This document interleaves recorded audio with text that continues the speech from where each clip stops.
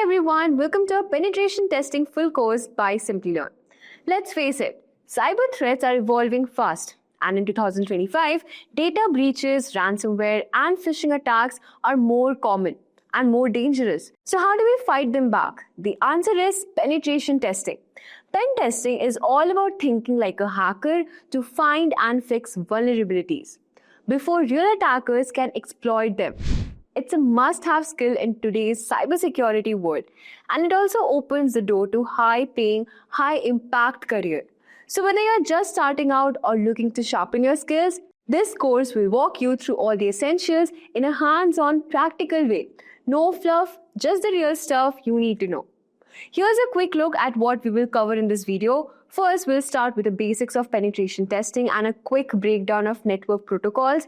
Then we'll explore the role of ethical hacking in cybersecurity. You'll also learn about phishing attacks, get a beginner-friendly Wireshark tutorial, and find out what a penetration tester really earns. We'll also go over key interview questions and check out the top 7 most dangerous hacking gadgets. And by the end of this video, you'll have a strong foundation and a clear path forward in your journey to become a penetration tester.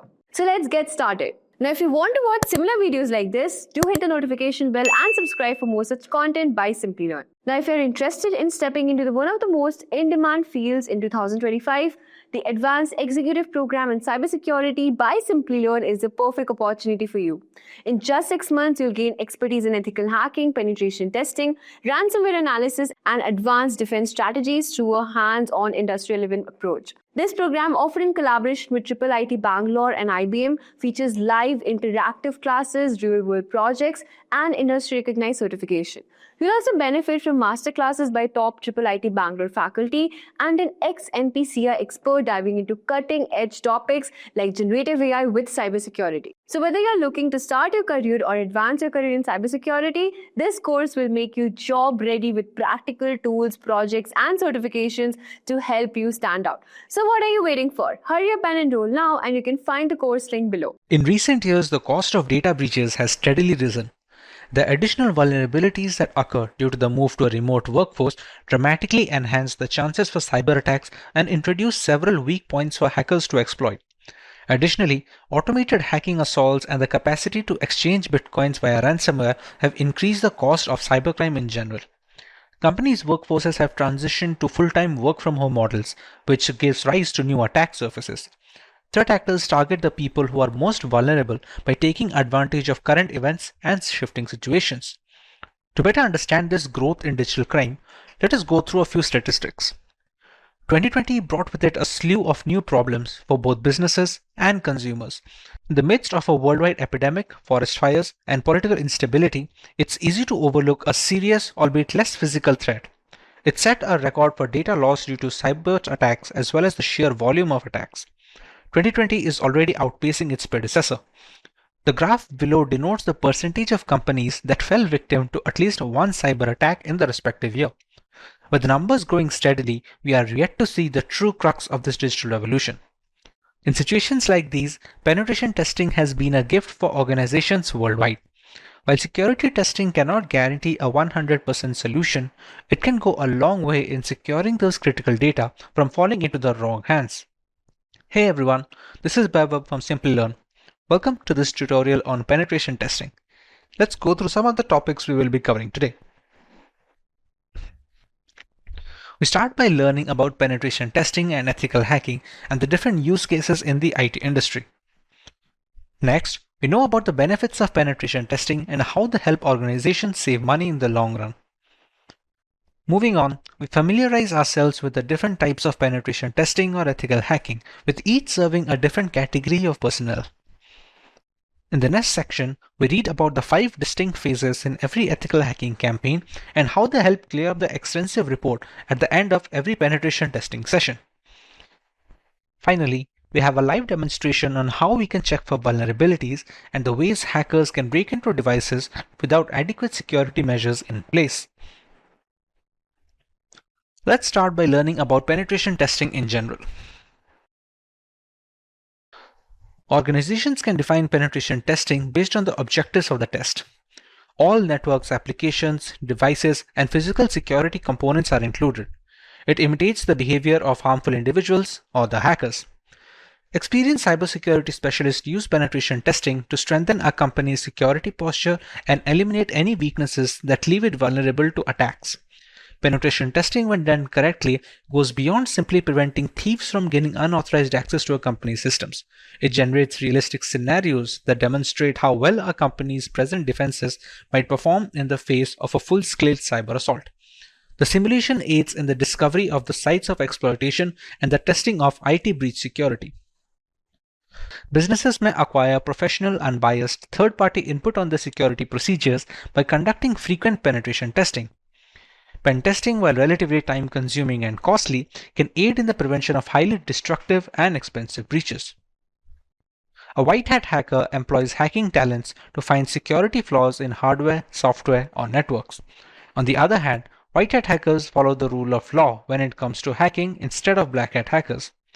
They assist firms in conducting penetration tests to analyze their security index and make the necessary improvements. Ethical hacking provides a full audit of your security policies and, in the case of bug bounties, can assist you in identifying holes in existing operational systems. It takes a far broader approach to cybersecurity than penetration testing. Whereas penetration testing focuses on system flaws, ethical hacking allows actors to utilize any attack tactics available to them. They can take advantage of system misconfigurations, send phishing emails, launch brute force password assaults, breach physical boundaries, or do whatever else they feel will get them access to critical information. Because thieves are progressively changing up the approaches and launching multi-layered complex attacks, this is incredibly useful for determining just how exposed the organization is to cyber threats. Considering the vast domain that is ethical hacking, we have multiple categories of penetration testing methodologies. Let's cover them in the next section. When configuring a security system, testing is critical to preventing hackers from penetrating the perimeter. There are three sorts of tests: black box, gray box, and white box. In the black box testing, the tester receives no information during the penetration test. In this case, the pen tester takes the method of an unprivileged attacker from initial access and execution until exploitation. This scenario is the most realistic, showcasing how an attacker with no inside knowledge may target and compromise an organization. However, because of this, it is also the most expensive alternative. White box penetration testing, which is also known as crystal box testing, entails sharing all network and system information with the tester, which includes network maps and passwords. This saves time and lowers the overall cost of a project. A white box penetration test effectively simulates a focused assault on a given system using as many attack paths as feasible. In a gray box penetration test, also known as a transparent box test, very restricted information is present with the tester. Gray box testing is beneficial for understanding the extent of access a privileged person may get and the possible damage they could wreak. Gray box tests achieve a mix between depth and efficiency and may be used to mimic either an insider danger or an assault that has infiltrated the network perimeter. Now that we covered the basics of penetration testing and the relative categories, one must know how these testing campaigns benefit the organizations conducting them. Let us go through a few perks of penetration testing. Regular penetration testing helps your business assess the security of online applications, internal networks, and external networks. It also assists you in understanding what security measures are required to achieve the degree of protection your company needs to protect its people and assets. Prioritizing these risks offer firms an advantage in anticipating hazards and preventing harmful assaults. Penetration testing is similar to a real-life hacker rehearsing for a real-life hack. Regular penetration testing helps you be proactive in your real-world approach to reviewing the security of your IT infrastructure. The process identifies gaps in your security, allowing you to correct any flaws before an actual attack happens. It is undeniably expensive to recover from the effects of a data breach. Legal fees, IT cleanup, consumer protection programs, lost revenue, and dissatisfied customers may cost businesses millions. Penetration testing regularly is a proactive strategy to remain on top of your security and may assist in preventing financial damage from a breach while safeguarding your brand and image. Penetration testing aid in meeting the compliance and security duties imposed by industry standards and regulations, such as PCI, HIPAA, FISMA, and ISO 27001. Having these tests done regularly help demonstrate due care and a commitment to information security, all while avoiding the significant fines associated with the non-compliance. With the entire process seeming to be a lengthy ordeal, what are the multiple phases in the process? Theoretically, we have to follow a 5-stage process. Reconnaissance is the first phase of the penetration test. In this phase, the security researcher collects information about the target. It can be done actively, meaning you are collecting information by sending a request directly to the target and interpreting it. Passively, where you are collecting data without contacting the target, or both. It helps security firms gather information about the target system, network components, active machines, etc. This activity can be performed by using information available in the public domain and using different tools. The scanning phase is more tool-oriented rather than performed manually. The penetration tester runs one or more scanner tools to gather more information about the target. By using scanners such as war dialers, port scanners, network mappers, and vulnerability scanners, the penetration tester collects as many vulnerabilities which help in turning to attack a target in a more sophisticated way. The third phase is gaining access of the system. In this phase, the penetration tester tries to connect with the target and exploit the vulnerabilities found in the previous stage. The exploitation may be buffer overflow attacks, denial of service DOS attacks, session hijacking, and many more. Pen tester extracts information and sensitive data from the servers by gaining access using different tools. In the fourth stage, the hacker has to maintain access. The penetration tester tries to create a backdoor for himself. It helps the penetration tester to identify hidden vulnerabilities in the system and can later access the machine should the need arise. In the final phase of clearing and covering tracks, the penetration tester removes all logs and footprints which help the administrator identify his presence. This allows the penetration tester to think like a hacker and perform corrective actions to mitigate those activities. With the cost of cybersecurity platforms going up, trained penetration testers receive an excellent level of remuneration for their efforts. As per reports, the average yearly salary for a penetration tester is 6 lakh Indian rupees or $110,000 in the American counterpart. Finally, let's go over some of the ways hackers can identify vulnerable positions on a system to gather information in a live demonstration. In this demo, we will start by setting up a VPN connection that will allow us to access to a vulnerable network by creating a local virtual group over the internet. We then try to scan the victim machine for breachable entry points, find the username and password of the user in question, and eventually grab the root password from the device.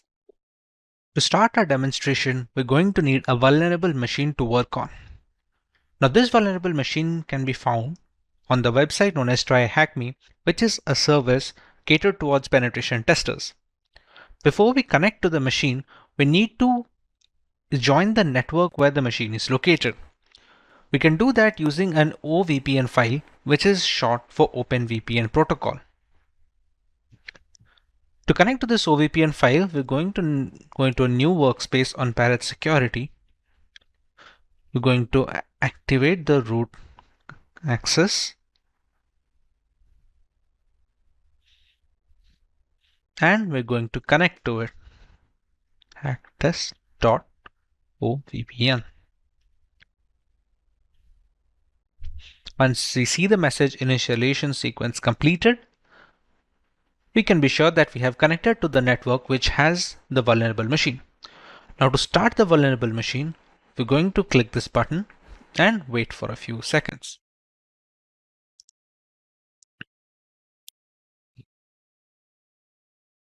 As you can see, it gives a 1-minute countdown before it shows you the IP address. Now remember, whatever the IP address we receive here, it is a machine being launched on the TryHackMe servers, but we can access that machine because of the OVPN connection that we have just set up using this file. This OVPN file can be found on the TryHackMe servers profile section, which I downloaded beforehand. As you can see, we now have the IP address of our victim machine. Let's try if we can reach this machine or not. We're going to copy the IP address and we're going to try and ping to the machine. If the connection is successful and we have joined the network, we should be able to see some response over here.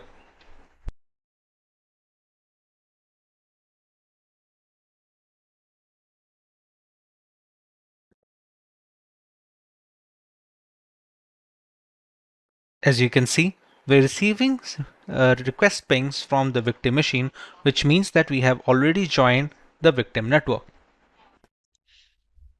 Now that we are confirmed we are able to access the vulnerable machine,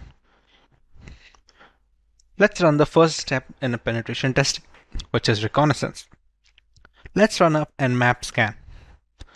We're going to use the flag of SV so that we can know which version of the service it is running.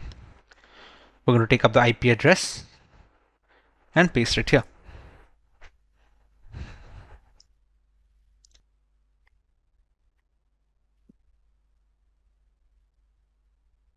This scan will only be possible if the OpenVPN connection is up and running.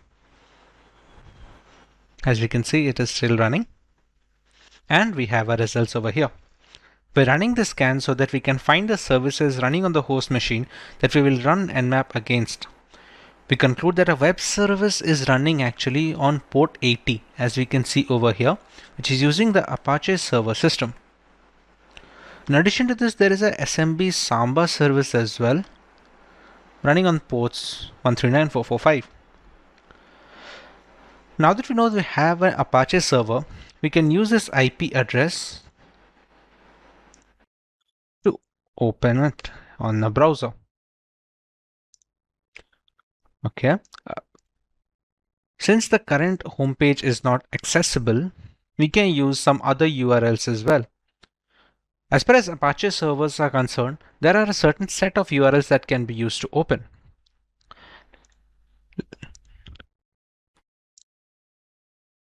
However, if we go to the URL, which is IP address / development, this opens up a new folder. If we try to check the contents of these files, this is for the dev.txt. You can see the version of the Apache HTTP server that is being run. This is the dev.txt. If we go back and we check the second file as well, it says the contency shadow has the credentials. Okay, if we go back again, SMB has been configured, which we have already found at Nmap that it is running a Samba server. Now, with this version of the Apache server, we can find version-specific exploits that can be run on Metasploit, but there is sometimes no need of that. We can use another technique, as we now know that there are multiple users that is being run over here. We can use a tool known as enum for Linux. What it does is acts and enumerates the Windows and Samba systems. To run that command, we're going to use enum for Linux -a, and we're going to take IP address of the machine. I'm going to paste it here.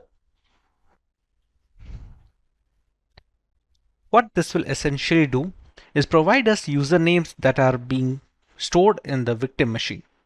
It's going to take some time to find out the usernames. Once we find those out, we can run the necessary attacks. As we have already seen on the Nmap, it is also happening in SSH port. So if we find the username and we find a single hash that can be cracked, we can use the SSH to get inside the machine. Right now, we have to wait for the results of the enum for Linux command.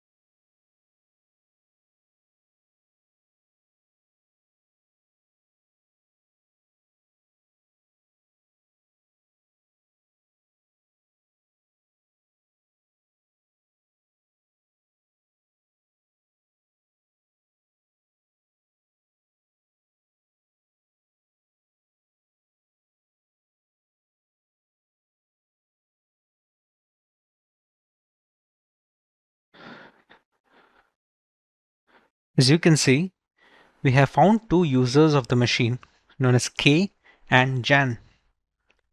I think we can stop the enumeration right now since we have the two users of this machine. Next step, what we can do is we can try to SSH into the machine.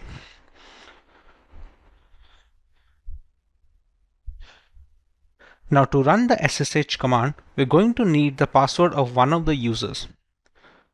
For this example, let's say we go with the user of Jan.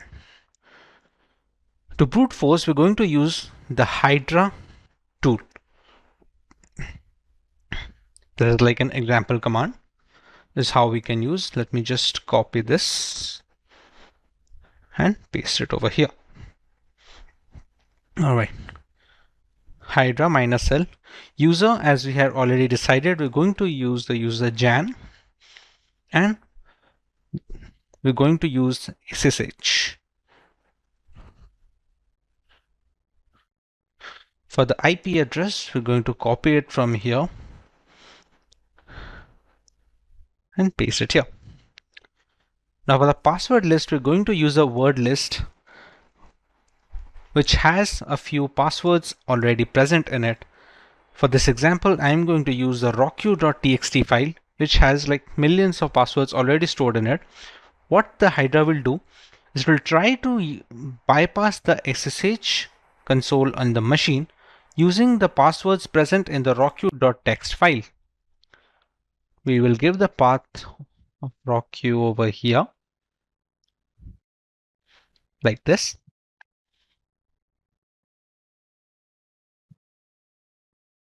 And we're going to run it. As you can see, it's mentioned that it's attacking SSH at this IP address. Now this attack is going to take a while, and after this attack is done, we are going to get the SSH password, which is basically the credentials of the Jan user in the victim machine. For now, I'm going to stop this attack. What I would recommend is for you to run this attack and write down the password that you received in the comment section below.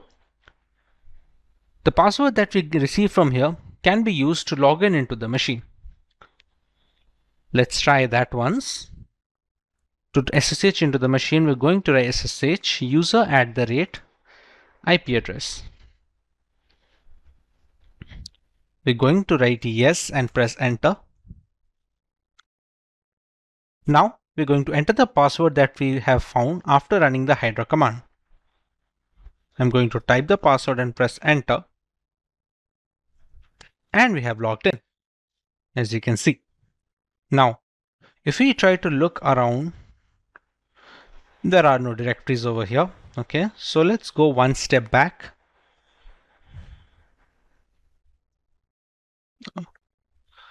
Give a space over here. Okay. Let's go to the second users folder. Okay.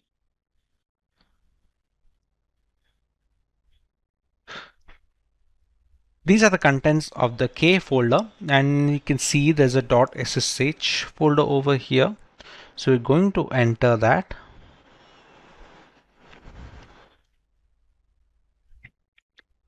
Let's have a look the files in this folder, and we can file an RSA ID over here, which, if I'm not wrong, should be an RSA private key, which can be used to SSH into the machine. Here we go. You can see it's a begin RSA private key, and it should end here as well.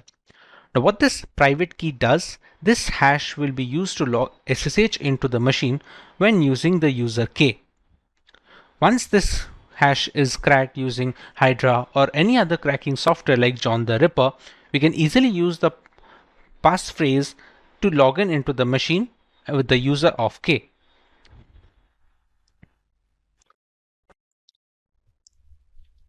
What I am going to do is copy this private key .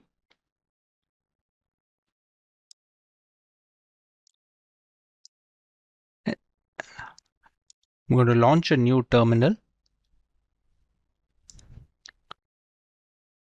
I'm going to create a new file known as nanoid, paste the private key over here, and save it. As you can see, we have saved the file over here. Now this hash can later be used to crack into the machine using the user of K.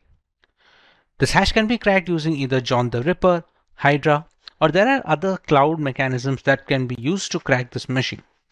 After it is cracked, we can use the passphrase derived from it to SSH into the machine. To perform the SSH entry, we're going to use this command, ssh-i. We're going to use the same file which we received. We're going to write the username, which is k 10.10. We can just copy it from the here. Right. Minimize this and paste the IP address over here. Or we can do one more thing. We're going to use the sudo command together as well. It's better. Sudo ssh, enter the system password. This passphrase is the one that we received after cracking the hash in this ID file. Whichever password you received after cracking this using Hydra or John the Ripper, please write the password in the comment section so that we can know that we have successfully cracked the password. We're going to write the passphrase over here, press enter, and as you can see, we have entered the system of K. Here we're going to press ls and we find the backup file of the password. We're going to write cat pass.back and here is the final root password.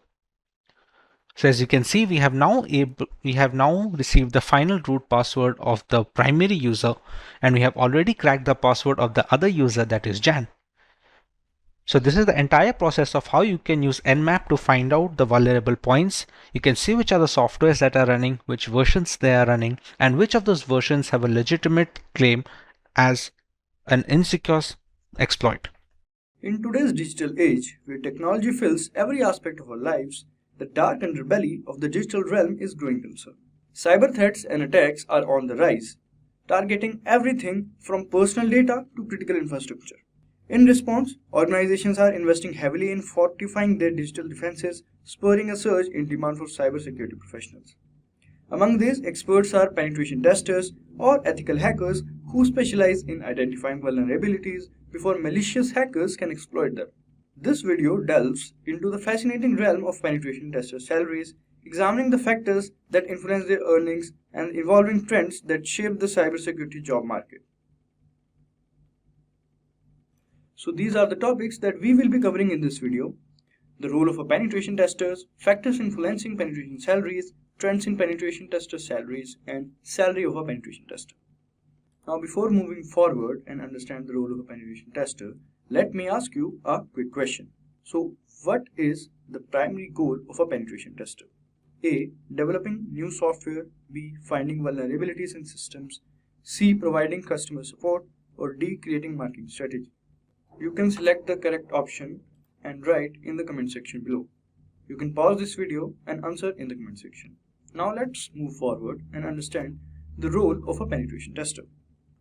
So a penetration tester is like a computer detective. They pretend to be a bad guys to find weak points in computer stuff like systems, networks, and apps. This helps stop real bad guys from using those weak points. But the testers follow strict rules and only do this with the permission from the companies they help. Their main job is to find problems early so companies can fix them and be better protected from cyber attacks. So this is the role of a penetration tester. Next, let's understand the factors influencing penetration tester salaries. So several factors contribute to the wide range of salaries seen in the field of penetration testing. First would be experience. As with any profession, experience plays a pivotal role in determining a penetration tester's salary.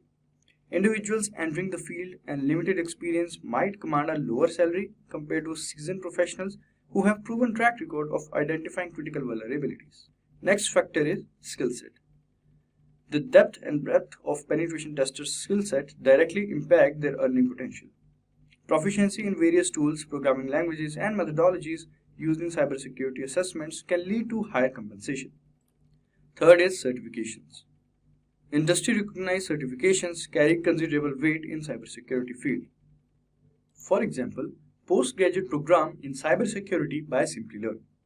With the help of this course, you can become an expert in the dynamic realm of cybersecurity. This course is designed to empower you with essential skills.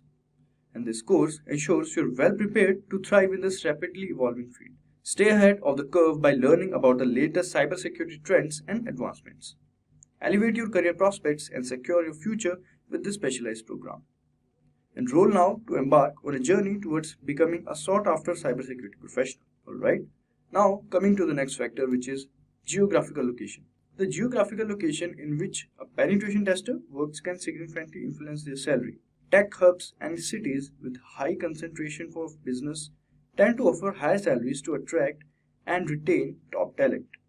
However, the cost of living also comes into play, as higher salaries in some areas might be offset by higher living expenses.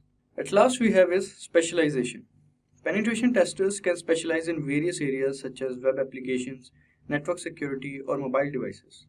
Specialization can lead to higher salaries as organizations seek experts with an in-depth understanding of specific vulnerabilities. So these were the factors that were influencing penetration tester salaries. Now let's move forward and understand the trends in penetration tester salaries. So the dynamic nature of the cybersecurity landscape is reflected in the salary trends for penetration testers. So first would be rapid salary increases. The increasing frequency and severity of cyber attacks have heightened the demand for skilled cybersecurity professionals, including penetration testers. This demand has led to a steady forward trajectory in penetration tester salaries over the past decade. And second is remote work revolution. The COVID-19 pandemic has catalyzed the acceptance of remote work across various industries, including cybersecurity. This shift has expanded the talent pool, allowing organizations to hire penetration testers from different geographic locations. Consequently, salary negotiations might be influenced by factors beyond traditional office locations.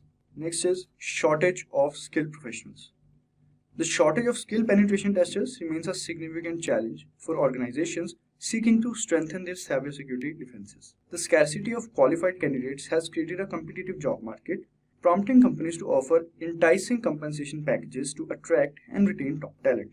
So these were the trends in penetration tester salaries. Now let's come to the interesting part, which is salary of a penetration tester. So according to various sources, the salary of a penetration tester can vary depending on the location, experience, skills, and certification of the individual. Here are some average salary estimates for penetration testers in India and US. First, India. The average salary for a penetration tester in India is 5 lakhs per annum.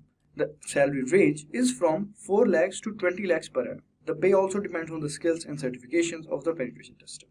The next is USA. The average salary for a penetration tester in US is $128,000 per year. The salary range is from $107,000 to $166,000 per annum. The pay also depends on the location, experience, skills, and certifications of the penetration tester. So as you can see, penetration testing is a rewarding career option for those who are interested in cybersecurity. However, it also requires a lot of technical knowledge, creativity, problem-solving skills, and ethical standards. If you're considering becoming a penetration tester, then do check out our course. The link is mentioned in the description box.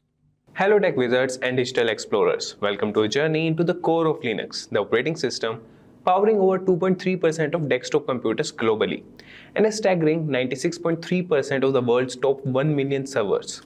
I am Abhisar, and today we are delving into one of the most vital components of Linux, its file systems. Imagine a world where every piece of digital information is meticulously organized, where every byte of data has its own unique place. That world exists right inside your Linux machine. So buckle up as we dive deep into the intricate maze of Linux file systems, exploring how they work, why they are important, and what makes them so unique in the realm of operating systems. In the realm of Linux, file systems like ext4, XFS, and BTRFS aren't just names. They are sophisticated architectures that manage how billions of bytes of data are stored, accessed, and organized. These systems are the unsung heroes, ensuring data integrity and efficiency in a digital world. Today we will uncover how these file systems support everything from your personal blogs to the largest data centers hosting petabytes of information. We will explore inodes, journaling, mounting, and more terms that might sound complex but are incredibly fascinating once you get to know them. And now, Linux offers a diverse array of file systems, each tailored to specific requirements. And now, let's explore some prevalent Linux file systems. So starting with EX2, and then we have EX3, EXT4, XFS, BTRFS, ZFS, JFS, and then we have RiserFS. So now, starting with the first one, that is EXT2. So EXT2, Extended File System 2, that is one of the Linux earliest and most commonly used file systems. EXT2 has long been a default choice for many Linux distributions. It's known for its stability and suitability for small to medium-sized partitions, though it lacks a journaling feature, which can complicate file recovery post-crash. Now moving to the next file system, that is EXT3, Extended File System 3. Building on EXT2, EXT3 introduces journaling to track file system changes, reducing data loss risk after crashes. It's a popular choice for its stability, reliability, and performance. And now moving to the next, that is EXT4, Extended File System 4. As the evolution of EXT3, EXT4 addresses some of its predecessors' limitations. It supports larger files, quicker file system checks, and enhanced performance for larger disks. Features like journal checksumming also enhances data integrity. ext4 is a default file system in many modern Linux distributions. Now, moving to the next file system, that is XFS. So XFS, that is X file system, that is designed for large-scale storage, and XFS excels in performance and is suitable for file systems up to 16 exabytes. It's a top choice for large data centers, offering scalability, reliability, and featuring like journaling and file-level languages. Now, moving on to the next file system, that is BTRFS, B-tree file system. A newer Linux file system, BTRFS supports copy-on-write, snapshots, and subvolumes, allowing for multiple file systems within a single partition. It also includes RAID and compression support. BTRFS is still under development and isn't as commonly used as other file systems. Next we have is ZFS. ZFS, Zettabyte File System. Initially developed for Solaris, ZFS is a robust system with features like snapshots, data compression, deduplication, and built-in RAID. Renowned for its data integrity and self-healing capabilities, ZFS is not typically included in Linux distributions due to licensings but can be installed separately. Now moving to the next file system, that is JFS. JFS, Journaled File System, that is developed by IBM. JFS is known for its performance and reliability. It offers journaling, file-level compression, and online resizing, making it a strong choice for high-performance systems. And now, the next one, that is ResizerFS. So targeted at high-performance computing, ResizerFS includes features like journaling, file-level encryption, and support for larger files. While known for its speed and reliability, it's less common compared to other file systems listed here. Now moving to key Linux file system directories. So the Linux operating system's file management is predominantly handled through directories, commonly known as folders. These elements are crucial in the Linux file system, serving not just as file holders, but also as organizational tools. Imagine directories as virtual boxes, each capable of storing files and other directories. Directories in Linux play a vital role in providing an ordered, hierarchical framework for file arrangement. This hierarchy commences at the root directory, denoted as / and extends into various subdirectories. This approach allows for a logical and systematic organization of complex systems, enhancing the ease of file management and access. So key Linux file system directories. Each directory in the Linux file system serves a distinct purpose. Here are some of the significant directories. Starting with the number 1, that is root directory. So root directory is the highest level in the Linux file system hierarchy. All other directories and files are nested within this root. Now moving to the next directory, that is bin. Standing for binaries, this directory contains essential command line utilities and programs vital for basic system management. And then we have boot. So here lies the bootloader files and the kernel images necessary for system startup. And then we have dev. This directory hosts device files representing both physical like printers and disk and virtual devices like terminals. And then we have etc directory, that is home to system configuration files. These are utilized by various applications and services. And then we have home directory. It houses individual users' directories, providing personal space for file and setting storage. And then we have Library directory. This directory stores shared library files needed by system programs. Next, we have media directory, a mounting point for removable media such as USB drives, CDs, and DVDs. And then we have MNT, that is mounting directory, that is used for temporarily mounting file systems like network file systems or disk images. Next, we have OPD directory, a location for additional software packages that are not part of the standard system. And then we have standard bin directory, a directory for system binaries and administrative tools essential for system upkeep. And then we have user directory that contains user level programs, libraries, documentation, and shared data files. So these were the directories in Linux file distribution system. And now here are the key concepts in file systems. Starting with journaling file system. So these systems maintain a log referred to as journal. This log records changes to files that are not yet permanently saved on the disk. This feature is particularly useful for recovering lost changes in the event of a system failure. And the next we have is versioning file systems. These systems preserve earlier versions of files. Essentially, they save file copies based on their previous states at specific intervals, offering a backup mechanism that could be based on minute or hourly updates. And next we have index nodes. An inode symbolizes a file or directory detailing attributes like size, permissions, ownership, and physical locations. And now we'll see the demo for the Linux file distribution system.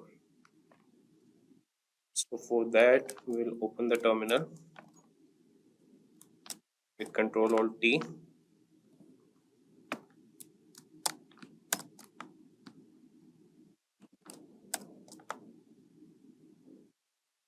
And now, first we'll see in which directory we currently are in. So we are in home, Abhisar Ahuja. So first we'll move to the root directory.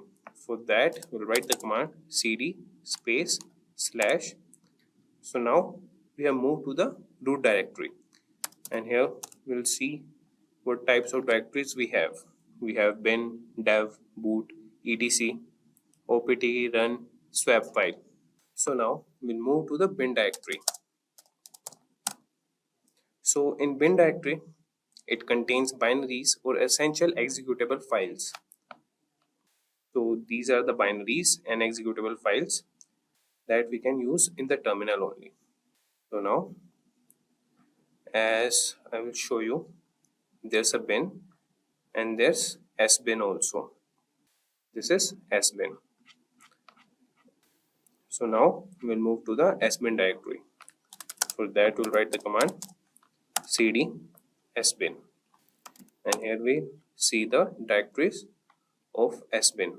So what does sbin contain? It contains system binaries like mount or delete and the user that are used by the root user. So these binaries can be used by the root user only. And then we have other directories, that is library. So to move to the library directory, we'll write the command cdlib, and now we'll see its directories. So what does it contains? It stores common libraries between bin and sbin. So many directories are stored in the library directory only. So then we have another directory, that is user directory, under the root only. So to move to that, we'll write cd user. So it says that, so first we'll move back to the root directory and then we'll move to the user directory. So it says that no such file or directory is present here. We'll just check. I think it's USR for user. Yeah, it's USR. So user directory is named as USR. We'll move to the user directory and to see the directories inside user. So these are the directories in user. So user has its own bin and sbin directory, and the binaries here are non-essential binaries. And there's a local directory under user. So it contains binaries that you can combine manually. So these are all the directories under root. And you can go to other directories also. as I have shown you the diagram of all the directories under user or under the root that I have shown in the previous thing. So you can check it out. So in conclusion, the Linux file system with its directory structure is a cornerstone of the operating system. It facilitates efficient data management while upholding system stability and security. Linux file system is characterized by its hierarchical tree-like structure with the root directory at its apex. Various file systems in Linux cater to different needs, each with its pros and cons. The Linux directory structure encompasses an array of directories, each designated for specific function like system binaries, boot files, device files, and user files. If you've ever opened a computer's file manager, you've probably seen something familiar on Windows. It's that trusty C drive with neat folders like program files and documents. On Mac, you get applications folder, your desktop, and few others. Easy, right? But then you step into Linux and suddenly you're staring at bin, etc, proc, lib, and you're thinking, what alien planet have I just landed on? Now the truth is, Linux organizes its file in a completely different way. No C drive, no fancy icon. Everything starts from a single slash, and every folder hanging from it has a very specific job. And here's the thing, it's not as scary as it looks. In fact, once you understand it, it's beautifully logical. So in this video, I'm going to walk you through the Linux file system structure step by step in plain simple English. No tech jargon overloaded. And by the end, you'll know exactly what each folder does, where to find your stuff, and how it's different from Windows and Mac. So in this video, we'll be covering what the Linux file system is and how it's different from Windows and Mac, starting with the root directory and exploring key folders like home, bin, dev, lib, temp, and many others. We'll also cover simple Linux commands to navigate and explore the structure, and a few quiz questions to make sure you're following along. Now before we get started, here's a quick quiz question for you. When you first boot up your computer, which part of the Linux file system do you think is responsible for starting the system?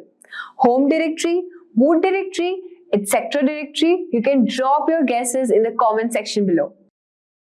Also, if you haven't subscribed to Simplilearn YouTube channel yet, do hit the notification bell and subscribe for more such content by Simplilearn. So let's get started now. Now before we get started, let's first understand what exactly the Linux file system is. You can think of it as the organization system for your computer.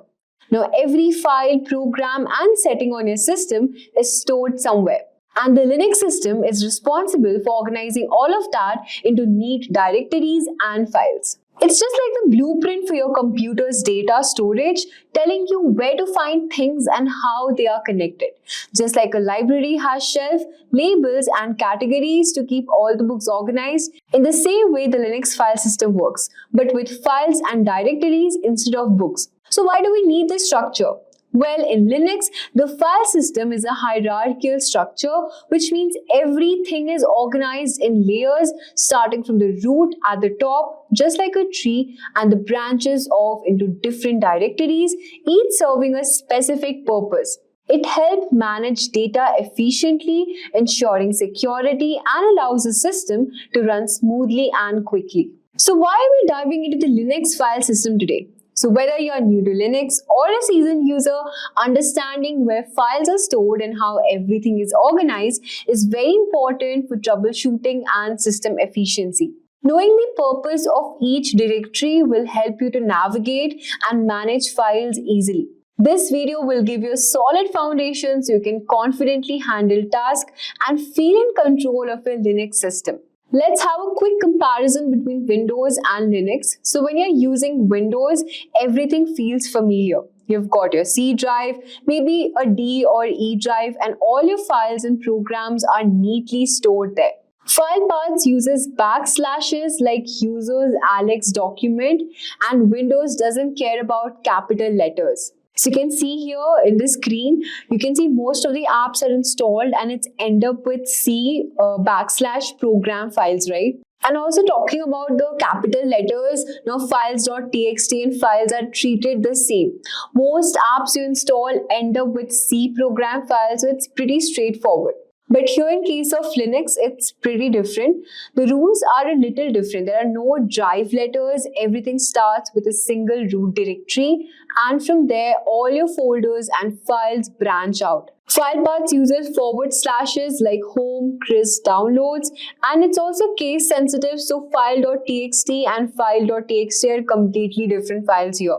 Now, another big difference is in Linux, everything, your hard drive, your USB sticks, even your keyboard appears somewhere under this slash. You can think of it like this. Now, Linux is a giant tree and this slash is the trunk, and every folder is a branch out here, the bin, etc, home, opt, and everything. Now, once you see the pattern, it actually becomes easier for you to navigate than in Windows. Alright, now let's talk about the Linux file hierarchy structure, or simply how Linux arranges the folders and files. Well, in Linux, there's something called the File System Hierarchy Standard, or FHS for short.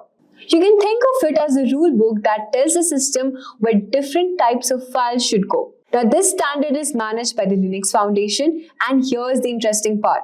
No matter where a file is stored on your computer's hard drive or external drive or even a virtual device, in Linux, all of it appears under one main folder, which is the root directory. Now, this root directory is just under a single forward slash. Some folders you'll see only if certain features are installed, like the X Windows system for graphic, but most of these folders are present in all Unix-based systems, and they generally work in a very similar way. What we'll be focusing on here is how Linux uses them specifically. So let's dive into the structure and break it down step by step. Let's begin at the top, the very first directory in Linux, which is the root directory. Now, what is a root directory in Linux? Well, the root directory is like the main entry point in Linux. It's represented by a single forward slash, and everything else in the system connects to it. You can think of the root directory like the trunk of a tree, and all the other directories like branches grow out from it. This is the highest point in the Linux file system, and there is nothing above it. It's the starting point for everything. Now, how does the root directory even work? Well, every file, folder, device, or even a network shared in the system is connected with slash. Let's say, for example, your documents, music files, or even your external devices like USB drives, everything will appear under the folder slash. But only the root user, that is the administrator, can make changes directly to the slash directory. Normal users won't have the permission to modify things out there without special access. Here's an important clarification to make: the root versus this slash, the slash root versus the normal slash. So this is the main root directory, and the root is a special directory. It's the personal home directory to the root user, and it's very similar to how the home username in a home directory is used for other people. You can think of root as the root's user personal workspace within the system. Now, in Windows, we use different letters like C drive, D drive to represent different parts of a system, like your hard drive, external storage, etc. But in the case of Linux, there's no such thing as drive letters. Instead, everything connects to a root directory, even if it's an external devices like a USB drive. This structure makes Linux more unified and flexible, as all the files, no matter where they are stored, are part of one system, which is starting from slash. Alright, we are at the trunk of the tree. Let's grab the essential tools we'll need, and they are all in the bin folder. So the second directory we are talking about is the bin, which is essential user command. Now, the bin directory in Linux, it stands for binary, and it contains essential commands that every user can use. So whether they are an administrator or a normal user. These commands are the core tools which are required for running the system and doing everyday tasks for the terminal, which is the command line. But why is bin even important? Well, the commands in bin are vital for working with files and managing your system. Let's say for here, ls, which stands for list the files in a directory. The cp stands for copies, file, or directories. mv means move or renaming files. rm is removing files or directories. Ping means checking network connectivity. grep searches for specific pattern in files, and cat will display the contents of a file. You can see these commands are so fundamental that they are available even in single user mode, which is a minimal state where the system can run in, often used for maintenance or troubleshooting. So what happens if you don't have bin? If you don't have bin, you wouldn't be able to perform basic file operations like copying, deleting, or listing the files from the terminal. Now, these actions would be impossible, making the system unusable for normal tasks. If you're familiar with Windows, bin in Linux is similar, same as in Windows, like how we write this in C drive, Windows System 32 folder. System 32 in Windows holds essential tools like command.exe and other system utilities which are similar to how bin stores essential Linux command. So bin is critical directory in Linux because it holds the basic commands that are necessary to interact with the system and manage file. Without these commands, the system wouldn't function properly. But before you can even use bin, Linux needs to actually start up, and that's where boot comes in. Let's make sure you're following along. So I have another quiz question for you. Now, which of these folders in Linux holds the command that help you manage files like copying and moving them? Your options are home, bin, boot. You can think your answer and you can drop it in the comment section below. Now we'll be talking about the boot directory, which is often called the bootloader and kernel files. Now this is where Linux keeps everything it needs to start from the system. It contains the Linux kernel, the core of the operating system. It holds the grub, which is the bootloader files, the menu you might see when starting the computer. Now it also includes initial RAM disk file, which is the initrid or initrams, to help the kernel load drivers before the main system even starts. Now without boot, your PC won't even start Linux. Talking about Windows, Windows has boot files like boot mgr and the boot configuration. Okay, the engine is running now. Linux needs to talk to hardware as well. Keyboards, disk and printers. Now this happens when they are stored in the dev directory. Now dev is for the device files in Linux. So in Linux, hardware is treated just like a file. So in hard drives, you have folders like dev sd1, dev nvm. Then you have USB drive, microphone, speakers, keyboards, all have entries over here. Now talking about the two main components, so there are basically two main type of device files here. First, we've got the block devices which store and transfer data in blocks, for example hard drives. Then second, we have the character devices which can send data one character at a time, for example serial ports and keyboards. In Windows, devices appear as E, F, etc. And in Linux, they appear as special files in dev. Now, how does Linux knows how to behave? Now, that's decided in the etc directory. This stands for System Configuration Files. The configuration files, this folder contains all the system-wide settings in plain text. You have your network settings here, the DNS servers, then you have the user accounts as well, startup services like etc, initd, etc. You can also open these files with any text editor because Linux stores configurations as readable text, unlike Windows registry, which is stored in special database. Now we have seen system settings. Now where do you keep your personal files? That's where we have our home directory, which is for personal user directories. Now, every user in Linux gets a personal folder under this home. So if your username is John, your folder would be home John, and you can store documents, pictures, downloads, and even your personal configurations over here. You cannot just modify other users' folder without any permission. It's just like the Windows C drive where users John in Windows, like how we use it. Now we have seen how this home directory works. Now to run applications, Linux needs shared code. And this is where the lib directory comes in, which is for shared libraries. So lib basically contains .so shared object files, which are similar to DLL files in Windows. Now these are used by programs in bin and sbin to work properly. Let's say, for example, if bin ls needs to print colored output, it might use a library in this lib directory to handle colors. Next, we'll look at where Linux puts removable devices, USB drives, CDs, and that's where media directory comes in. This is also called the auto-mounted devices. So when you plug in a USB or you insert a CD, Linux automatically creates a folder inside media and it mounts it there.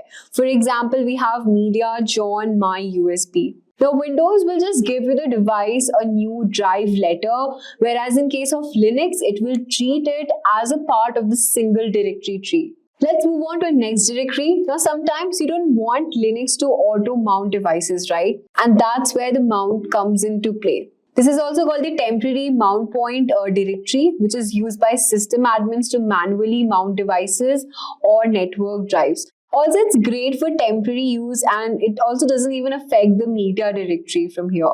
Talking about the next directory on our list, which is the optional software. We all know that some software doesn't come with Linux by default. We keep it that in this optional software directory. Third-party software and its files are stored here. Let's say, for example, installing Google Chrome manually might put it in this opt Google Chrome directory. So this was for this directory out here. Next one, we've got the SBIN, which stands for System Administration Command. Now for system maintenance, admins use special commands. These live in this folder. It contains commands like IP tables, firewall, fdisk, disk partitioning, and reboot. So if you want to access the directory, you want to first initially start up and access the root. Next one we've got on the list is SRV, the service data root directory. So what it does is it basically stores files for services like websites, SRV, www, or FTP servers, SRV, FTP. Now you must have heard about this directory, which is the temporary files TMP. This is used by application to store short-term data, and also it clears automatically after a reboot. Then we've got this user directory, user programs and data. So the first one we have is the user local. These programs are installed manually from the source.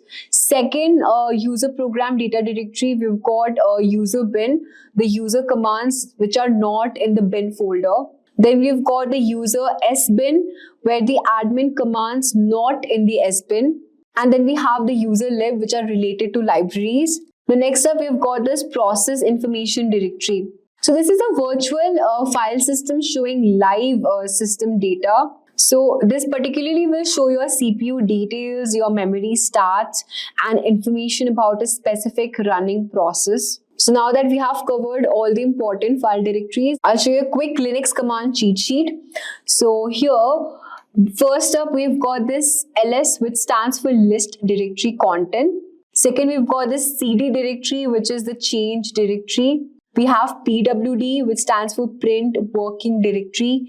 cp source dest, it stands for copy files or directories. Then we've got mv source dest, which is move rename files. rm is for remove files or directories. Stop is for displaying system processes. ps aux is for showing process status. chmod permission file is for changing file permissions. chown user group file is for changing file ownership. grep pattern file is for searching text patterns. cat file is for displaying file content. ping host is to test network connection. SSH is for securing shell connection. And at last, we've got wget URL to download the files. With cybercrime getting more and more complex by the day, corporations are in the need of trained personnel in the field of cybersecurity. Ethical hacking and penetration testing had always been necessary for organizations and the general public to protect the system against malicious attackers. However, with the exponential growth in cyber attacks, the necessity of being trained in ethical hacking is at an all-time high.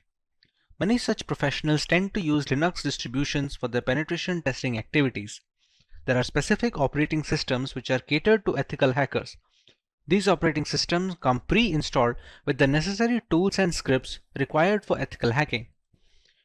Probably the most famous operating system in this bracket is Kali Linux. For today's video, we will learn about this distribution made by and for hackers. We take you through the intricacies of its hardware and software specifications. Let's take a look at the agenda for today. We start by learning about Kali Linux and a basic explanation of its purpose. We take a look at the history of Kali Linux from the story of its origin to its current day exploits. Next, we learn a few distinct features of Kali Linux that make it an attractive choice for penetration testers worldwide. Moving on, we take a look at the multiple ways we can install Kali Linux to start our journey in the world of penetration testing. In the next few sections, we compare it to an industry rival operating system by the name of Parrot Security operating system. We take a look at the OS on a grassroots level. Next, we learn about the standout features of Kali Linux and Parrot Security with their unique offerings. We make a direct comparison between Kali and Parrot Security OS as far as their hardware specifications and all-around usability is concerned. We make a conclusion as to which operating system caters to which category of user. In the next topic, we take a detailed look at how we can install Kali Linux on a Windows 10 system using the VMware virtualization software. Moving on, we go through some of the reasons why people should choose Kali Linux as their primary operating system when it comes to ethical hacking and penetration testing. In the next section, we cover the 5 different phases of penetration testing, where each stage is a crucial segment in the entire cycle of an ethical hacking campaign. We also take a look at the most popular tools installed in Kali Linux that are used regularly by ethical hackers as a part of their professional work. Coming to a few live demonstrations, we start by learning some Linux terminal basic commands, set up proxy chains to maintain our privacy on the internet, run a few Nmap scans to find information about our victims, use Wireshark to detect insecure browser traffic traveling through HTTP web pages, learn about Metasploit and its components, and finally use Metasploit to hack into a Windows 10 machine and grant ourselves root access or the admin access, which basically gives us the key to the entire machine.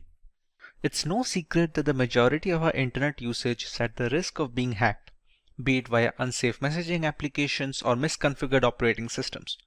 To counteract this void of digital security, penetration testing has become the norm when it comes to vulnerability assessment. Kali Linux is an operating system that has become a well-known weapon in this fight against hackers. A Linux distribution that is made specifically for penetration testers, Kali Linux has layers of features that we will be covering in today's lesson. Let's take a look at the topics to be covered in this video.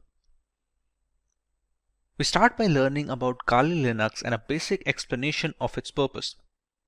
We take a look at the history of Kali Linux from the story of its origin to its current day exploits. Next, we learn a few distinct features of Kali that make it an attractive choice for penetration testers worldwide. Finally, we take a look at the multiple ways we can install Kali Linux to start our journey in the world of penetration testing. Let's start by learning about Kali Linux in general.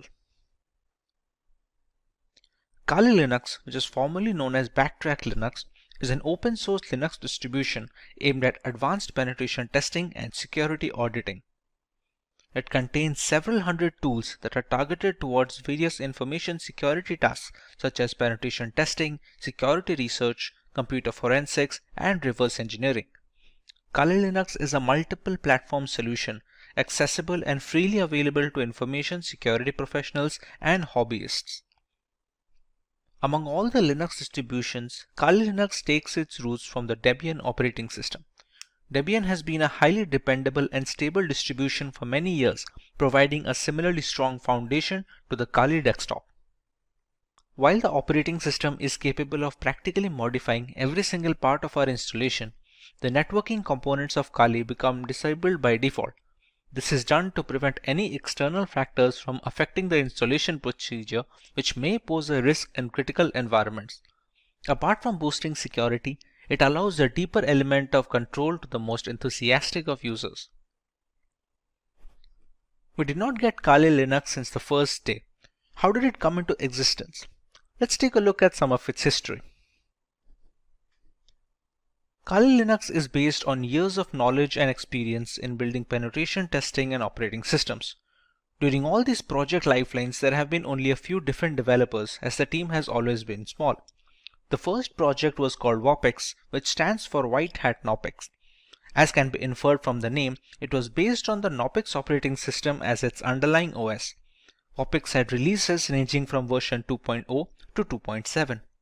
This made way for the next project, which was known as VAX, or the longhand being White Hat Slacks. The name change was because the base OS was changed from Knoppix to Slacks. WAX started at version 3 as a nod, it carrying on from Knoppix. There was a similar OS being produced at the same time, Auditor Security Collection, often being shortened to just Auditor, which was once again using Knoppix. Its efforts were combined with WAX to produce Backtrack. Backtrack was based on Slackware from version 1 to version 3, but switched to Ubuntu later on with version 4 to version 5. Using the experience gained from all of this, Kali Linux came after Backtrack in 2013. Kali started off using Debian Stable as the engine under the hood before moving to Debian testing when Kali Linux became a rolling operating system. Now that we understand the history and the purpose of Kali Linux, let us learn a little more about its distinct features. The latest version of Kali comes with more than 600 penetration tools pre-installed. After reviewing every tool that was included in Backtrack, developers have eliminated a great number of tools that either simply did not work or which duplicated other tools that provided the same or similar functionality. The Kali Linux team is made up of a small group of individuals who are the only ones trusted to commit packages and interact with the repositories, all of which is done using multiple secure protocols. Restricting access of critical code bases to external assets greatly reduces the risk of source contamination, which can cause Kali Linux users worldwide a great deal of damage as a direct victim of cybercrime. Although penetration tools tend to be written in English, the developers have ensured that Kali includes true multilingual support, allowing more users to operate in their native language and locate the tools they need for the job.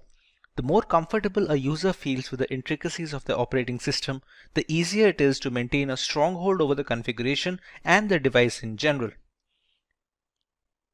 Since ARM-based single-board systems like the Raspberry Pi are becoming more and more prevalent and inexpensive, the development team knew that Kali's ARM support would need to be as robust as they could manage with fully working installations. Kali Linux is available on a wide range of ARM devices and has ARM repositories integrated with the mainline distributions, so the tools for ARM are updated in conjunction with the rest of the distribution. All this information is necessary for users to determine if Kali Linux is the correct choice for them. If it is, what are the ways that they can go forward with this installation and start their penetration testing journey? The first way to use Kali Linux is by launching the distribution in the live USB mode. This can be achieved by downloading the installer image file or the ISO file from the Kali Linux website and flashing it to a USB drive with a capacity of at least 8 GB. Some people don't need to save their data permanently, and a live USB is the perfect solution for such cases. After the ISO image is flashed, the thumb drive can be used to boot a fully working installation of the operating system, with the caveat that any changes made to the OS in this mode are not written permanently. Some cases allow persistent usage in live USBs, but those require further configuration than normal situations. But what if the user wants to store data permanently in the installed OS? The best and the most reliable way to ensure this is the full-fledged hard disk installation. This will ensure the complete usage of the system's hardware capabilities and will take into account the updates and the configurations being made to the OS. This method is supposed to override any pre-existing operating system installed on the computer, be it Windows or any other variant of Linux. The next alternative route for installing Kali Linux would be to use virtualization software such as VMware or VirtualBox. The software will be installed as a separate application on an already existing OS, and Kali Linux can be run as an operating system in the same computer as a window. The hardware requirements will be completely customizable, starting with the allotted RAM to the virtual hard disk capacity. The usage of both a host and guest operating system like Kali Linux allows users a safe environment to learn while not putting their systems at risk. If you want to learn more about how one can go forward with this method, we have a dedicated video where Kali Linux is being installed on VMware while running on a Windows 10 operating system. You can find the link in the description box to get started with your very own virtual machine. The final way to install Kali Linux is by using a dual boot system. To put it in simple words, the Kali Linux OS will not be overwriting any pre-installed operating system on a machine, but will be installed alongside it. When a computer boots up, The user will get a choice to boot into either of these operating systems.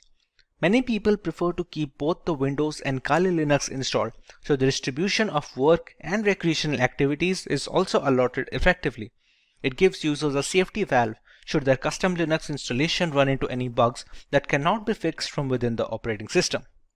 Professionals in security testing, penetration testing, and ethical hacking utilize Linux as their preferred operating system. Provides several configurable distributions that you may configure based on your end use. Kali Linux and Parrot OS are two popular penetration testing distributions. While these operating systems each have unique offerings, the overall choice can differ between personnel thanks to their various tools and hardware specifications. Today we will look at both these distributions and settle on the perfect choice for each type of user. Let's go through the agenda for this video. We will learn about Kali Linux and Parrot Security OS from scratch, while understanding their primary selling points as a Linux distribution catered towards penetration testers. Next, we know about some features of these operating systems that stand out of their package. Finally, we directly compare Kali Linux and Parrot Security OS, thereby making a clear-cut conclusion on which OS is perfect on a per-requirement basis. So let's start by learning about Kali Linux from a ground level. Kali Linux, which is formerly known as Backtrack Linux, is an open source Linux distribution aimed at advanced penetration testing and security auditing. It contains several hundred tools targeted towards various information security tasks such as penetration testing, security research, computer forensics, and reverse engineering.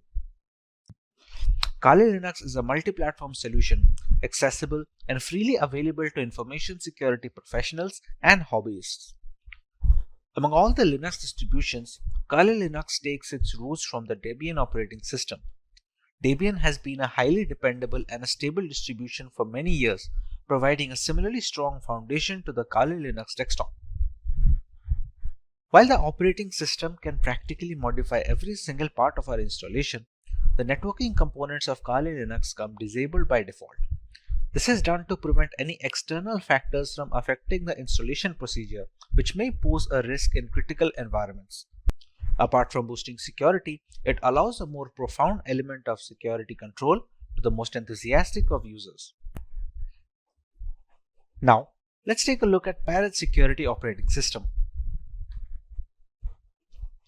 Parrot Security OS is a Debian-based Linux distribution with an emphasis on security, privacy, and development. It is built on the Debian's testing branch and uses a custom hardened Linux kernel. Parrot Security contains several hundred tools targeted towards tasks such as penetration testing, computer forensics, reverse engineering, and security research. It is seen as a generally lightweight distribution that can work under rigorous hardware and software specifications. It features a distinct forensics mode that does not mount any of the system's hard disks or partitions and has no influence on the host system, making it much more stealthy than its regular occurrence. This mode is used on the host system to execute forensic procedures. A rolling release is a paradigm in which software upgrades are rolled out constantly rather than in batches of versions in software development. This ensures that the software is constantly up to date. A rolling release distribution such as Parrot Security OS follows the same concept. It provides the most recent Linux kernel and software versions as soon as they become available. With the basic introduction to the operating systems out of the way, let us take a look at the unique features of both Kali Linux and Parrot Security OS.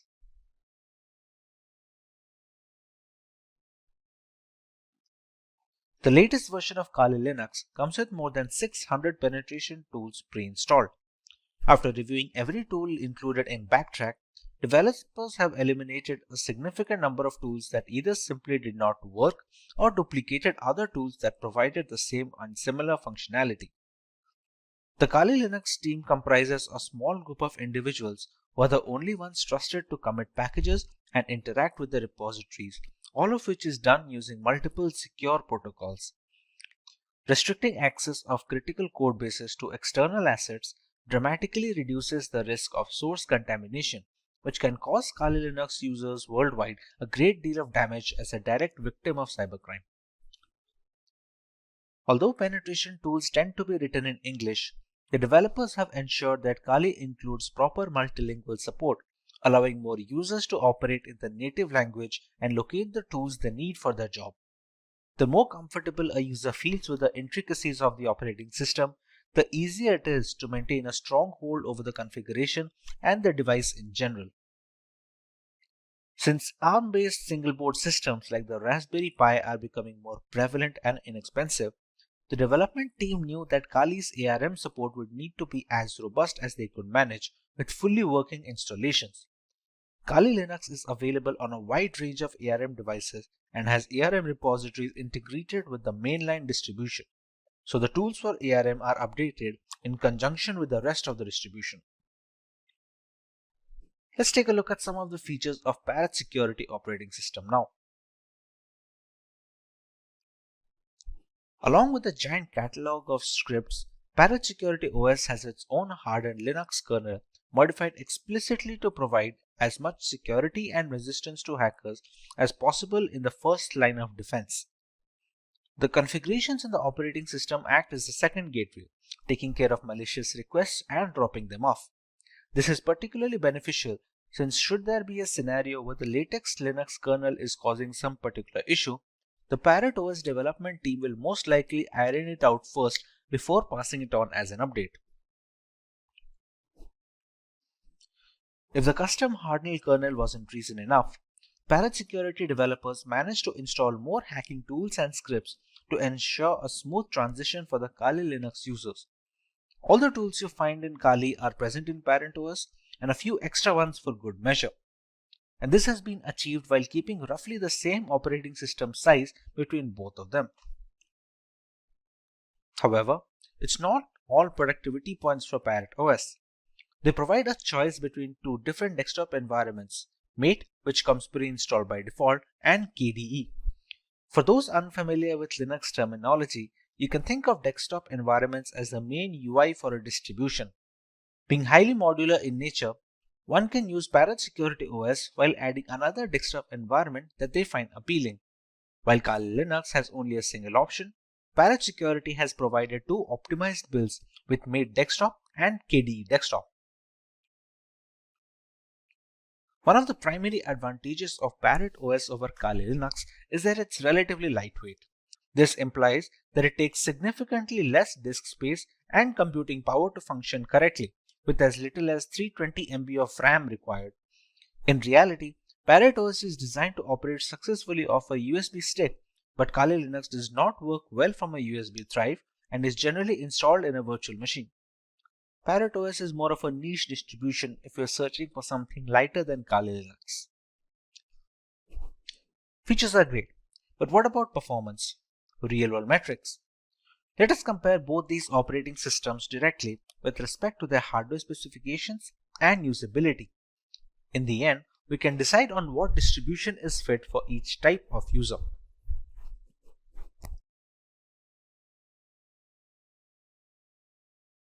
For our first point of comparison, let's take a look at the RAM required. For optimum performance of the operating system, which is highly essential when trying to crack hashes or something of similar nature, RAM usage is a very important facet.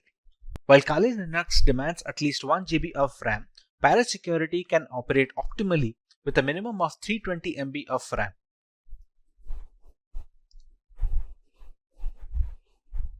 For correctly displaying graphical elements, Kali Linux requires GPU-based acceleration, while this is not the case with Parrot Security OS, which doesn't require any graphical acceleration needed from the user side. Once these operating systems are installed on VMware using their live boot ISOs, they take up a minimum amount of hard disk storage. Both of these operating systems have a recommended disk storage of minimum of 20 GB in Kali Linux and a minimum of 15 GB in Parrot Security, so they can install all the tools necessary in the ISO file. When it comes to the category and the selection of tools, Kali Linux has always been the first in securing every single tool available for hackers in the penetration testing industry. Security, on the other hand, has managed to take it up a notch. While specializing in wireless pen testing, Security makes it a point that all the tools that Kali Linux provides has been included in the ISO, while simultaneously adding some extra tools that many users will have to install from third-party sources in Kali Linux. Being a decade-old penetration testing distribution, Kali Linux has formed up a very big community with strong support signature. Security, on the other hand, is still growing, and it is garnering much more interest among veteran penetration testers and ethical hackers. A primary drawback of Kali Linux is the extensive hardware requirement.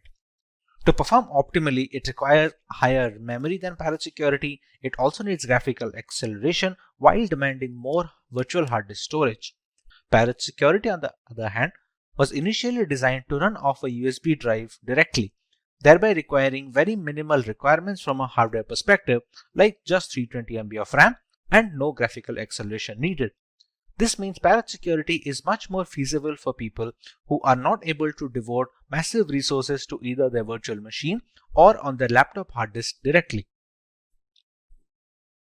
With the comparison done between both of these operating systems, let's take a look at the type of users both of these are catered to.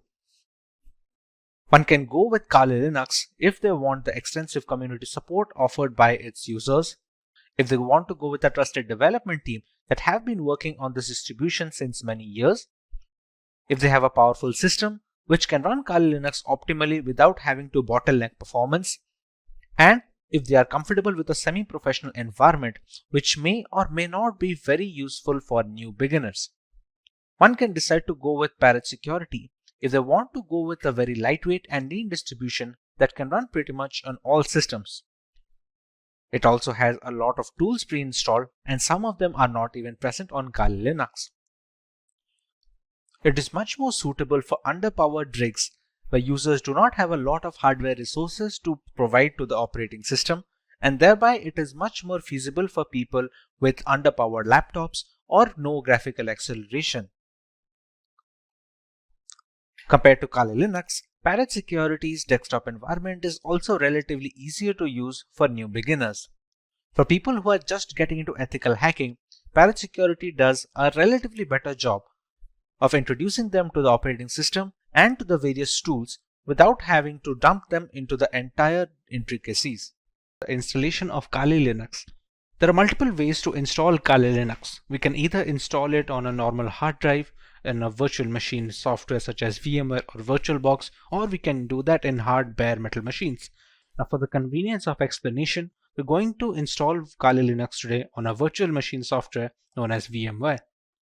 VMware is able to run multiple operating systems on a single host machine, which in our case is a Windows 10 system. To get started with Kali Linux installation, we have to go to the website to download an image file. We go to Get Kali, and as you can see, there are multiple platforms on which this operating system can be inverted. As per our requirement, we're going to go with the virtual machine section. As you can see, it is already recommended by the developers. This is the download button, which will download a 64-bit ISO file. We can download 32-bit, but that is more necessary for hard metal machines, or if you're going to use it for older devices which do not support 64-bit operating systems yet. After clicking on the download button, we can see we have a WinRAR archive which will have the ISO files. For now, we have downloaded the ISO file and it is already present with me. So we can start working on the VMware side of things. Once the ISO file is downloaded, we open up VMware Workstation. We go to File and we create a new virtual machine. In these two options, it is highly recommended to go with the typical setup rather than the custom one. The custom is much more advanced and requires much more information from the user, which is beneficial for developers and people who are well versed with virtualization software, but for 90% of the cases, typical setup will be enough. Here, we can select the third option, which will be I will install the operating system later. In some operating systems, we can use the ISO file here directly and VMware will install it for us. But for right now, in the case of Kali Linux, the third option is always the safest. Kali Linux is a Linux distribution. So we can select Linux over here, and the version, as you can see here, have multiple versions such as the multiple kernels. Every distribution has a parent distribution. For example, Kali Linux has Debian, and there are other distributions which are based or forked from some parent distribution. Kali Linux is based off Debian, so we can go with the highest version of Debian, which is the Debian 10.x 64-bit. Go on next. We can write any such name. We can write Kali Linux so that it will be easier to recognize the virtual machine among this list of virtual machine instances. The location can be any location you decide to put. By default, it should be the documents folder, but anywhere you put, it will hold up all the information of the operating system, all the files you download, all the configurations you store, everything will be stored in this particular location that you provide. When we go next, we are asked about the disk capacity. This disk capacity will be all the storage that will be provided to your virtual machine of Kali Linux. Think of your Windows device. If you have a 1 terabyte of hard drive, you have the entirety of the hard disk to store data on. How much data you give here, you can only store up to that amount of data. Not to mention, some amount of capacity will be taken up by the operating system itself to store its programs and applications. For now, we can give around, let's say, 15 GB of information. Or if its recommended size for Debian is 20, you can just go ahead at 20. It depends all on the user case. If you are going to use it extensively, you can even go as high as 50 or 60 GB if you have plans to download many more applications and perform multiple different tests. Another option we get over here is storing virtual disks as a single file or storing them into multiple files.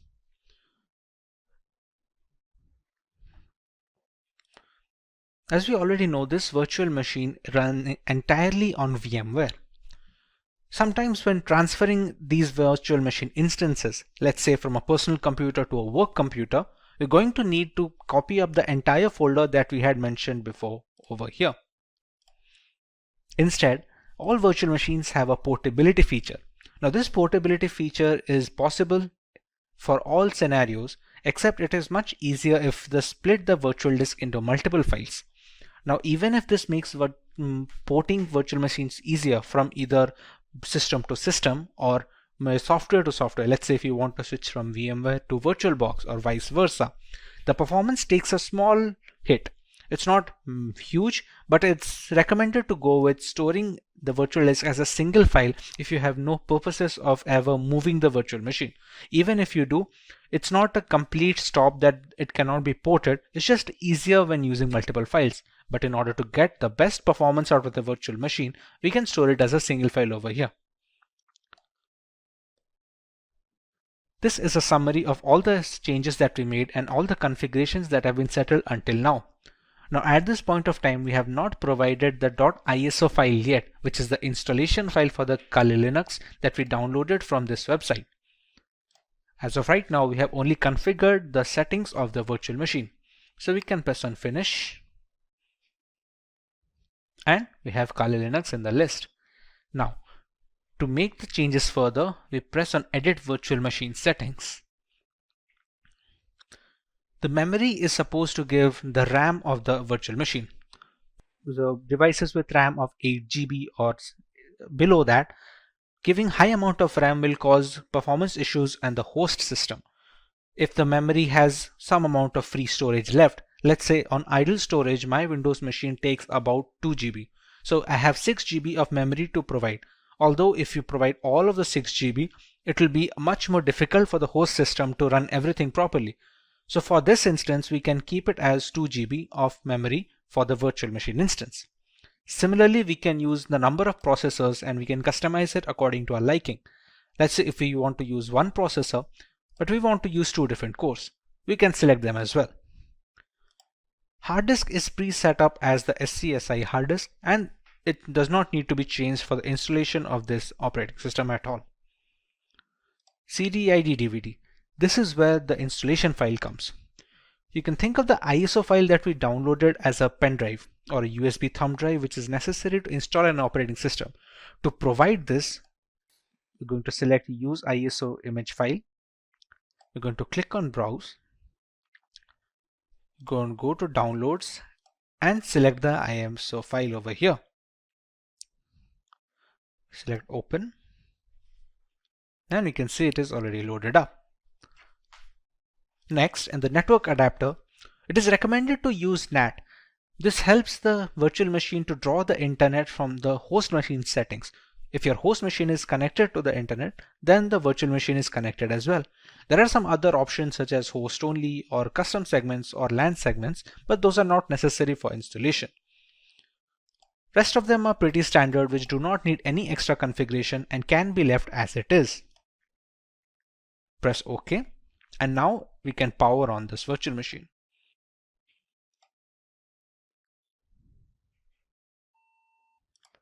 In this screen, we can choose how we want to proceed with the installation. We have a Start Installer option over here. So we're going to press Enter on that.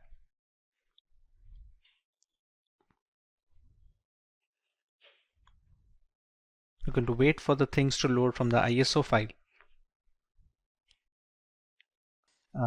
The first step in the installation is choosing the language of the operating system.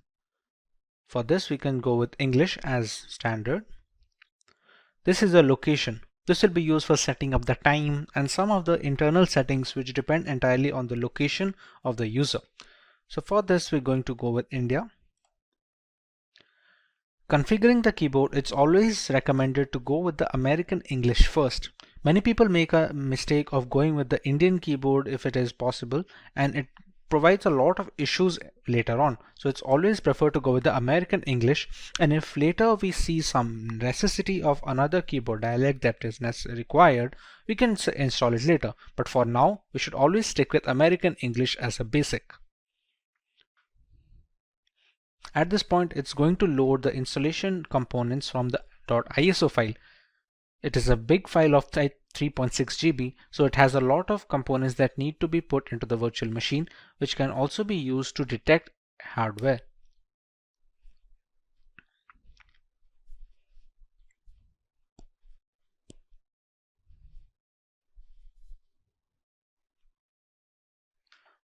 Once the hardware and the network configuration is done by the ISO file, we want to write a host name for the system.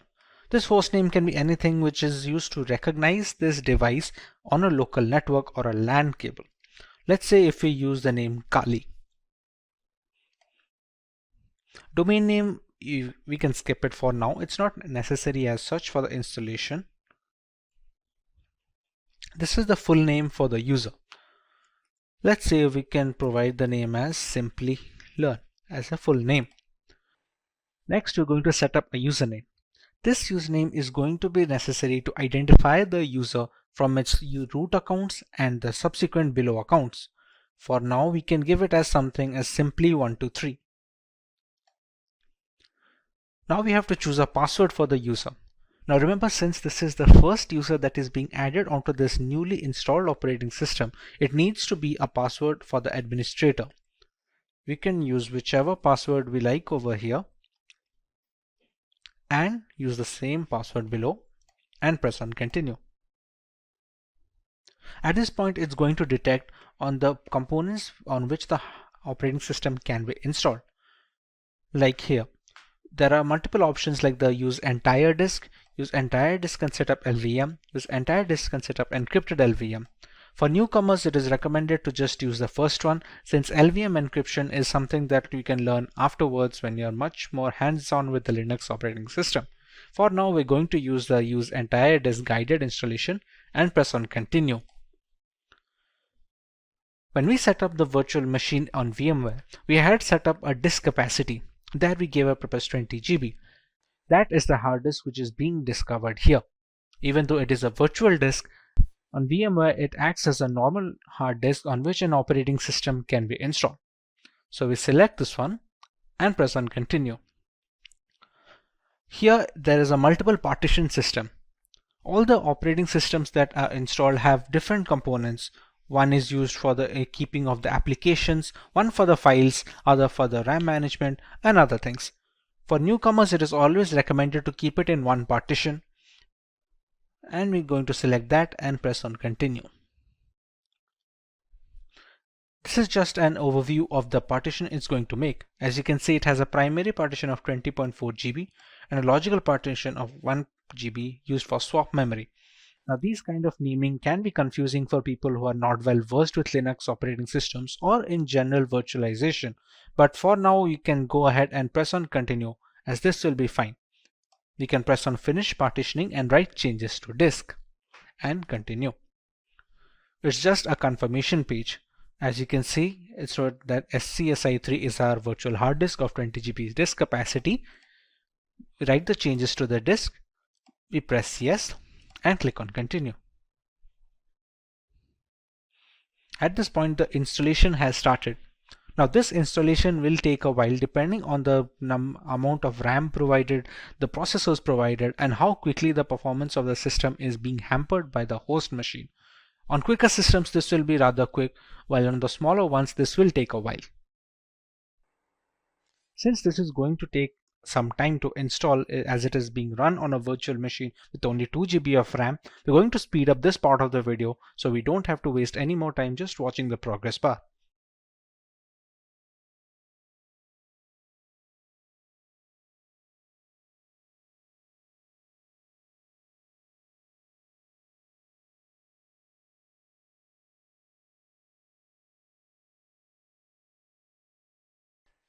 Now that our core installation is completed, it's asking us to configure a package manager.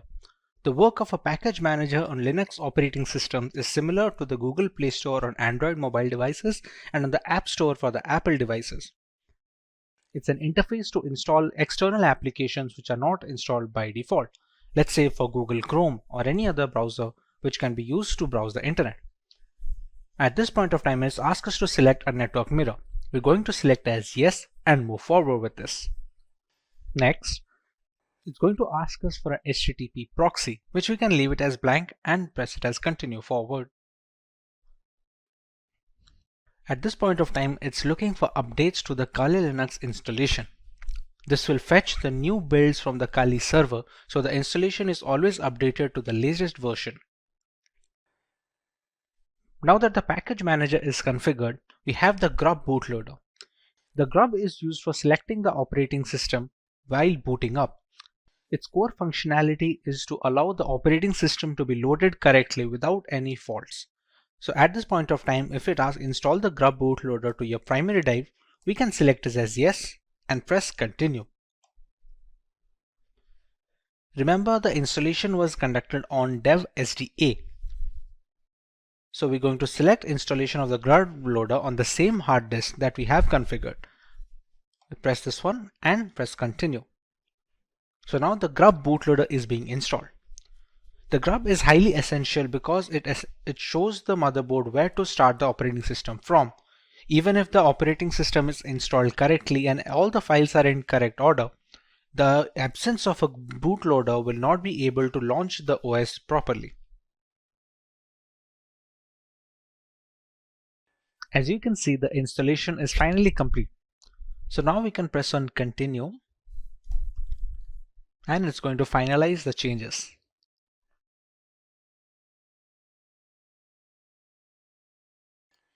Now you can see Kali Linux being booted up straight away.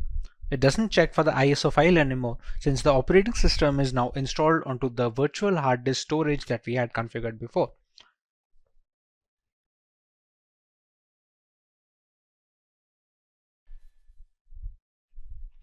Here we're going to enter our username and password that we had set up before.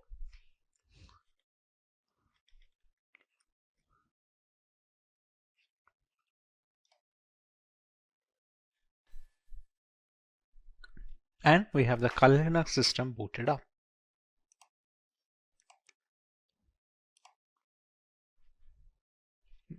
And this is your homepage. We can see the installed applications over here, which are being used for penetration testing by multiple security analysts worldwide. All of these come pre-installed with Kali Linux, and others can be installed using the apt package manager that we had configured. We can see a full name over here. And with this, our installation of the Kali Linux is complete.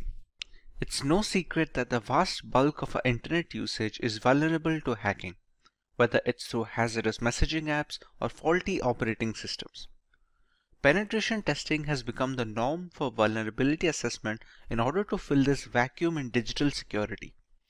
Kali Linux is a well-known operating system in this fight against hackers. Kali Linux, a distribution designed specifically for penetration testers, has layers of features that we will go over in today's lesson and take a look at some of the tools and features that the operating system has to offer. Let's take a look at the video's topics and features that the operating system has to offer. Let's take a look at the video's topics. We start by learning the requirements of an operating system like Kali Linux. We learn more about the core features of the OS and its intricacies. Moving on, we take a look at the 5 distinct stages of penetration testing that dictate the flow of vulnerability assessment in general. Next, we learn about some important tools that can be found on Kali Linux, which are geared specifically for ethical hacking purposes. And finally, we have an extensive demonstration where we work on some basic terminal commands, proxy tools, and a couple of highly regarded software from the crux of the operating system.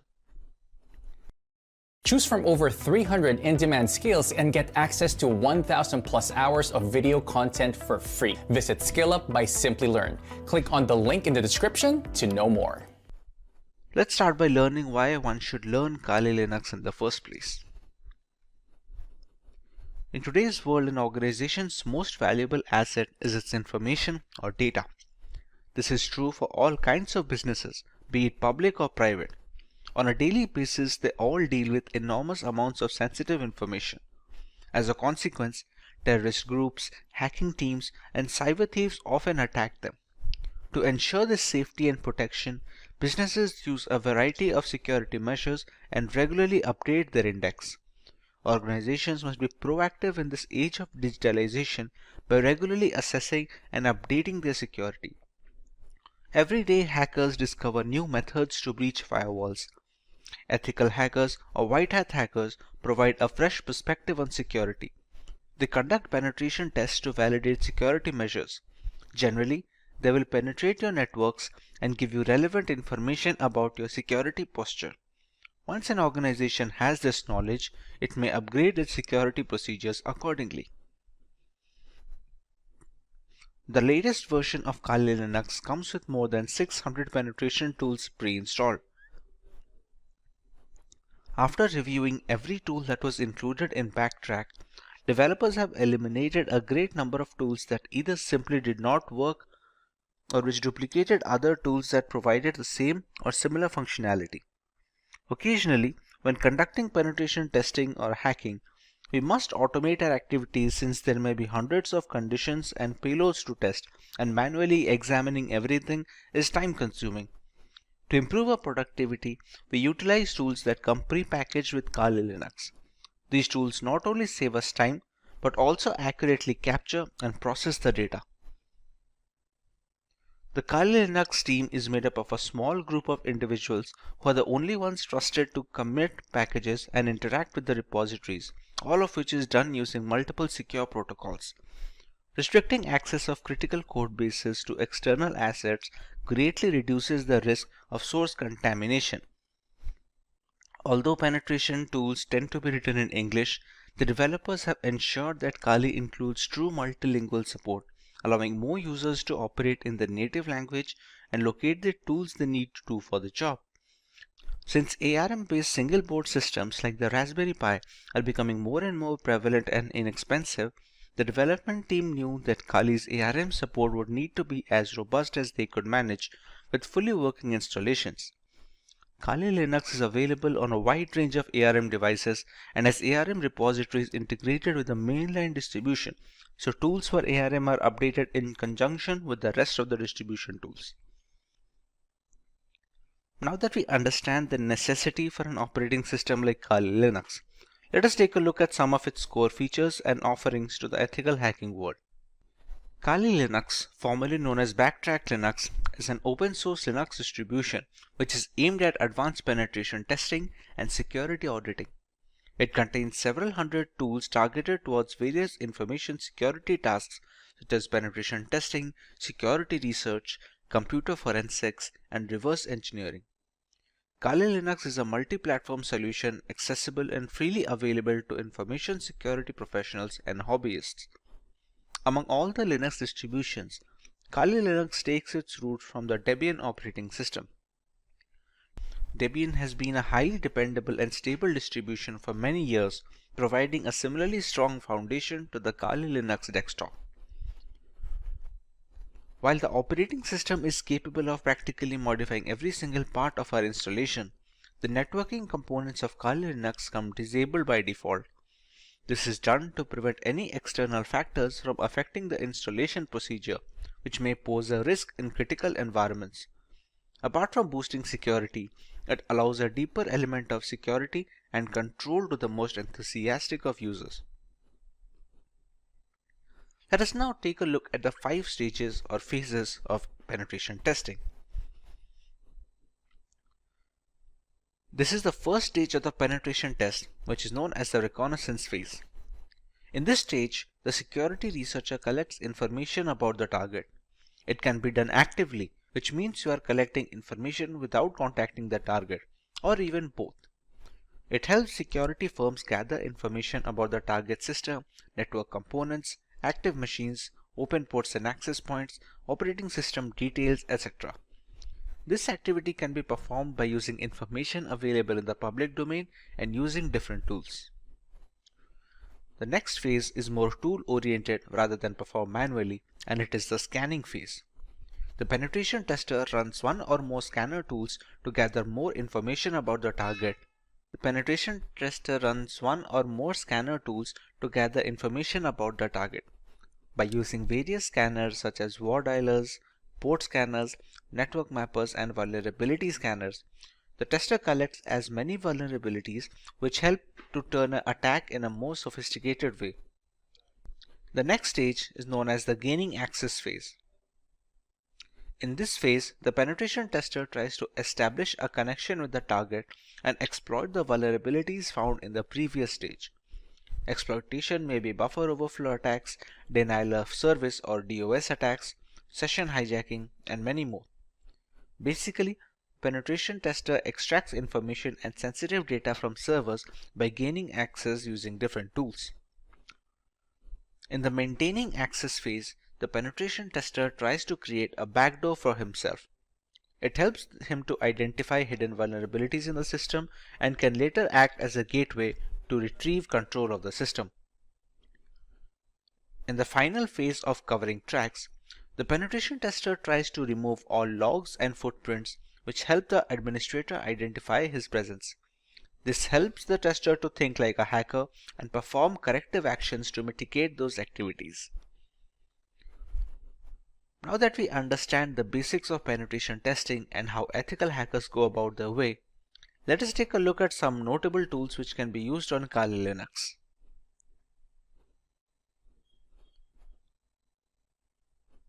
At the top of the chain lies Nmap.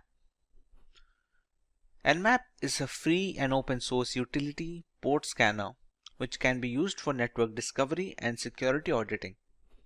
Many systems and network administrators also find it useful for tasks such as network inventory, managing service upgrade schedules, and monitoring host or service uptime.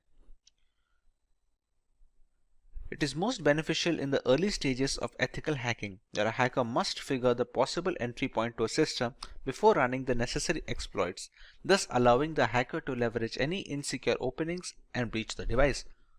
It's a part of the scanning phase of the penetration testing.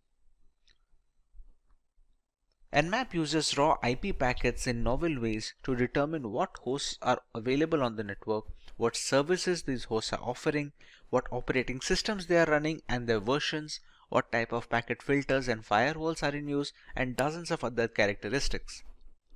It was designed to rapidly scan large networks but works fine against single hosts as well.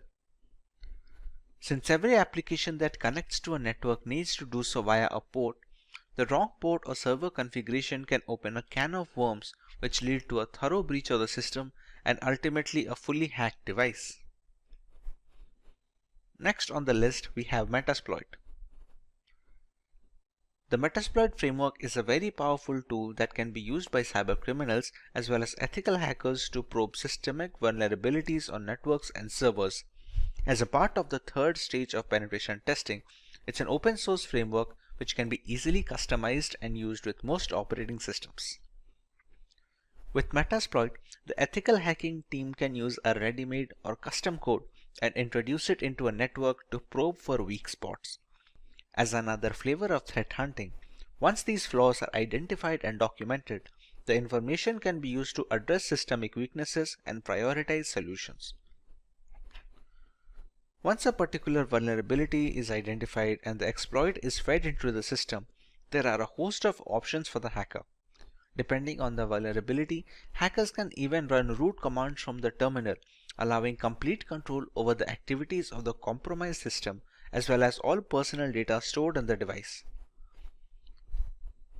A big advantage of Metasploit is the ability to run full-fledged scans on a target system, thereby giving a detailed picture of the security index of said system.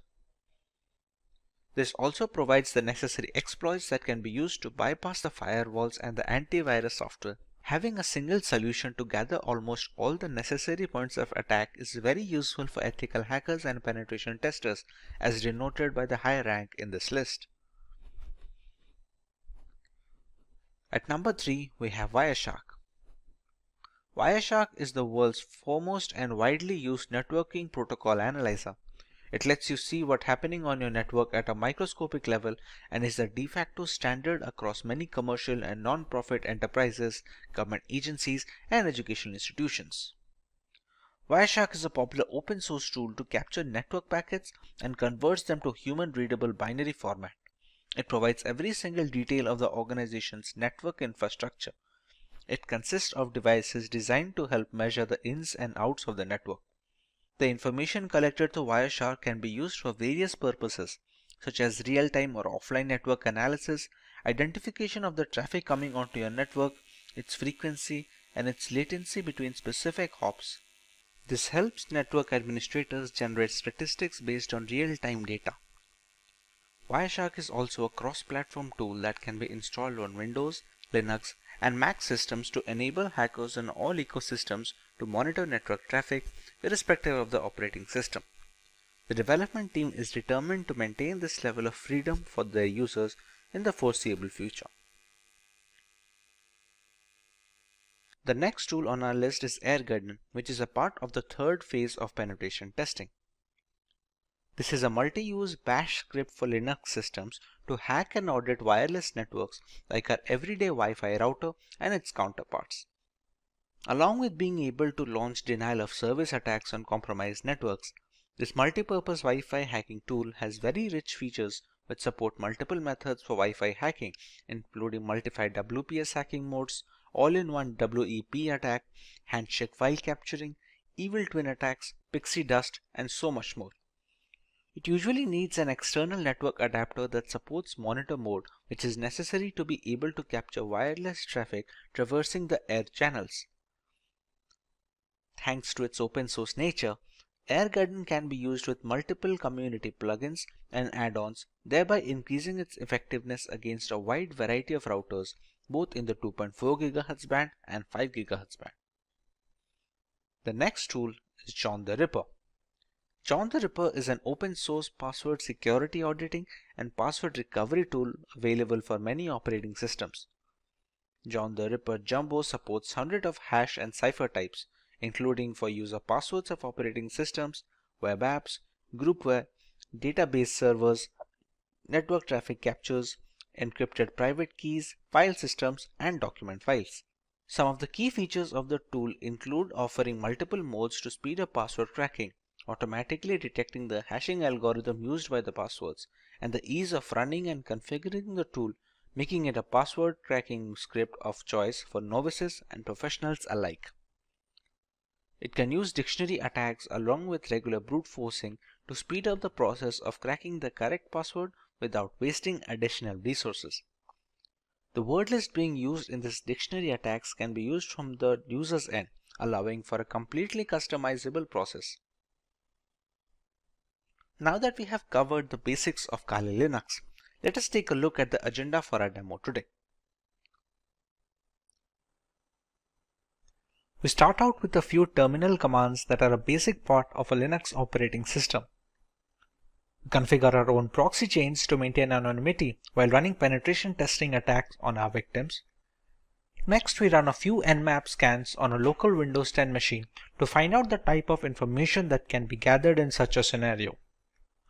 Moving on, we use Wireshark to monitor internet traffic and understand the importance of encryption and security when browsing the World Wide Web. Next, we learn about Metasploit and its various applications in the line of vulnerability assessment of a device. And finally, we use Metasploit to take root access of a fully updated Windows 10 computer system. Let's begin with some terminal basics on Kali Linux. When most people hear the term Linux, they envision a complex operating system used only by programmers. However, the experience is not as frightening as it appears. Linux is an umbrella term for a collection of free and open source Unix operating systems. There are many variants like Ubuntu, Fedora, Debian. These are distributions, which will be a more precise term.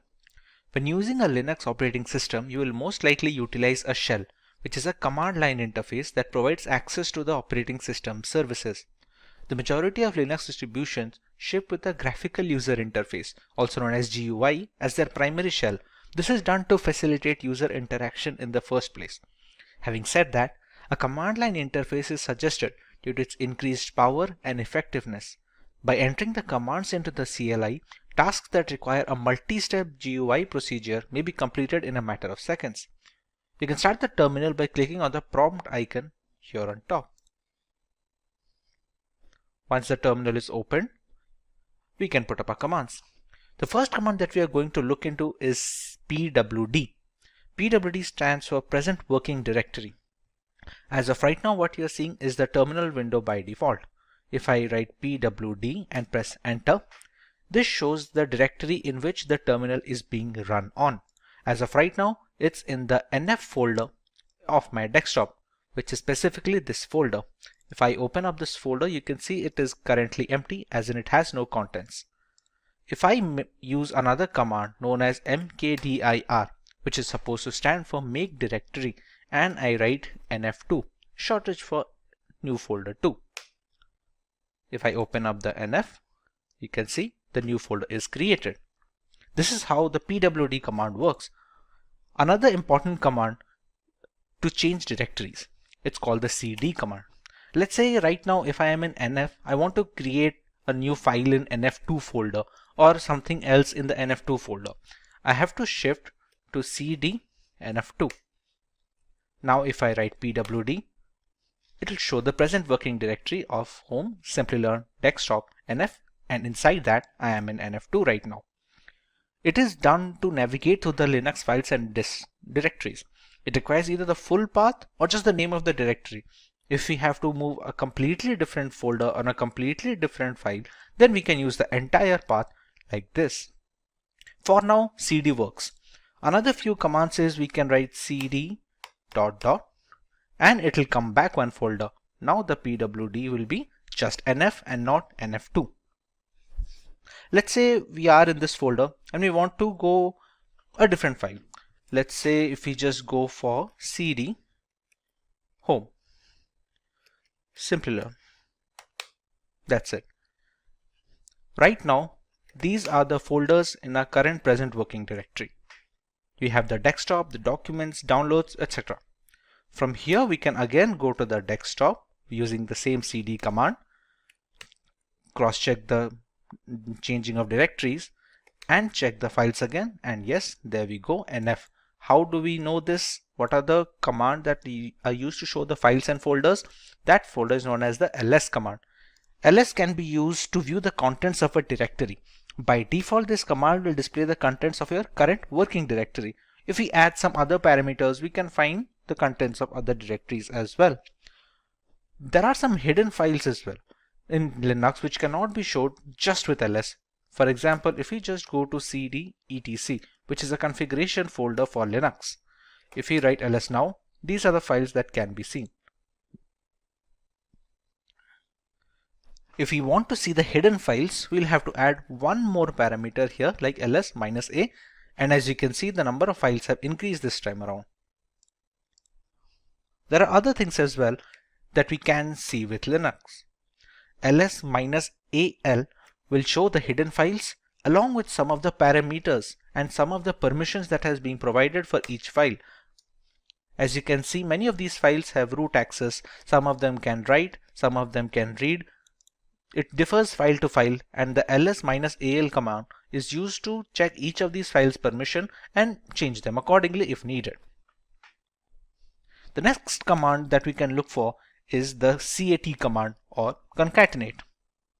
It is one of the most frequently used commands, and it is used to list the contents of a file on the output. For example, let's say if I have a file at the desktop. In this nf2 folder, I will create a document, create an empty file, e file. I'll open up the document and I'll write it as hello Kali. I will save this up. Now, to change the directories from etc to nf2, we have already discussed how to use the cd command using just the folder name. Now, if we want to go to the entire directory, we can write cd home. As you can see, it is already prompting us to complete the name of the directory. At this point, we just have to press tab and it completes it for ourselves. Next, we already know we have to enter the desktop, nf and nf2. And this brings us to the current working directory. Here, if we press ls, we can find a file over here. Now, as discussed for the concatenate, it is used to show the contents of a file. So right now, if we press cat, which stands for concatenate, e-file. As you can see, we have written hello Kali in the text file, and we can see the output right now. We can also use it to create new files. For example, if we write cat, any file name such as e-file2. Here we can write anything. Hello Kali again.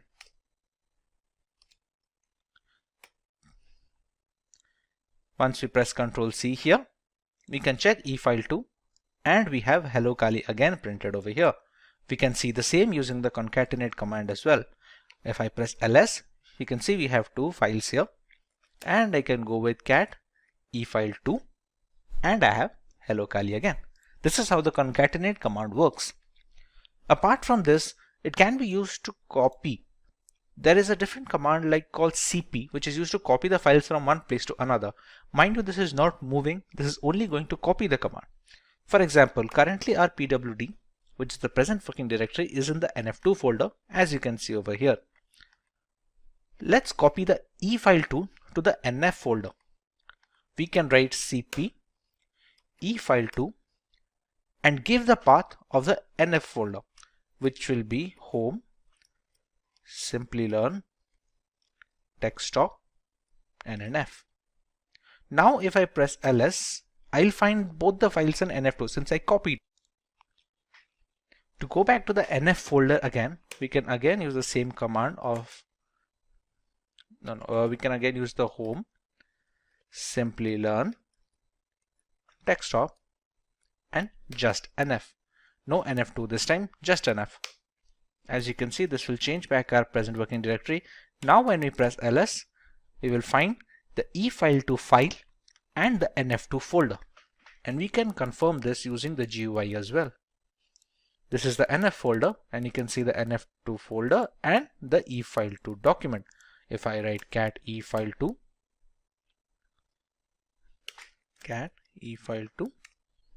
we can see the contents of the file. Now this can be done using moving as well. For example, if I go to cd nf2, which is the inside folder, it has both the document files like e-file and e-file2. Let's say I want to move the e-file completely from nf2 to nf1. Instead of writing cp, the command I'm going to use is mv efile, and again give the path of the folder into which I have to copy, which will be again home, Simplilearn, desktop, and nf. As you can see, the contents of the nf2 have appeared here, and e file has been moved from nf2 to nf. This is the nf2, and we don't find e file here anymore. If we press cd dot dot and we go back to nf ls right now, and we can find both the files, e file that we moved and e file 2 that we copied from the nf2 folder. So this is how copying and moving will work using the terminal. Now this is just a simple one-line statement that might take a couple of clicks when using GUI. This is why the command line interface is considered to be much more streamlined for Linux operating systems. Another very important command for Linux operating system is the sudo command. Sudo is short for super user do. The command enables you to perform tasks that require administrative or root permissions. You can think of it as how we run programs as administrator on Windows systems. It is not advisable to use this command for daily use because it might be easy for an error to occur, and the permissions of root are very intricate.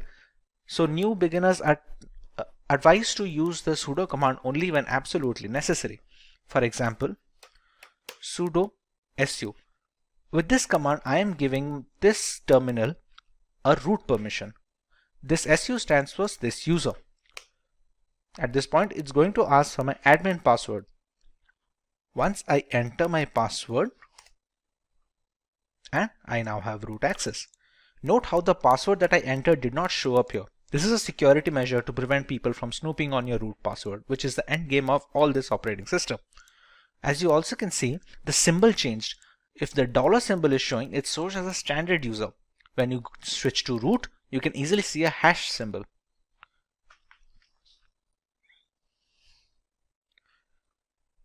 This opens up a separate shell inside this terminal command.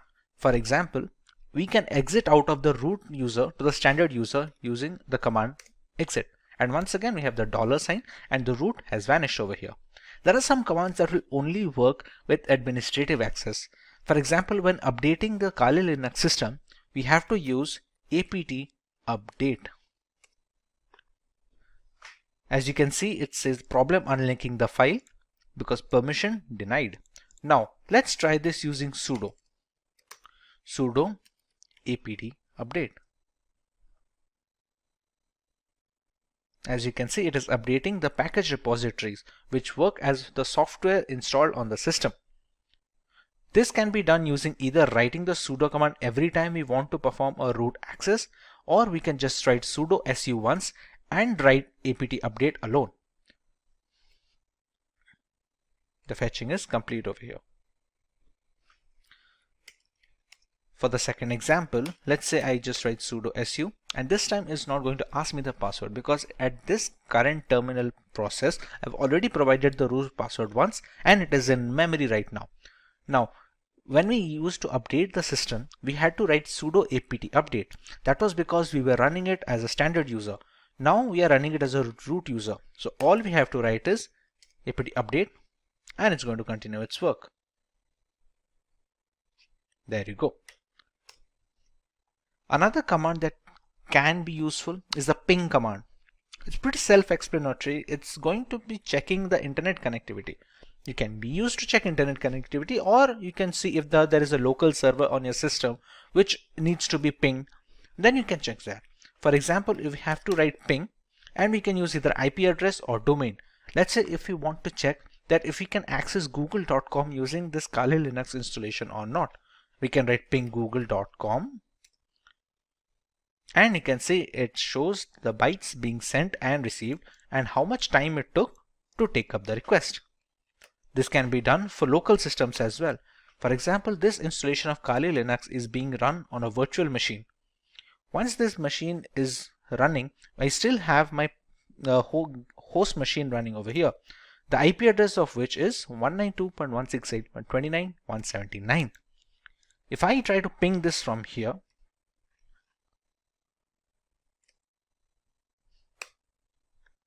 As you can see, the time to complete the request is drastically low compared to a website on the internet, considering this is on the local network. This is how the ping command is worked, and it can show you what kind of packages are transmitted, how many are received, if there was any kind of packet loss between the connection window, and other details. A very important command when working with the terminal for a long duration is the history command. Pretty self-explanatory. There are so many commands that are being run. Sometimes people forget what was the change they did or what was the directory name they put. A history command helps to recover some of the commands that you have written. It doesn't go all the way back, but it takes up many commands that were inputted in the last few processes. This is how the history command works. These are some of the most commonly used terminal commands.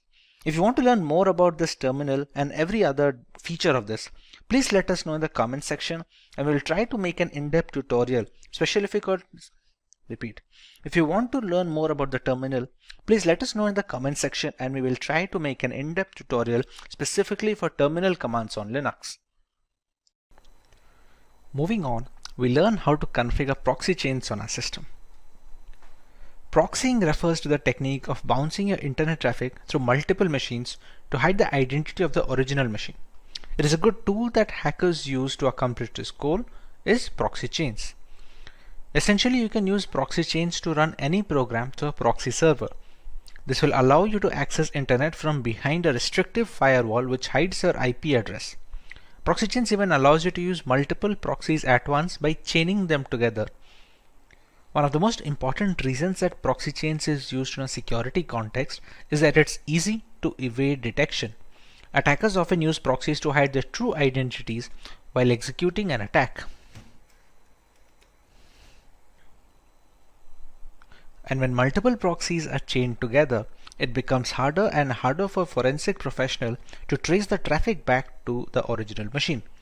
When these proxies are located across countries, investigators would have to obtain warranties in the local jurisdictions where every proxy is located. To see how proxy chain works, let's open Firefox first and check our current IP address. Write Firefox, and there we go.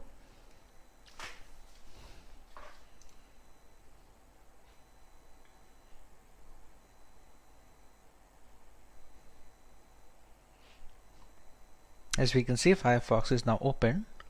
Let's check our current IP address right now. If we go to an address called myip.com, and you can see it easily detects our country is in India, and this is a public IP address.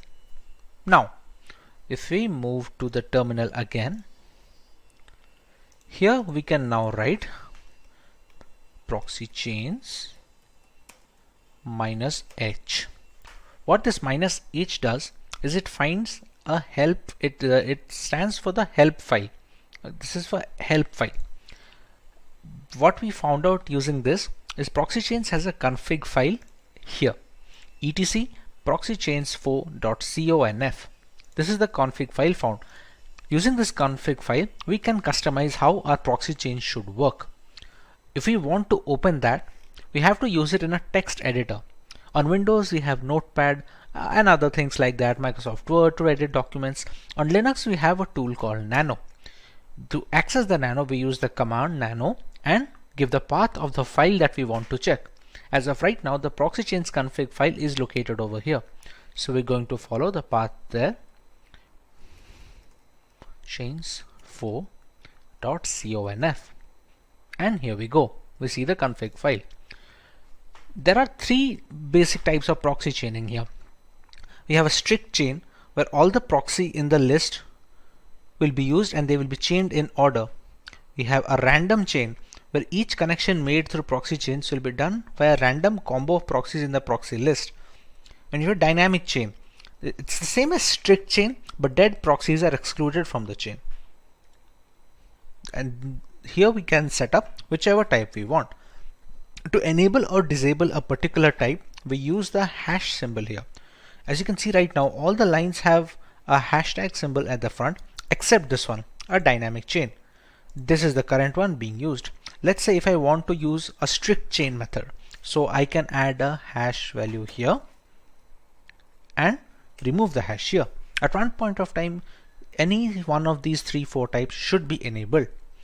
Let's go for the dynamic chain. We can disable this strict chain by putting the hashtag in front and removing the dynamic chain. As you can see below, we have few commands to how to handle the nano text editor. This symbol is known as the control button on your keyboard. Now if we want to write out, which is synonymous to saving the file, it's supposed to go with Control O. So if I press Control O on my keyboard, it says file name to write, and we have to press enter here since we want to overwrite the proxy chains 4.conf file. We don't want to create a new file over here. So just press enter and we get a permission denied. This permission denied we're getting is because we have opened this using a standard user. etc is a system folder. To be able to make some changes, we have to use it using a sudo command. To exit this nano, we have to use the Control X command. We use Control X. We're going to clear, and this time we're going to use the sudo command. Sudo nano etc proxy chains 4.conf, and we have the same file open up again. Now this time if we want to make a change, let's say we're going to add a strict chain instead of a dynamic chain, we remove the hashtag from strict. We're going to use Control O for the save file option. We're going to press enter and it says wrote 160 lines. Again, if we want to reverse this change, we put the hashtag over here, enable dynamic chain, we press Control O, press enter, and it says wrote 160 lines. Now we can exit straight away using the Control X format. Right now we have not provided any file or a proxy chain. We can have proxy IP addresses from the internet, but we have to make sure that they are safe and they don't snoop on our data.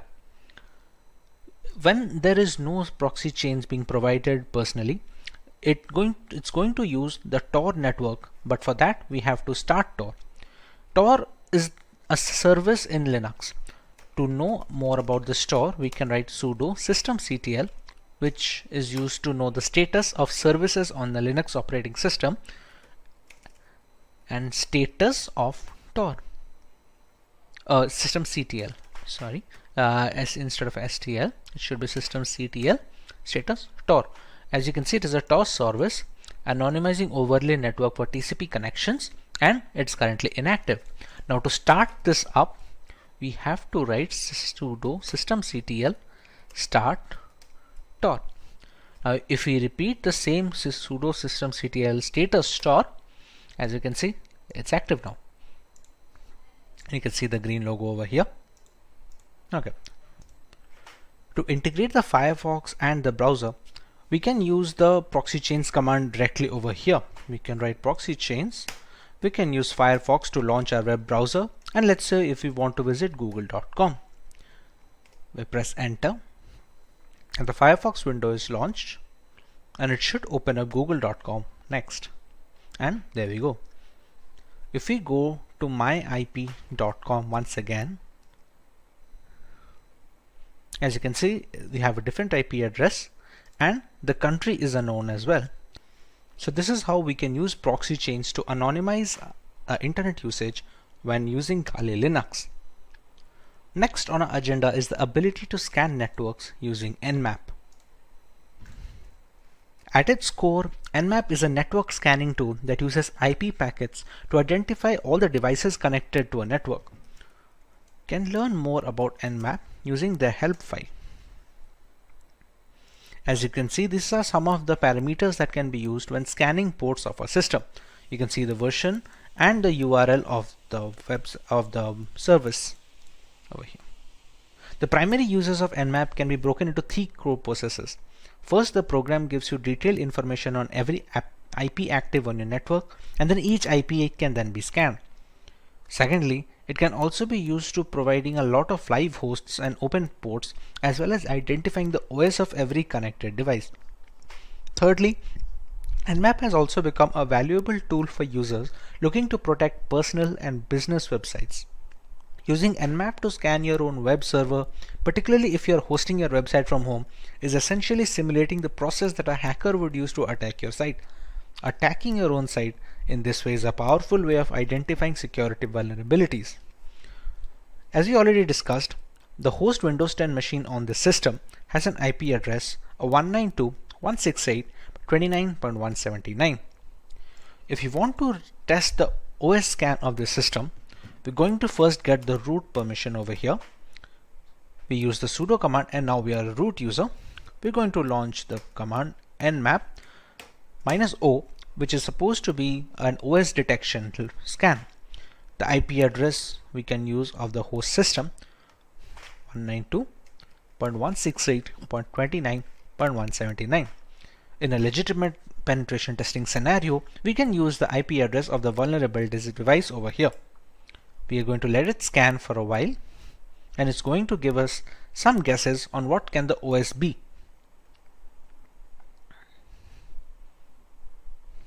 As you can see, the scan is done and it has shown some of the ports that are open. You can see the MSRPC port open, the HTTPS 443 port open, which is used to connect to the internet, and it has some aggressive OS guesses as well. For example, it thinks there's a 94% chance that it's going to be a Microsoft Windows XP Service Pack 3. That's partly because a lot of the Windows XP update packages are still prevalent on Windows. Now that the OS detection is confirmed, there are multiple more details that we can gather from nmap. Let's go with the nmap -a command, which is supposed to capture as much data as possible. There is also a speed setting. You can call it a speed setting or a control setting of the -t.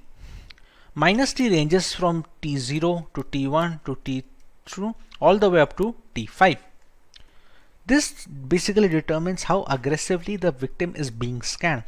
If you scan slowly, it will take more time to provide the results, but it will also give a less chance for the intrusion detection system on the vulnerable machine firewall to detect that someone is trying to penetrate the network. For now, if we want to go with somewhat of a high speed, we can go with the T4 and provide the same IP address of the local machine I am trying to attack. It's going to take a little bit of time since it's trying to capture a lot of information.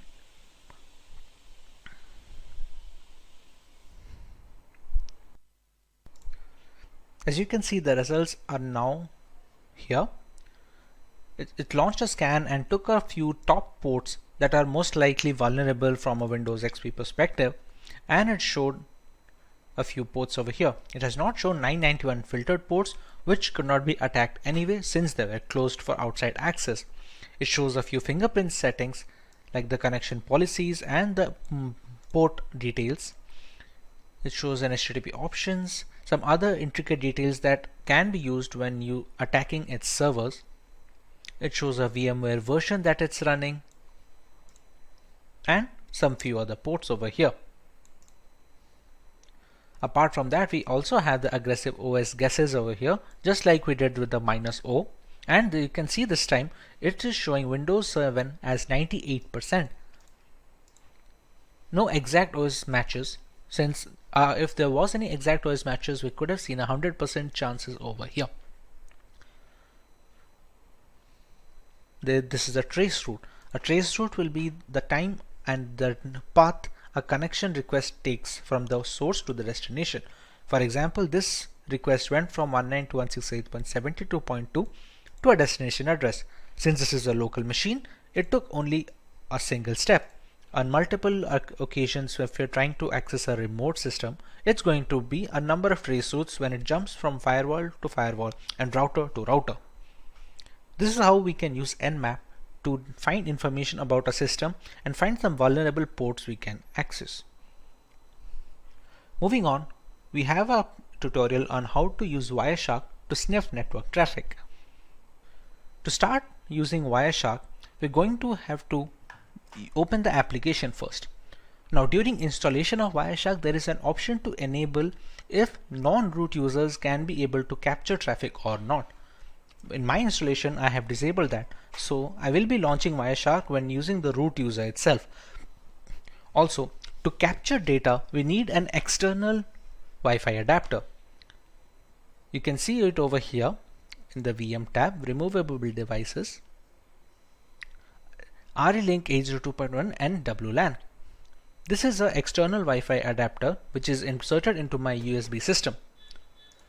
You can see it over here. If I write iwconfig, this is the one, WLAN 0. This is absolutely necessary because we need to have a monitor mode required. We won't need it for sniffing data on Wireshark right now, but it's going to be necessary later on in this tutorial as well, as we will see. For now, we can just start up Wireshark by writing its name on the command line, and it should start the program. Here we go. Here it's going to check which of the adapters we want to use. For example, right now the ETH0, which is supposed to stand for Ethernet 0 port, you can see data is being transmitted up and down. We're going to select ETH0.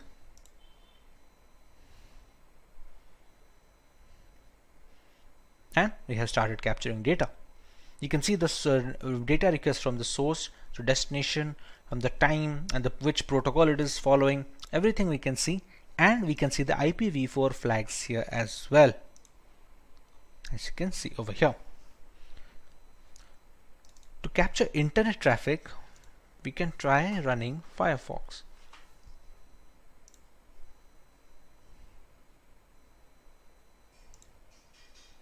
If we just write wikipedia.com,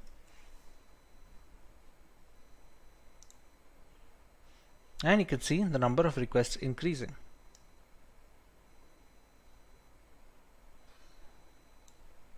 Okay, this is spelling mistake.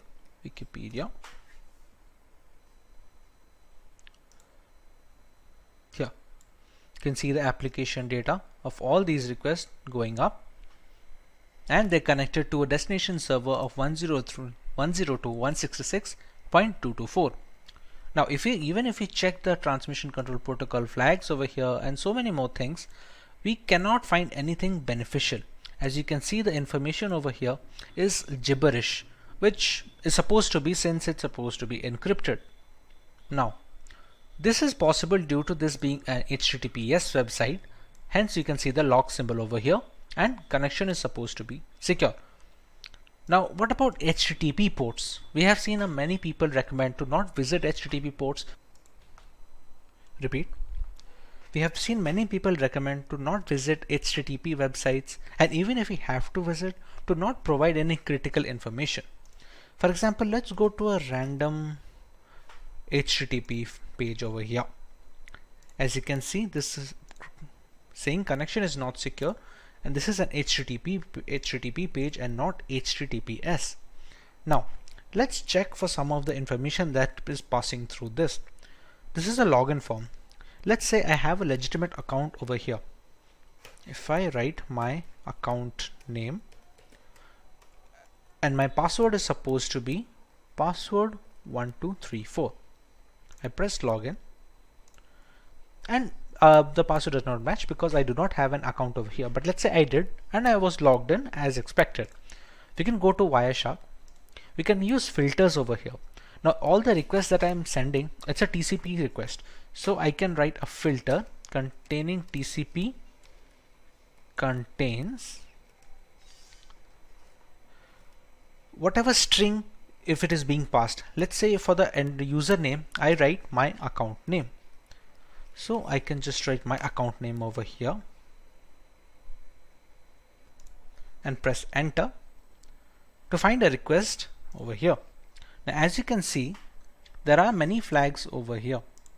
If we go to the HTML form URL encoded and open up some of its flags, as you can see, I can see my account name and Simplilearn password over here. This is the same details that I input on the website. Let's say I did have a legitimate account on this website. I would have logged in with no problems, but anyone who would be using Wireshark to sniff on the data can easily get my credentials from here. This is why it's recommended to not provide any information on HTTP pages. The security is not up to the mark, and always look for the lock symbol when visiting any website or making any internet transactions or providing any information. This is how we can use Wireshark to detect transmission and sniff packet data that is being transferred through the network adapter. Next, we have to learn about what is Metasploit. The Metasploit project is a computer security project that provides information about security vulnerabilities and aids in penetration testing and IDS development. We can open up the terminal here. We're going to allow root access. And to open up Metasploit, the keyword is MSF console. It's going to take a little bit of time to start it up. Now the Metasploit console has been loaded. From here, we can decide what type of attack we want to launch and what kind of exploits we can launch against vulnerable targets. For example, like we had already discussed, I'm running this virtual machine on a Windows 10 host machine. So if I open the command prompt from my Windows 10 over here, if I need to check the IP address once, I go with ipconfig. Here you can see the IP address of this local machine. Moving on, if we have to attack that machine, let's say we want to see what kind of exploits are going to work over there. Now we already know that Windows has some common vulnerabilities. One of those vulnerabilities is the HTA server vulnerability. HTA is supposed to be a HTML application, but when passed the right payload, it can be used to open a backdoor into a system. To start off with the Metasploit and accessing such applications, we're going to use the command use exploit, and the name of the reverse HTA server is this Windows MISC for miscellaneous HTA server. As you can see, it already found this one. Alright, now there are some options that we need to set for this exploit to go through. For example, you can see some of the options over here.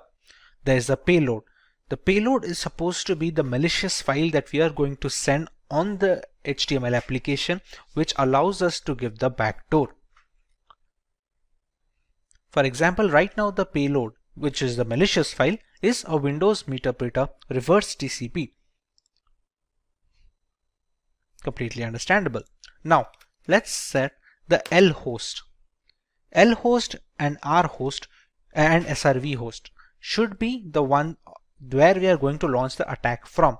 For example, if we launched another tab of this console and we just press ifconfig, the IP address is 192.168.72.130. So we're going to set the L host as 192.168.72.130, and we're going to do the same thing with SRV host.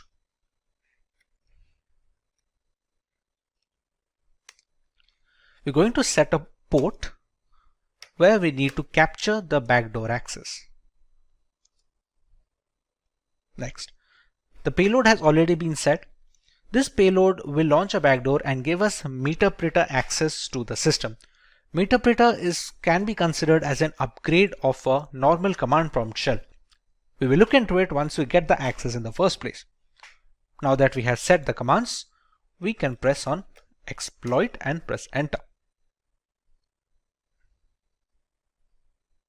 Now you can see we have a URL over here. We're going to copy this URL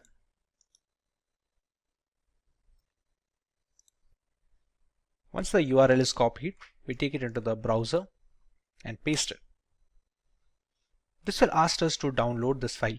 Now, as per browser security settings, this file should be blocked by default. We can decide to keep it, and with the correct formulation of this malicious package, even the website browser antivirus softwares will not be able to detect good payloads. We're going to save this file and we're going to open it. Publisher could not be verified. If we press run and we go back to our Meterpreter access over here, you can see it has already captured a URL of an HT server and it is writing delivering payload. Just have to wait for a few seconds till the payload is delivered. It has sent this much amount of data. MeterPeter session 1 is opened and we should get the access soon. There we go. Now, to understand where is the session set, we can write sessions -i. As you can see, it has a MeterPeter over here. We're going to write sessions -i. The session ID is 1, so we're going to write 1. And we have the MeterPeter access. Now to get a fair idea of the system, we're going to write sysinfo, and it's going to the computer name, the OS, architecture, all these things. We can write the help command to see what are the things that we can get out of the system. We can take screenshots, we can control the webcam and start a video chat. We can take a lot of things over here. There are other commands as well where we can change the file directory, like the cat command, cd command. There are so many things that work in the normal CMD which we can run on the MeterPeter as well. Now if we want to access this command prompt of the system directly, we can go with this. We have to write shell, and there we go. We are in the downloads folder right now. To see if this is the same computer or not, we're going to write ipconfig. As you can see, it is our victim machine with 192.168.29.171. We can just press exit and we're back with the MeterPeter access. This is how we can use MeterPeter and Metasploit to gain access to a Windows 10 machine. Next, let's take a look at how we can get root access from a Windows 10 system. We just learned how we can get a MeterPeter access from a system. We can background this MeterPeter session by writing background and pressing enter. We can still see the sessions -i. It's still present over here. Now, these kind of access are not administrative access. These are the kind of backdoors that can be created for standard users. But to get a complete access of a system, including the program files, the Windows documents, we need to have root access or administrative access. To do that, we're going to use another exploit. Reminder that the MeterPeter session of the standard access is already present and we're not messing with it right now. We're going to set up another session, albeit with the same machine. That exploit name is use exploit Windows local bypass UAC event viewer. And there we go. Now, if we check the options that we can put in the system, we have to choose an exploit target. We need to put a session as well. Let's say we're going to use the session 1. This is the session that has the MeterPeter access with the standard user. It doesn't have the system user. We're going to write set session 1 and we're going to run exploit. Run a few commands and it opened a second MeterPeter session. As you can see, it is the session 2. If I write sysinfo, you can still see I'm not the system user right now. I'm still just a normal user. How can we check that? If you go to shell, I can still see users GNB downloads, all these things. If I press exit, go back to the MeterPeter. There is a command on MeterPeter, get system. It attempts to elevate your privilege to that of the local system, which basically means you get promoted into root access. So if we write get system, and due to pipe impersonation, we now have the system root access. As you can see, now it has become x64 and we are the admin users. Now if I go to shell, I can easily go back, Windows, and I can easily access these things.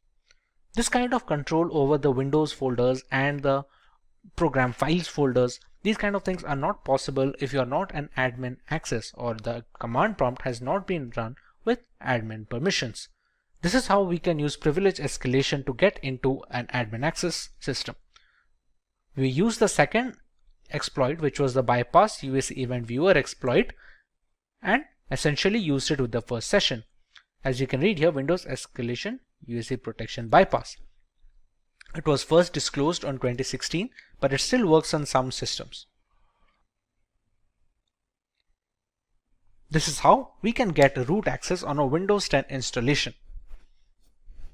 Hope you learned something new today.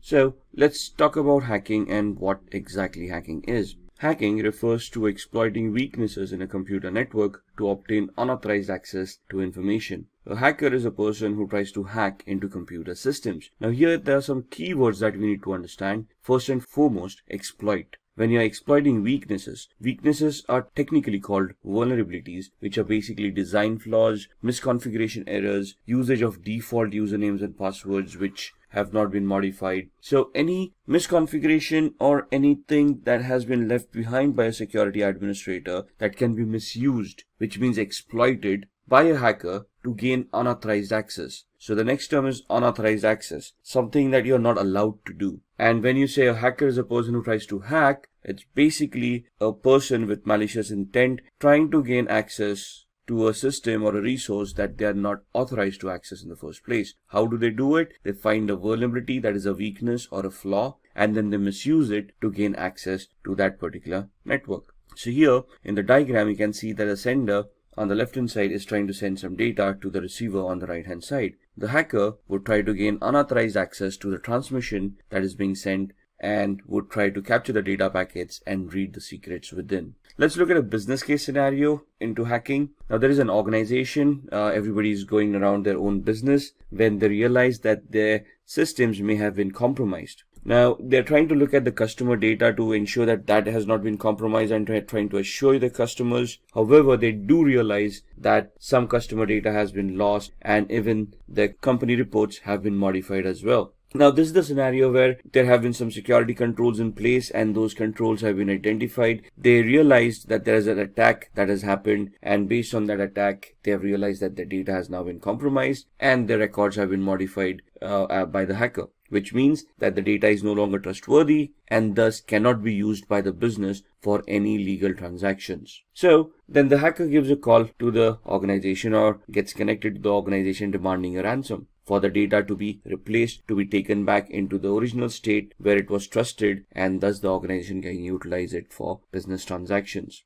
The organization has probably no backup, so they decide that they want to pay the lump sum to the hacker to restore that data so that they can continue on with the business. Thus money exchanges and the hacker is able to restore that data and the business continues as usual. However, the activity here of a hacker trying to leverage the misconfiguration of the weaknesses in the organization's security, thus being able to hack them and make these ransomware demands. So the company then wants to figure out, even if having a security system in place, how was the hacker able to hack their systems? Thus, one of the employees comes up with a brilliant idea of identifying vulnerabilities in the network to proactively search for any flaws that have been left behind, so that they can plug those flaws and nobody can misuse them.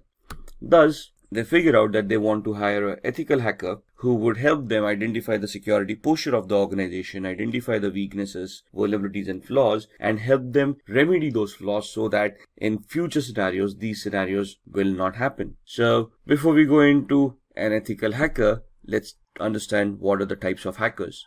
So what are the types of hackers? Hacker is a technically skilled person who is very adept with computers. They have good programming skills, they understand how operating system works, they understand how networks work, they understand how to identify flaws and vulnerabilities within all of these aspects, and then they understand and know how to misuse these flaws to get a outcome which would be detrimental to the health of the organization. So there's 6 types of hackers that have been identified: black hat hackers, white hat hackers, grey hat, script kiddies, nation sponsored hackers, and hacktivists. So black hat hackers are basically the malicious hackers who have malicious intent and have criminalistic tendencies. They want to harm the organization by hacking into their infrastructure, by destroying their infrastructure, by destroying their data, so that they can gain from it from a monetary perspective.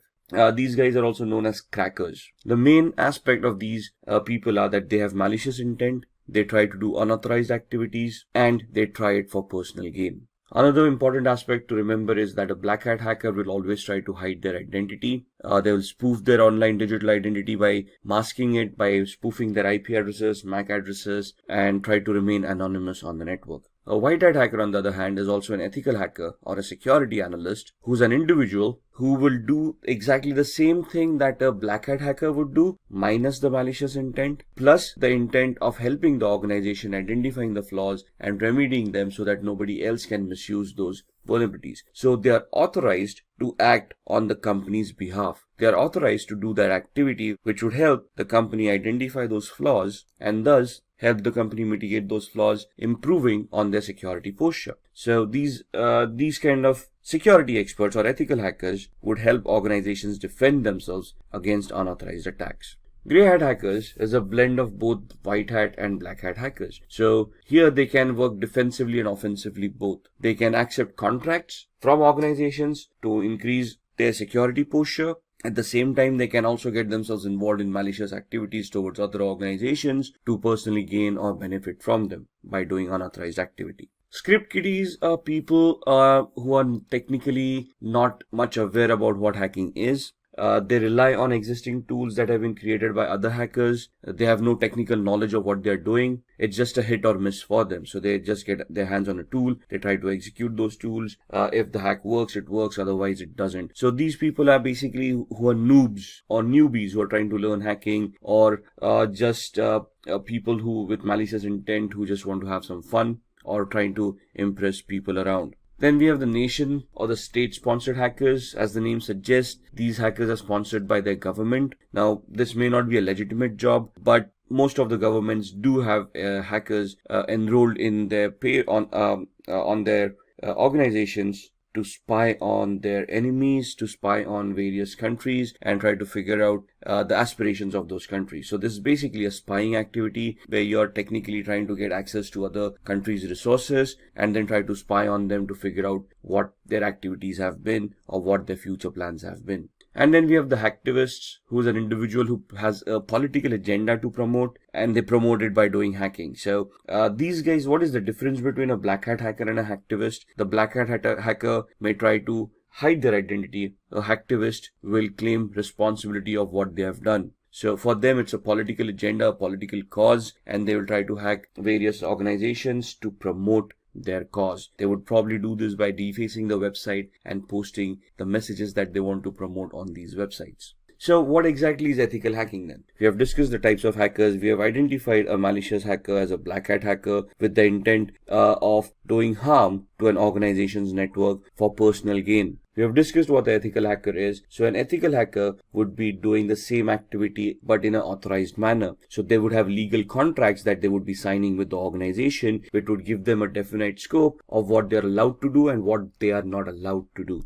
And the ethical hackers would function within those scopes, would try to execute those test scenarios where they would be able to identify those flaws or those system vulnerabilities, and then they would be submitting a report to the management of what they have found. They would also help the management to mitigate or to resolve those weaknesses so that nobody else can misuse them later on. They might use the same techniques and the same tools that black hat hackers do. However, the main difference here is that these guys are authorized to do that particular activity. They're doing it in a controlled manner with the intent of helping the organization and not with the intent of personal gains. So who's an ethical hacker? Again, an ethical hacker is a highly intelligent, highly educated person who knows how computers function, how programming languages work, how operating systems work. They can troubleshoot. They're technically very adept at computing. They understand the architecture. They understand how various components in a computer work. They can troubleshoot those components, and they can basically be very good with programming as well. Now, when I say programming, we don't want an ethical hacker to be a good developer of applications. We want them to understand programming in such a way that they can create scripts. They can write their own short programs like viruses, worms, trojans, or exploits which would help them achieve the objective that they have set out for. So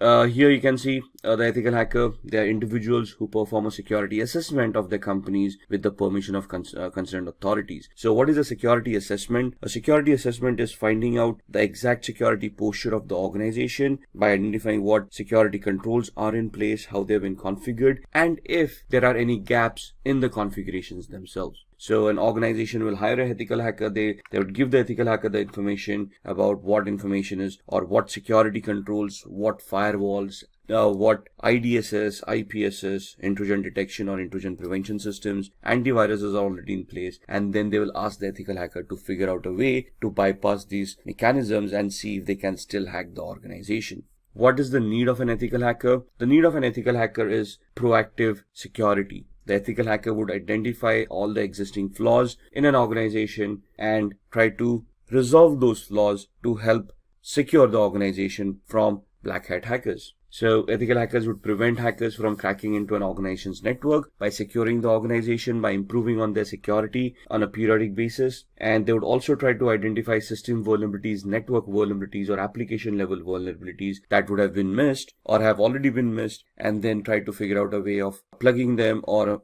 resolving them so that they cannot be misused by other hackers. They would also analyze and enhance an organization's security policies. Now, what are policies? Policies are basically documents that have been created by an organization of rules that all the employees need to follow to ensure that the security of an organization is maintained. For example, a password policy. A password policy would help users in an organization to adhere to the standards the organization has identified for a password complexity. For example, a password, when a user is creating them, should adhere to standards where they are using random words. They contain the alphabet A through Z, uppercase and lowercase, 0 through 9 as numerics, and special characters, and they are randomized so that the password becomes more stronger to prevent from brute force attacks. So what would an ethical hacker do at this point in time? They would try to test the strength of the passwords to see if brute force attacks or dictionary attacks are possible, and if any of these passwords can be cracked. They would ensure that all the employees are following the policies and all the passwords are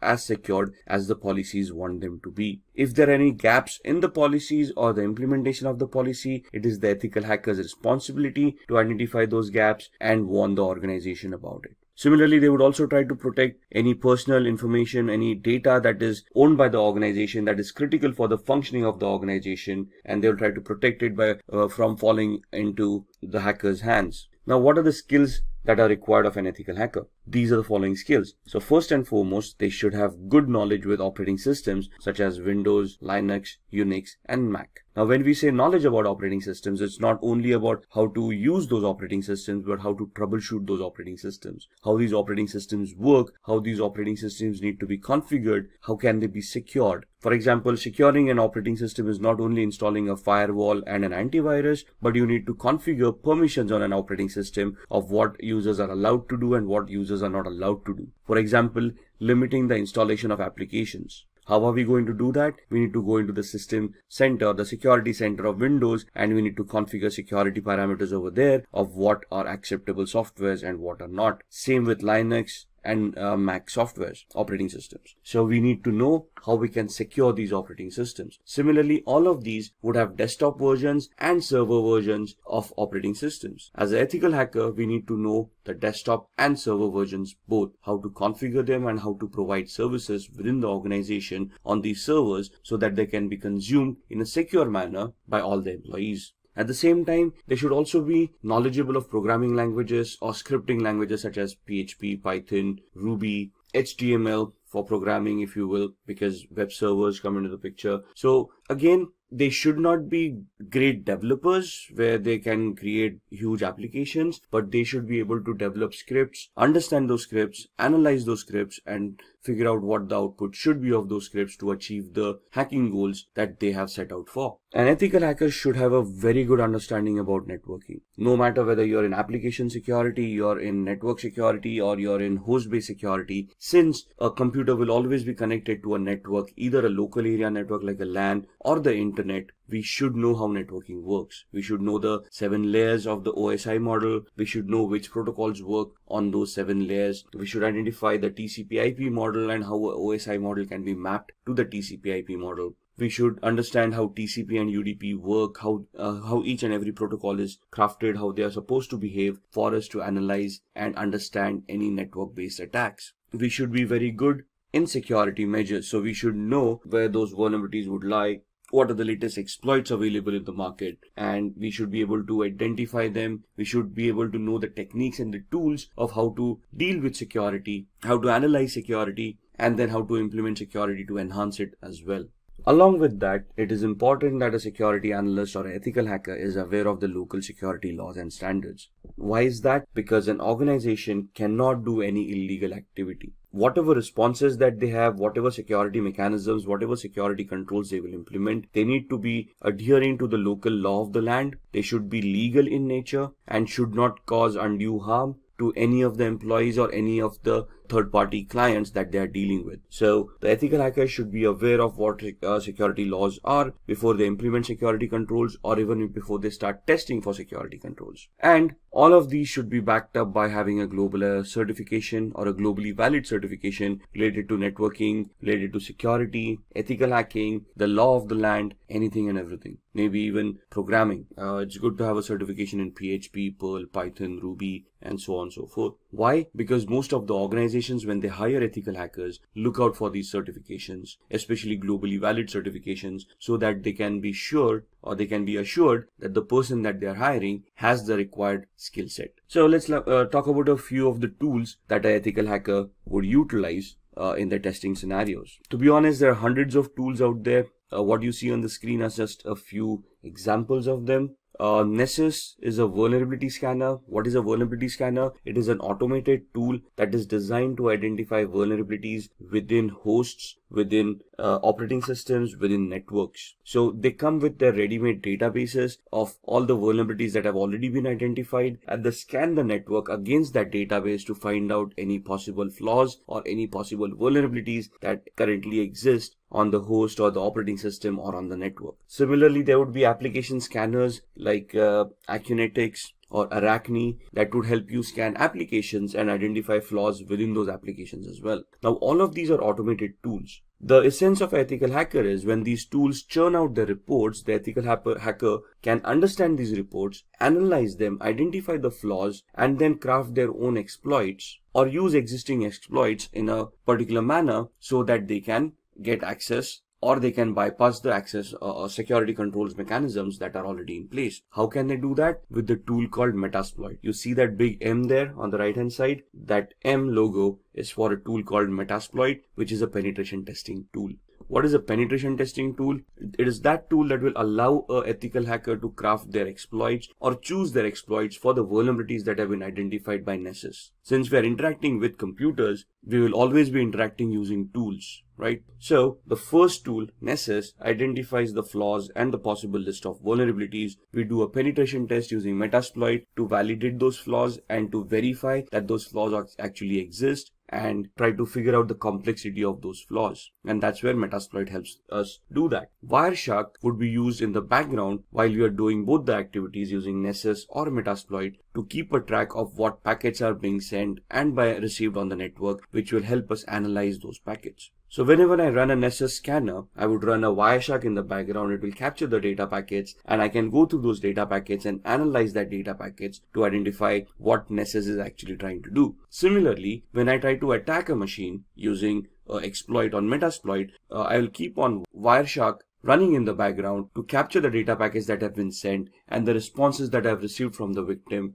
so that I can also go through those packets and analyze the responses and analyze the attack, whether it was successful, to what extent was it successful, and basically will also give me a validation, a proof of the activity that has happened. Nmap is another automated tool that allows me to scan for open ports and protocols. So why would I use Nmap? Because ports and protocols become an entry point for a hacker to gain access to devices. For example, when we connect to a web server, we connect through a web browser, but we automatically connect to port 80 using HTTP and port 443 is using HTTPS. So if I'm connecting to a web server using HTTPS, it is safe to assume that port 443 on the web server is open to accept those connections. Similarly, there would be other services that may be left open on the web server because nobody thought about configuring it, or they misconfigured the web server and they left unwanted services running. So Nmap will allow me to scan those ports and services and allow me to understand what services are being offered on that server. So then I can start analyzing that server, identify those flaws within those services, and then try to attack them. If the application that I'm analyzing is connected to a database and I want to do a SQL injection attack, or if Nessus tells me that there is a SQL injection attack that may be possible on that particular application, I can use an automated tool called SQL map or SQL map that would allow me to automatically craft all the queries that are required for a SQL injection attack and help me do that attack at the same time. So here I do not have to manually create my own queries. The SQL map tool would automatically create them for me. What I would do is I would use Nessus to identify that particular flaw. If Nessus reports that flaw, I would then go use the tool SQL map, configure it to attack that particular web server, and when I fire off the tool, it will then automatically start directing queries, SQL injection queries, to the database to see if those databases are vulnerable, and if yes, what data can be retrieved from those databases.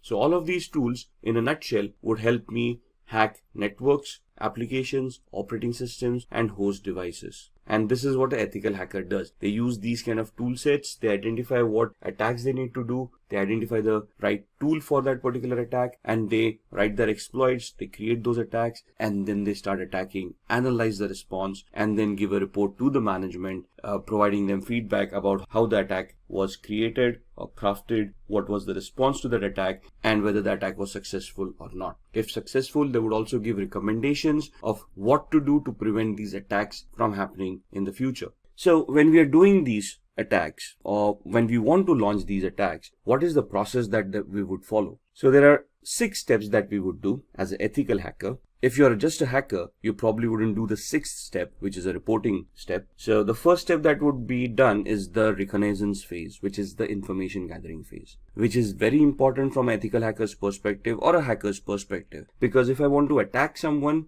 or something as a digital device, I need to know what I'm attacking. I need to know the IP address of the device, the MAC address of those devices. I need to know the operating system, the build or the version of that operating systems, applications on top, the versions of those applications, so I know what I'm attacking. For example, if I want to attack a server, I assume it's a Windows-based server and I use a particular tool to attack it, but it actually turns out to be a Linux-based server, my attacks are going to be unsuccessful. So I need to focus my attack based on what is there at the other end. So in my information gathering phase, I want to identify all of that information. Once I have that information done, I'm going to scan those servers using tools like Nmap that we just talked about, and we're going to try to see the open ports, open services, and protocols that are running on that server that can give me possible entry points within the network or within the device or within the operating system. At the same time, along with the scanning with Nmap, I would run a vulnerability scanner, the Nessus vulnerability scanner we talked about, or Acunetics for applications, and then I would try to identify vulnerabilities in those applications, operating systems, or networks. Once I have identified those vulnerabilities in the scanning phase, I would then move on to the gaining phase, where I would then craft my exploits or choose existing exploits and start attacking the victim. At this point in time, if my attack is successful, I will probably have gained access by either cracking passwords or escalating privileges or exploiting a vulnerability that I may have found during the scanning phase. Once I have gained my access, I want to maintain my access. Why? Because the vulnerability may not be there for long. Maybe somebody updated the operating system and hence the flaw was no longer existing, or somebody changed the password that I may have cracked, thus I no longer have access. So what do I do to maintain my access? I install Trojans or backdoor entries to those systems using which I can secretly, in a covert manner, get access to those devices at my own will, at my own time, as long as those devices are available over the network. So that's where I maintain my access. I have hacked them. Now I want to maintain my access, so I install a software which would give me a backdoor entry to that device no matter what. Once I have done this, I want to clear my tracks. So whatever activity that I've been doing, for example, installing a Trojan. A Trojan is also a software that would create directories and files once installed on the victim's machine. So I want to hide that. If I have accessed data stores, if I have modified data, I want to hide that activity, because if the victim comes to know that something has happened,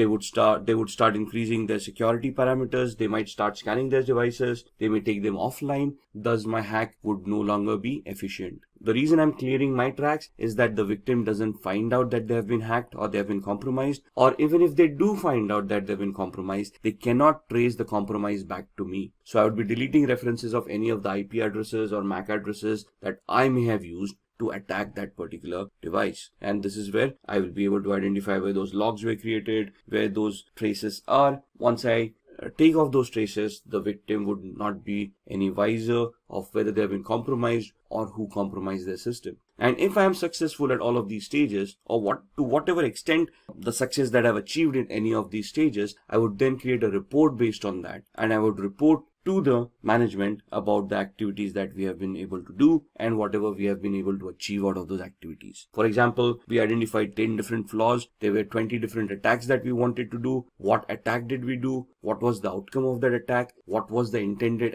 or the expected output of that attack? I'll create a report which would give a detailed analysis of all the steps that were taken, along with screenshots and evidences of what activity was conducted, what was the output, what was the expected output, and I would submit that report to the management, giving them an idea of what vulnerabilities and flaws exist in their environment or their devices that need to be mitigated so that the security can be enhanced. So these are the 6 steps that the ethical hacking process would take. Just going through this, the reconnaissance is where you're going to use hacking tools like Nmap, HPing to obtain information about targets. There are hundreds of tools out there depending on what information you want. Then in scanning, again, Nmap, Nexpose, these kind of tools to be utilized to identify open ports, protocols, and services. In gaining access, you're going to exploit a vulnerability by using the Metasploit tool that we talked about in the previous slides. In the maintaining access, you're going to install backdoors. You can use Metasploit at the same time. You can craft your own scripts to create a Trojan and install it on the victim's machine.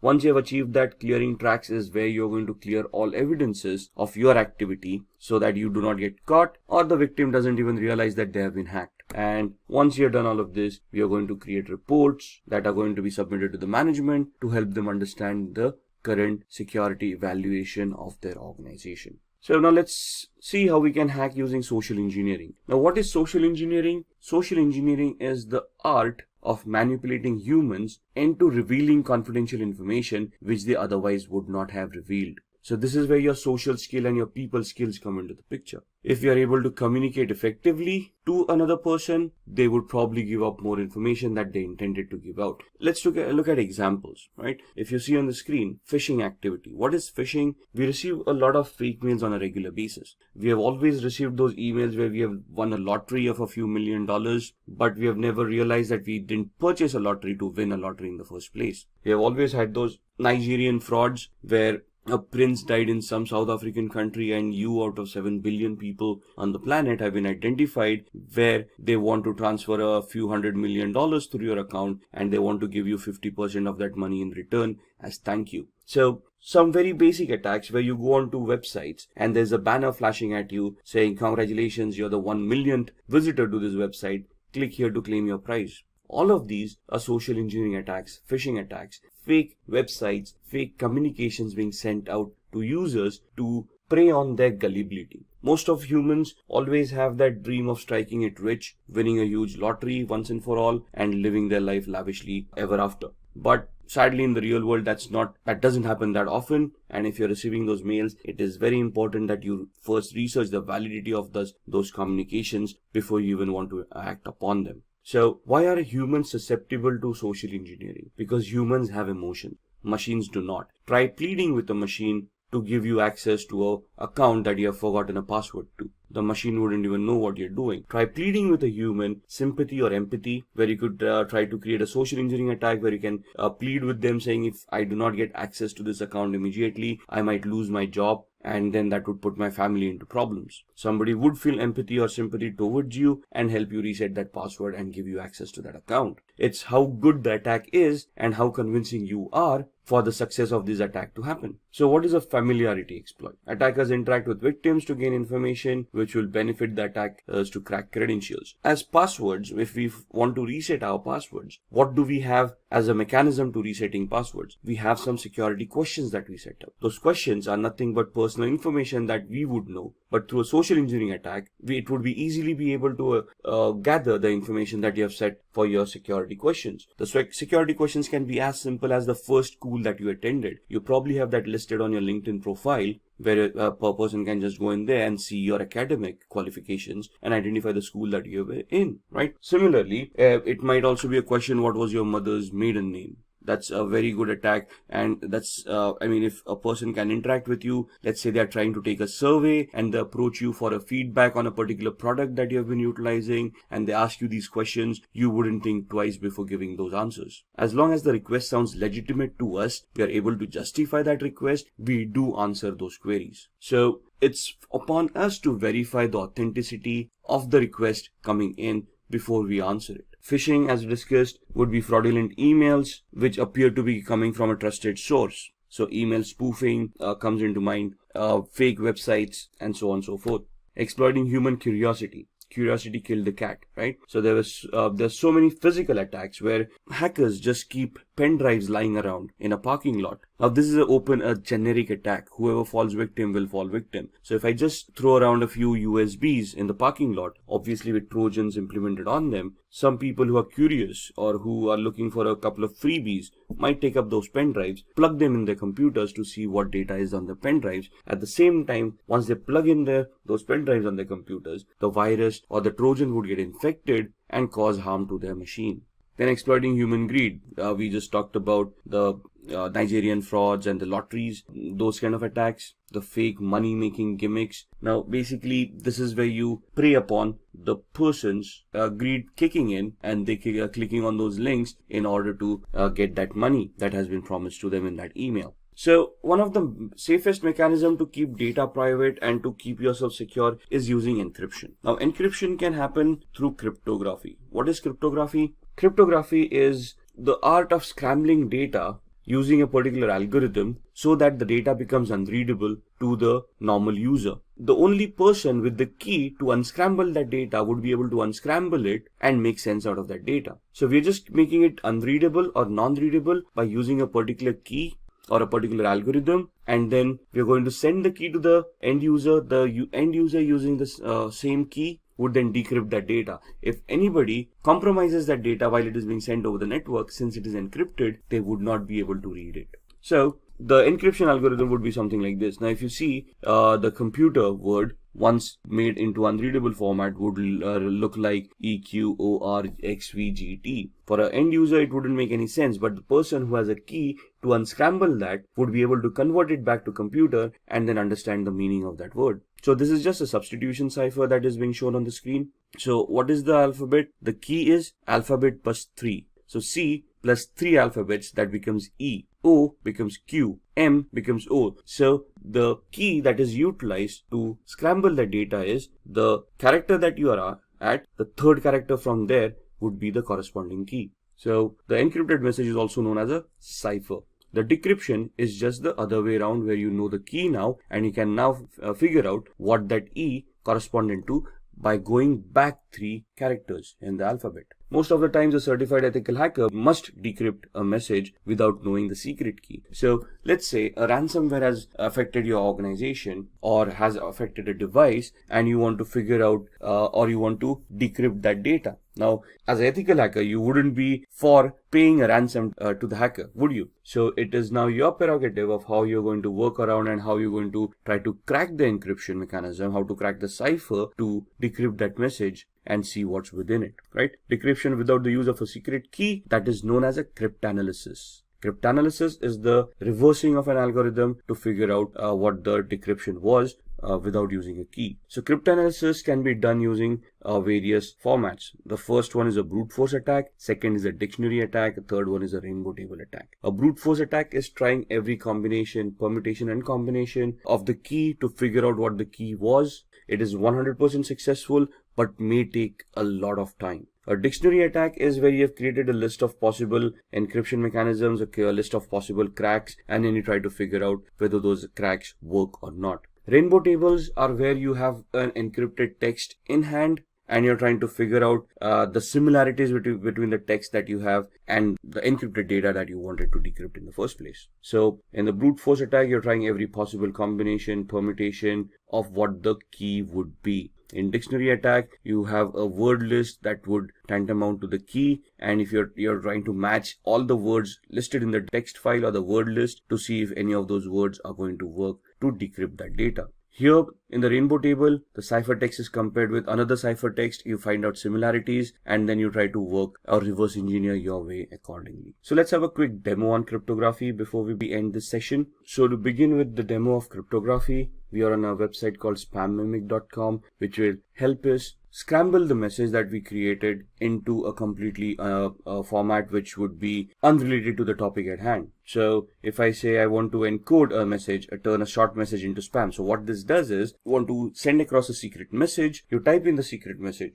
a short one, and it will convert that into a spam mail. You send it across, so whoever's reading that spam mail would never get an idea of the embedded message within it. So if I want to type in a message here, hi, this is a secret message, the password is ASD@1234, and I want to send this out to people or to one of my colleagues, but I want to send it out in a secret manner so that others are not aware of this. So when I press on encode, what the algorithm will do is it will convert this message into a spam mail. So my message, hi, this is a secret message, the password is @1234 or ASD@1234, gets converted into this. Now if you read it, dear e-commerce professional, this letter was specially selected to be sent to you. This doesn't make sense. There is nowhere or no reference to the actual message that I've already said. So if I copy this entire message and I send it, let's say via email, to the recipient. Now the thing is that the recipient needs to know that I've encoded it using spam mimic. The algorithm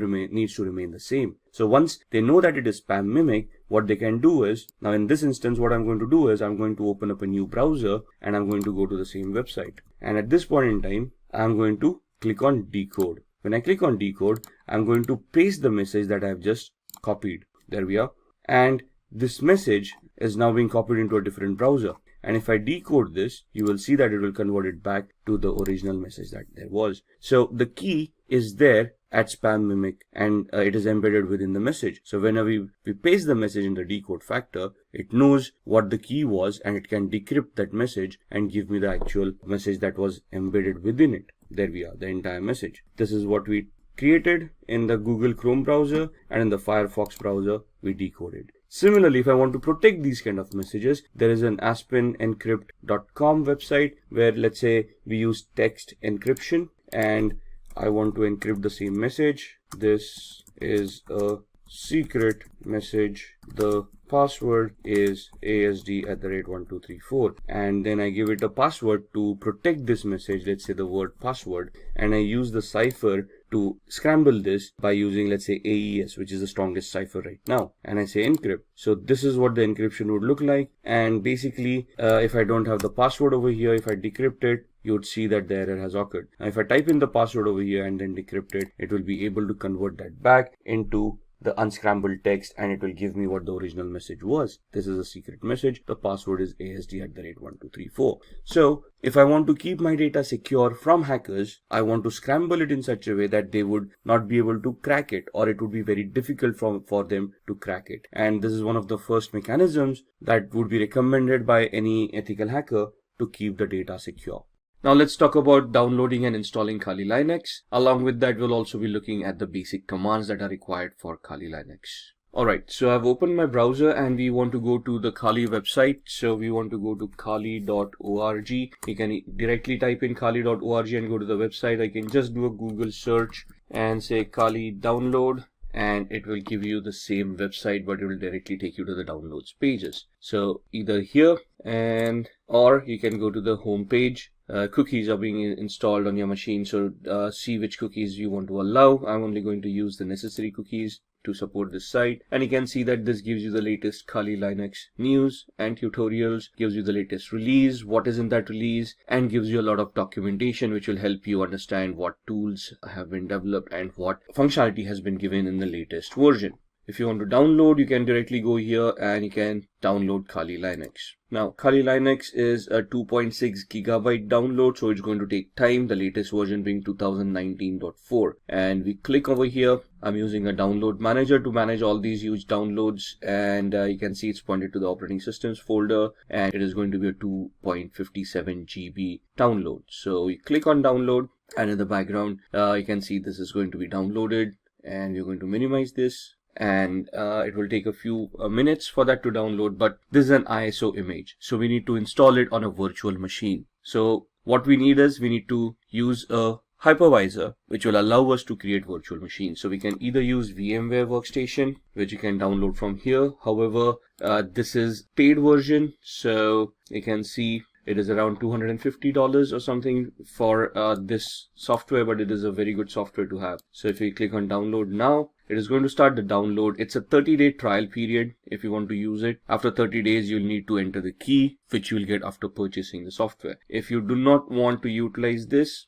the free version that you have, you can either download VMware Player, but there are some limitations for VMware Player that you might want to look at.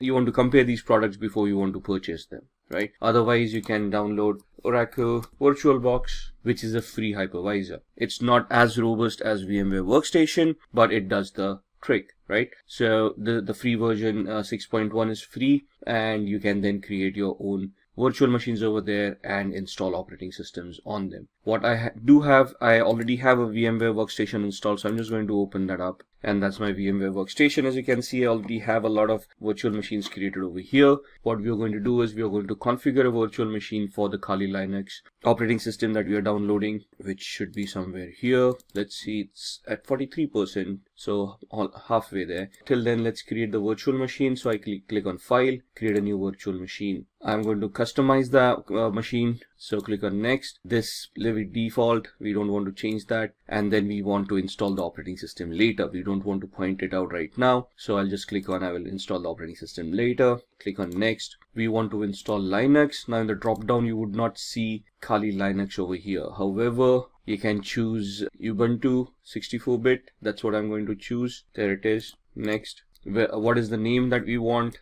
I want to give it Kali Linux without the typo, and I want to store it in one of the folders that I've created. By default it stores on the C drive, which is not a good place to store. You don't want to run out of space on your C drive. So I'm going to click on this PC, and this is my data, and in here I'll have a folder called VirtualBox or Virtual Machines. There it is, within which you can see the other softwares that I already created. I'm going to create a new folder and call it Kali 2019 L. L for is latest for me because you can see I already have a Kali Linux. So I'm just going to identify this folder with the L at the end. Going to select it and click on OK. You can see the path being changed over here. Click on Next. It's going to ask you how many processors. Now depending on the processor that you have, you can see I've got an 8-core i7. So if I give it 16 cores or 16 processors, that's not going to work. I cannot go beyond what the physicality already is. So for this machine, one processor with 1 core is more than enough. If you're going to use a lot of tools at the same time, you might just want to give it 2 cores. So we're giving it 2 cores.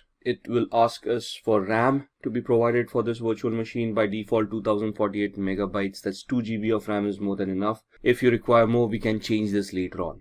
So click on Next. We want to use NAT for now. Leave this default. Next. Whatever is recommended, keep it the way it is. We do not want to change it. Next. Create a new virtual hard disk for this machine, and it is going to ask us the size. 20 GB is more than fine. Store it as a single file. We don't want to use multiple file options. Click on Next. And then click on Browse, where we want to store the VMDK file or the virtual hard disk file. And we go back again to the same folder that we had created, virtual machines, and we look at the Kali Linux, Kali 2019 L, and we want to store the VMDK file over there. Once we save it, we want to click on Next, and then we want to click on Finish. So this is the virtual machine that has been created right here, right? Now this is the basic configuration. Now where are we at with the operating system? And you can see the operating system has been downloaded and it is stored in this particular folder. So we go to E drive. So we are looking for the operating system that we have downloaded. We downloaded it in the operating systems folder.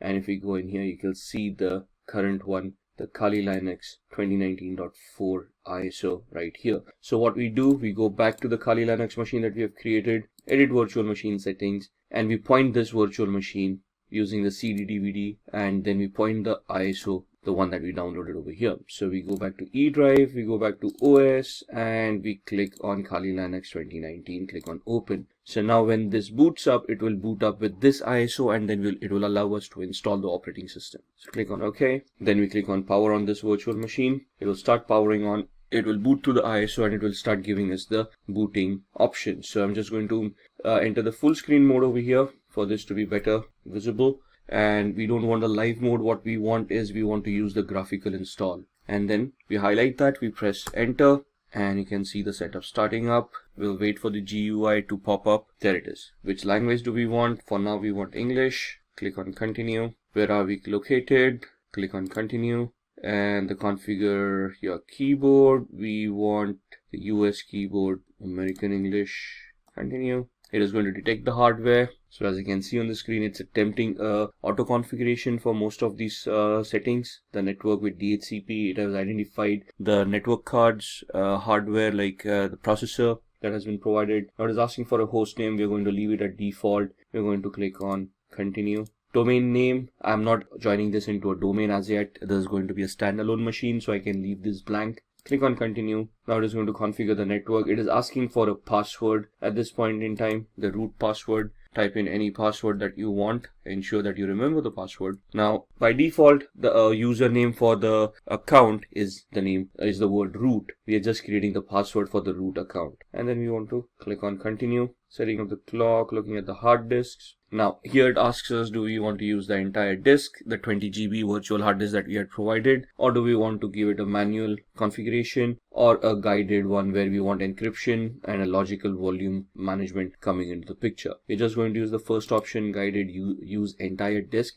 Don't worry, it's only going to use the virtual disk that we had created. Click on continue. It will give us that it's a 21.5 GB VMware virtual disk that we had. And click on continue. All files in one partition, that's what we want, recommended for new users, whatever it is. We don't want to change these folders. Continue. And this is what we have configured. Once we click on continue, it is going to say, are you sure you want to make these changes? Click on yes. Click on continue, and it will start installing Kali Linux on your device. Now this is going to take a few minutes for the installation to work. Alright, so that's the installation that's completed. Now it's asking us to configure a package manager. A network mirror can be used to supplement the software that is included on the installation media. This may also make newer versions of software available. Do you want to use a network mirror? We can click no for now and then click on continue. Now this is going to install the grub bootloader. This might take a few minutes as well. Install the grub loader to the master boot record. Yes. Click on continue. Click the hard disk that you have just utilized. This is the one. Click on continue. It will install the grub bootloader,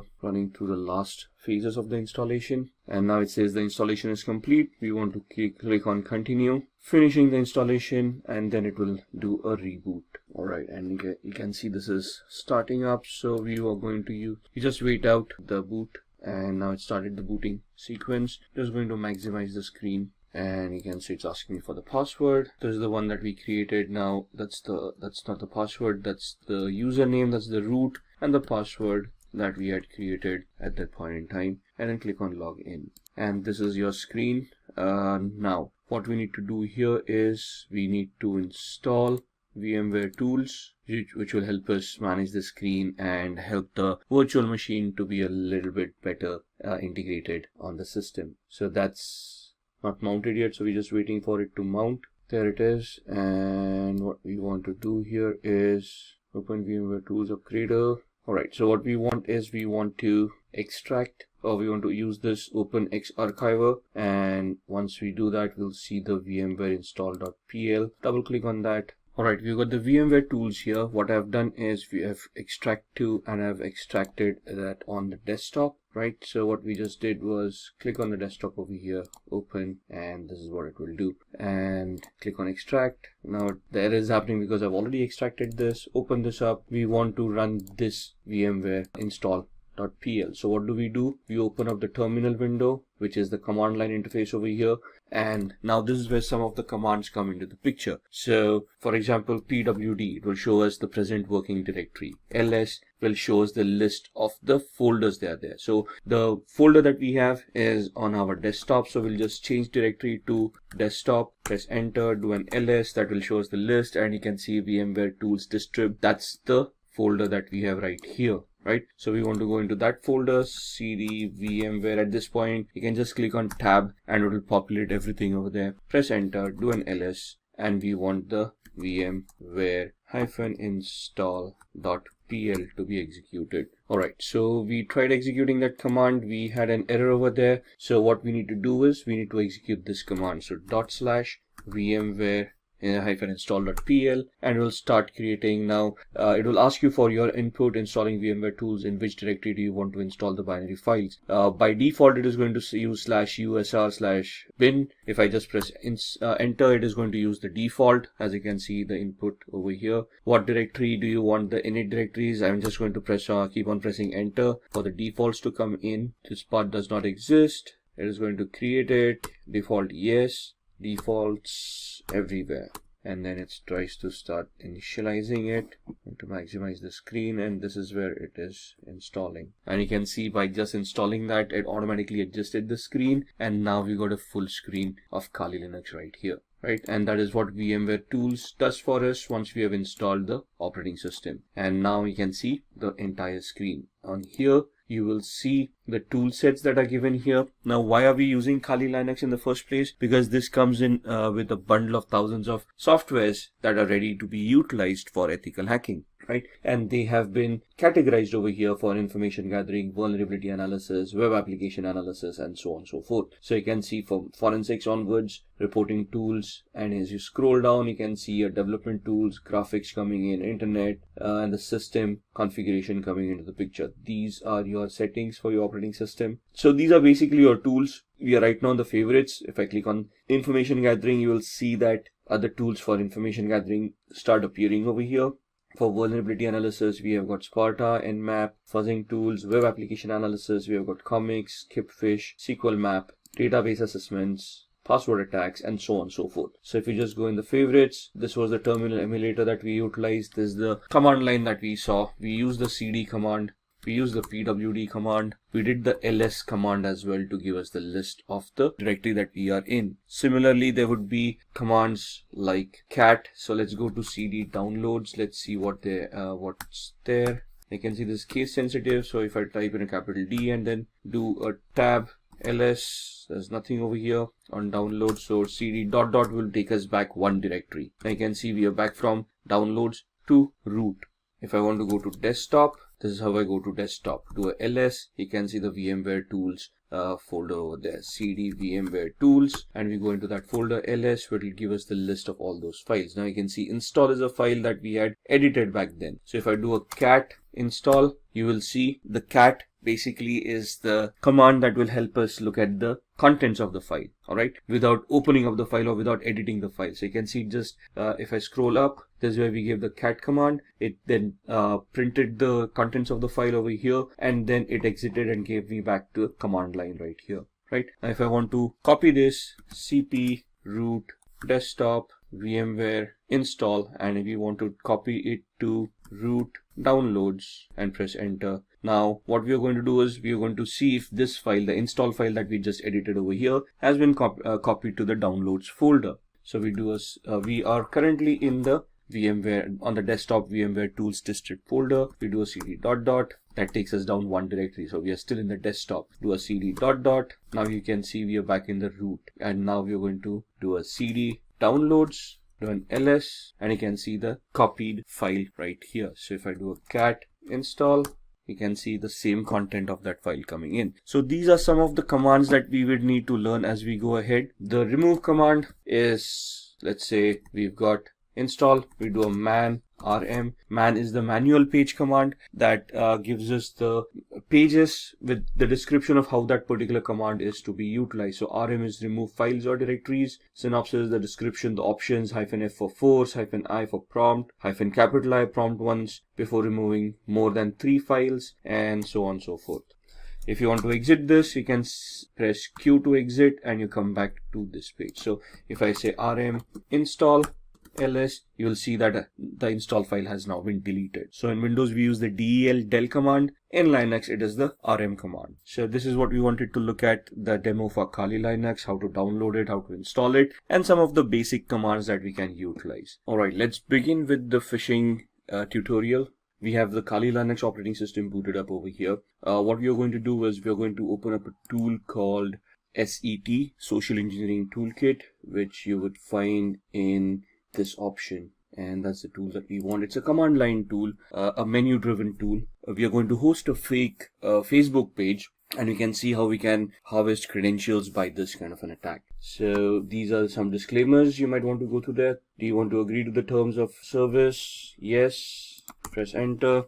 And that's your social engineering toolkit. And we are talking about a phishing attack which comes under the social engineering attack. So like I said, it's a menu driven tool. So we just have to look at these options and then just type in the number of the option that we want. So we want to do a social engineering attack. So I type in 1, press enter. In that, it is asking me whether I want a spear phishing attack, a website attack vector. We are going to choose a second option. So I type in 2, press enter, and then it asks me what I want to do. I want to take the third option here, credential harvester attack methodology, and we want to do the third attack. Now it is asking whether we want to use the in-house website templates that it already has, or do we want to clone a site, or do we have a customized site that we have prepared that we want to migrate into this tool. If you're going to do the site cloning option, so we're going to type in 2, press enter, and then it is going to ask me the IP address where it wants to capture and store the credentials. By default, this is the IP address that I'm using, so if I leave it blank, it will take my default IP address. So I'm just going to press enter,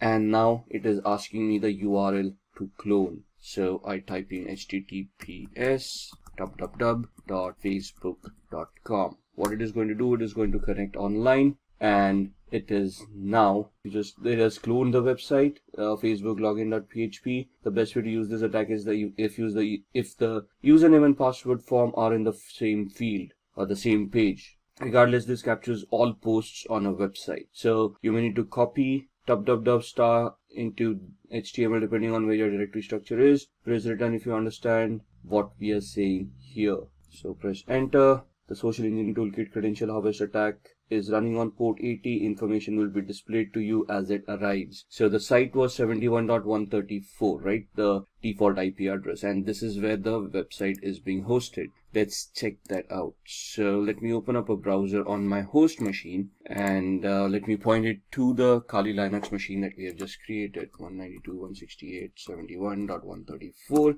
and you should see a login to Facebook coming up right here. Looks genuine. It is genuine because we just went online and downloaded this. Let's just have a recap. Let's have an explanation of what we are trying to do. I am trying to host fake Facebook page on my server which has an embedded script in it which is going to do credential harvesting. So the attack here is, let's say if I'm now hosted this, I can craft a fake email, send it across to a victim saying your Facebook account has seen some unforeseen activity, create a hyperlink using HTML coding. Within that, click here to access your account and verify that the account is secure. And when they click on that link, they will be redirected to my fake page, which is here. You can see the IP address is my virtual machine's IP address, but I'm seeing a Facebook login page, and I'm going to type in someone@somewhere.com, and the password I'm just going to type in the regular ones that I use. And if you see it, when we typed in the username and password, the page just refreshed and gave us the login page again. But now if you look at the URL, I'm actually on Facebook's login page, which is exactly the same that I was hosting.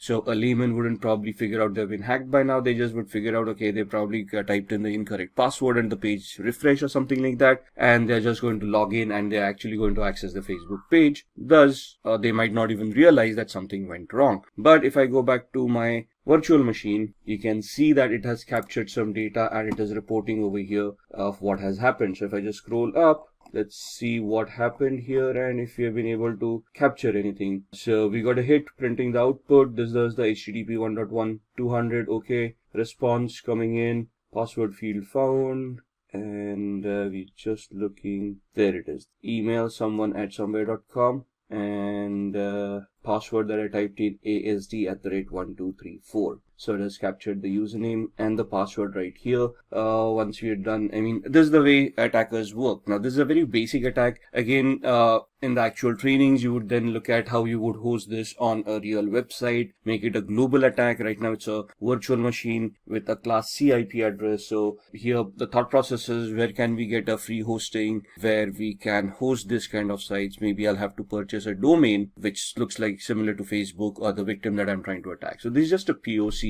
So we just wanted to find out if we can, how phishing is done. And this is exactly how it is done. Right. So pressing Ctrl C would exit this tool and takes you back to the actual menu. Press 99 to exit, and there it is. Close the window, and that's the phishing practical. After phishing, let's talk about SQL injection. SQL injection stands for structured query language injection, which is a database attack, though it resides within the application. So it's the application vulnerability that we are trying to look at to try to bypass authentication. As the name suggests, a SQL injection vulnerability allows an attacker to inject malicious input into a SQL statement. What is a SQL statement? A query that is used by an application and is fired off to the database. Database executes that query, gets that information that is required, and sends it back to the user if the user is authenticated. So we're going to look at the SQL injection attack demo here. And what we are going to do is we are going to go back to our VMware workstation. And I've got a tool over here called OWASP, Broken Web Application, which is a utility that has been created for people like us to test our skills, to learn on how we can develop our skills further. So this has a lot of vulnerable applications built within it. We're just going to try to access it, and we're going to see if we can create a SQL injection attack. Just waiting for it to boot up. Once it boots up, it will give us an IP address. There we are. So we need to connect to 71.132. So I can just use the same browser I was using, close up Facebook, and now go to 192.168.71.132. And this is the OWASP Broken Web Application project. What we are going to do is we are going to go to Utiliday, and this is an application that has a lot of information within it. You can see it gives you links about what you should do, help me, video tutorials, listing of vulnerabilities that they have, and so on and so forth. So you can see we are not logged in right now. I'm just going to do this as a demo. So what we are going to do is we are going to look at this and bypass authentication. So we are taken to the login page where you need a username and password to log in. I'm going to type in test as the username and test as the password. Click on login, and you can see that account does not exist, so the authentication mechanism works. Now what we want to do is we want to create a query. Now what does a query look like? When I type in a username and a password, if I just type in a single quote here, it is going to create an error, and this is what a SQL query looks like. Select username from accounts, where username is a single quote, and then the exception error happened, so it's not showing the rest of the query to us. Now what I'm going to do is I'm just going to craft a query here, single quote, and give it a condition, or 1 equals 1 space hyphen space. What happens, hyphen space is comments out anything after that. So the password field is being commented out at this point in time, and I'm just giving it a condition where the condition is true. 1 does equal 1. And if this condition is true, it is going to allow me to log in. So you can see right now we are not logged in. This bypasses the authentication mechanism, and you can see user authenticated, and we are now logged in as admin. So in the training, what we need to understand as a whole is how SQL works, what are the queries that are structured with, how you can, what are the testing operators. Now, the single quote that we used, that was an operator in the SQL syntax, what these operators are, how they function, and then how you can leverage these attacks. There are different tools that are given to you in Kali as well that you can utilize. So in Kali Linux, you can just open up a command prompt, and there's a tool called SQL map. You need to give it a particular site. So SQL map -u for the URL and whatever the URL is. Now you are here, and then once you're here, you just press the enter key. This tool will craft all the queries in the background for you. You don't even have to know SQL query or SQL languages.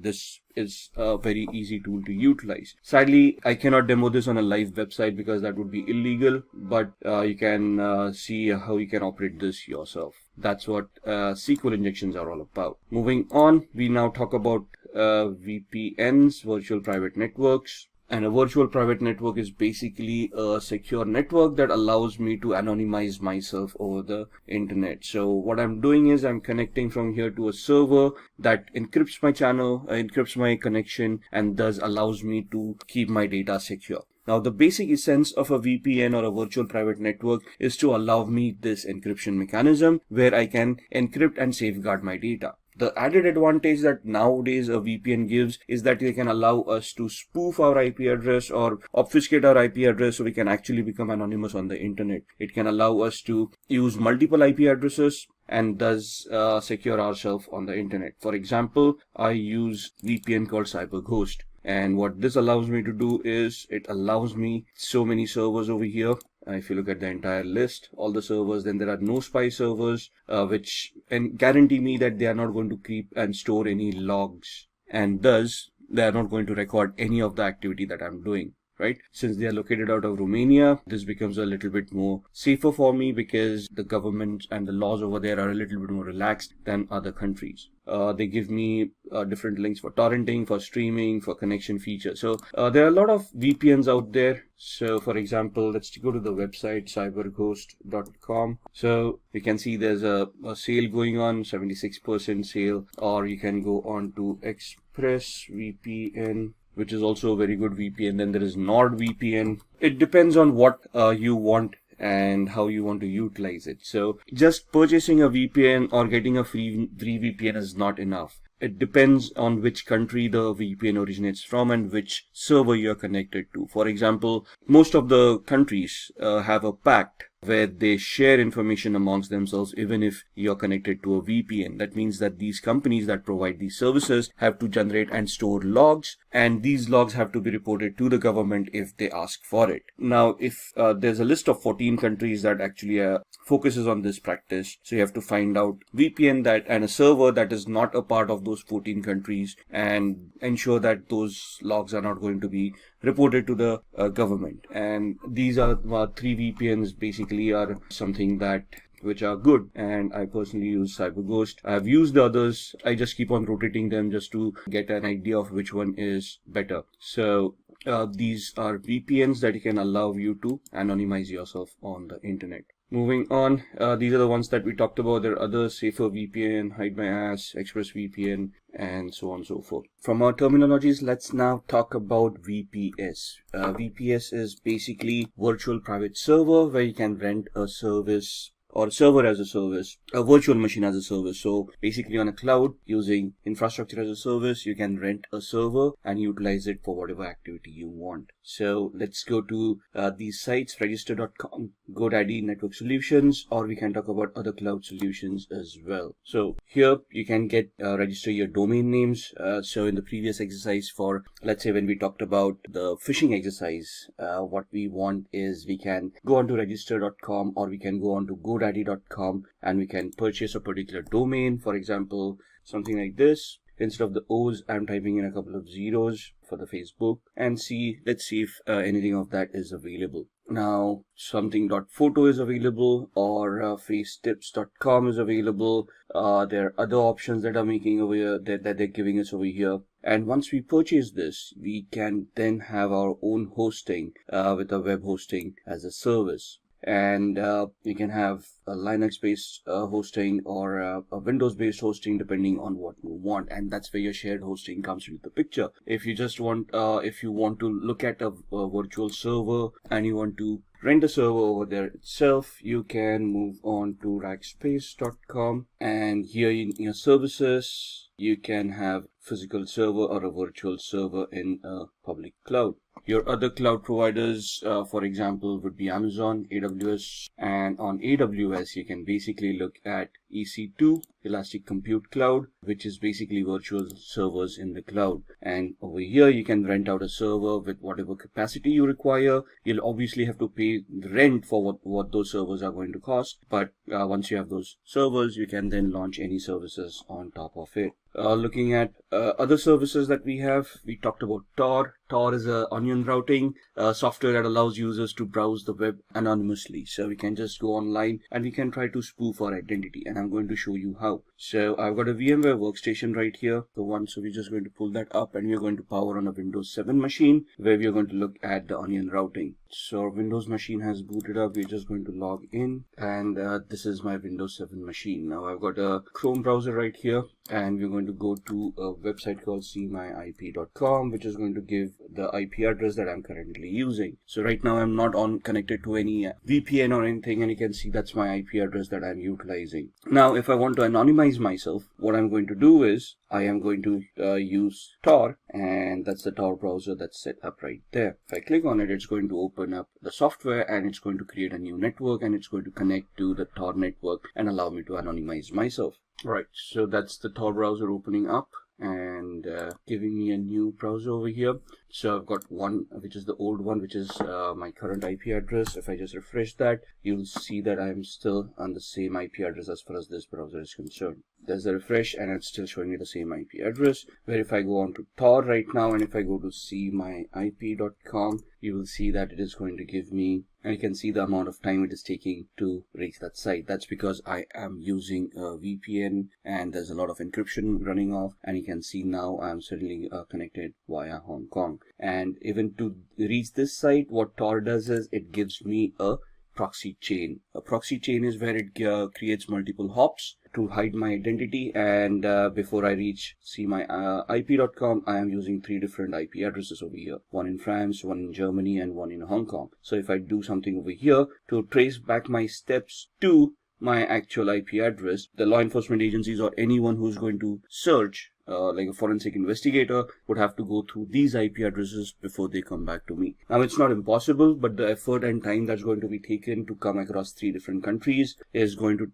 be phenomenal. So it may just defeat the purpose of having so much resources spent to identify who did what. So that's what Tor does for us. Alright, moving on from Tor, we are going to look at keyloggers. Keyloggers are basically softwares that run in the background and record all the keystrokes of the user. So if I've got a keylogger installed right now, whatever I type will be stored in a text file for the hacker so that they can look at it later on. And just to give you an example of that, we go back to my VMware workstation and we open up another Windows 7 machine. I'm going to power this on, and I'm going to close this one till then. So this virtual machine has booted up. We are going to use user 1, log in as user 1, just close all these softwares which are not required. And once this machine is booted up, what we're going to do is I'm just going to open up a random websites and see what we're doing. Basically, there's a keylogger that's there in the startup that's going to record our keystrokes. And we just want to see what it actually does. Now, Firefox is getting updated, so let's hold on. Now, this is the latest version of Firefox, right? And we're just going to go to, let's say, facebook.com. Wait for the website to open up. Alright, let's try opening it up again. And that's facebook.com. And we're just going to type in some random username and password someone at somewhere.com, and the password being again ASD@1234. 567890. Login, obviously that login is not going to work. User probably doesn't exist, or if it does, the password probably is incorrect. And so we're going to close this. We're going to, let's say, open up another browser window, go to another site, rediff.com, and then go to rediff mail. Try the same thing over here. Someone at somewhere.com. Password ASD@12345667, whatever it is.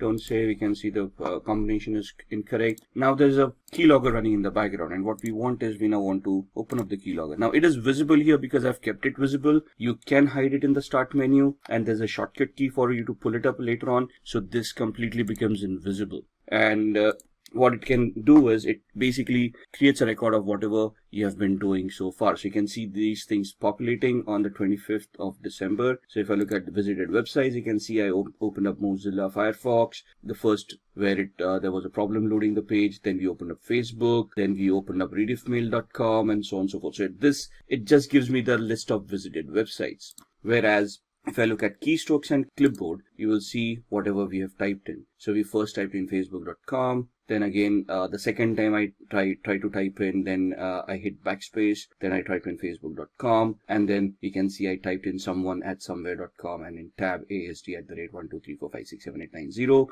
We closed up the browser. We opened up a new one, and we went on to rediffmail.com. And then you can see me typing this one, then going back one space, then the rest of what I typed, and then the password coming in. So that's what a keylogger does. If you look at the taskbar, it's not going to show you a keylogger running in the background. It's in the processes, you're not going to see anything at all, but it's going to mask itself as a service. So if you look into the properties, you can see that icon coming in over here, which matches this one. And so you can see that this is masking itself as a service.exe. If this gets hidden as well, it would be very difficult for a user to even identify this. All right, so that's what a keylogger is. Moving on, let's see what else we want to talk about. So we've talked about Tor, we've talked about keyloggers, and now we want to talk about firewalls. Now, for keyloggers to be prevented, we need antiviruses, right? So we need a good antivirus program that's going to be installed, updated, and run on a regular basis to protect ourselves from malwares. But what about network connections? And you need a firewall and a system to prevent or to detect what kind of connections are going on in the first place.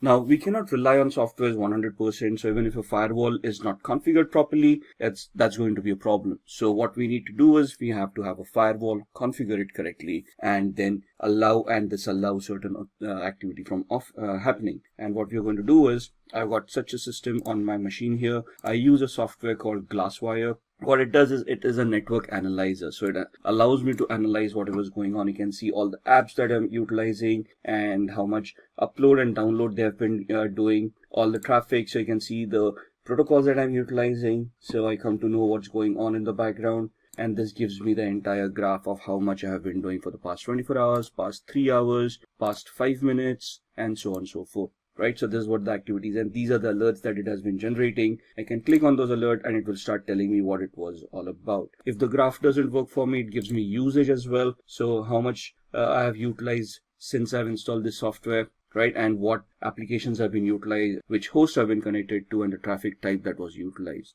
And then the things on my network. So these are the devices that I have currently on my network that have been identified. And then comes the firewall. So on the firewall is clicked on. You see all those services that have been identified, and you can just click on a particular service to lock that service. So this becomes a discovery tool, identifies whatever networking is going on, gives me all that information, and then I can look at and I can just click on any of these services that I find it as malicious and block them. I can create different profiles for different applications as and when I want them. And these are the alerts. So you can see that this was the first time a network connection was looked at from VMware. And what this allows me to do is whenever I execute a file, it can upload it to virustotal.com and scan it as a third-party antivirus to ensure that there is nothing malicious on it. So I already have an antivirus over here, but if this ever gets compromised, I still can rely on a third-party service where in real time when I execute my applications, they would be verified and I would be assured that nothing is wrong with my system. And this software that I'm utilizing, Glasswire Basic, is free, and then there are paid versions as well. It's just glasswire.com is where you're going to find this. Moving on, rootkit. Rootkits are also malicious softwares that you allow an unauthorized user to have access to a computer to restrict areas of its software. Now, a rootkit in its sense is a malicious software that infects a machine and prevents some functionality from it, like hiding data or preventing users from running antiviruses. And it's basically a malicious software that is used to hide information from the victim so that they would not realize that they have actually been compromised. It's going to be a difficult showing of a rootkit, so I cannot show that demo to you. So we're just going to move on, and we are going to talk about ethical hacking techniques now. Now, when we say ethical hacking techniques, we want to look at what kind of audits are available when we want to do ethical hacking. So there's a black box audit, a white box audit, and a gray box audit. So if I'm invited in an organization to conduct a test, to conduct a audit to conduct a vulnerability assessment or a penetration test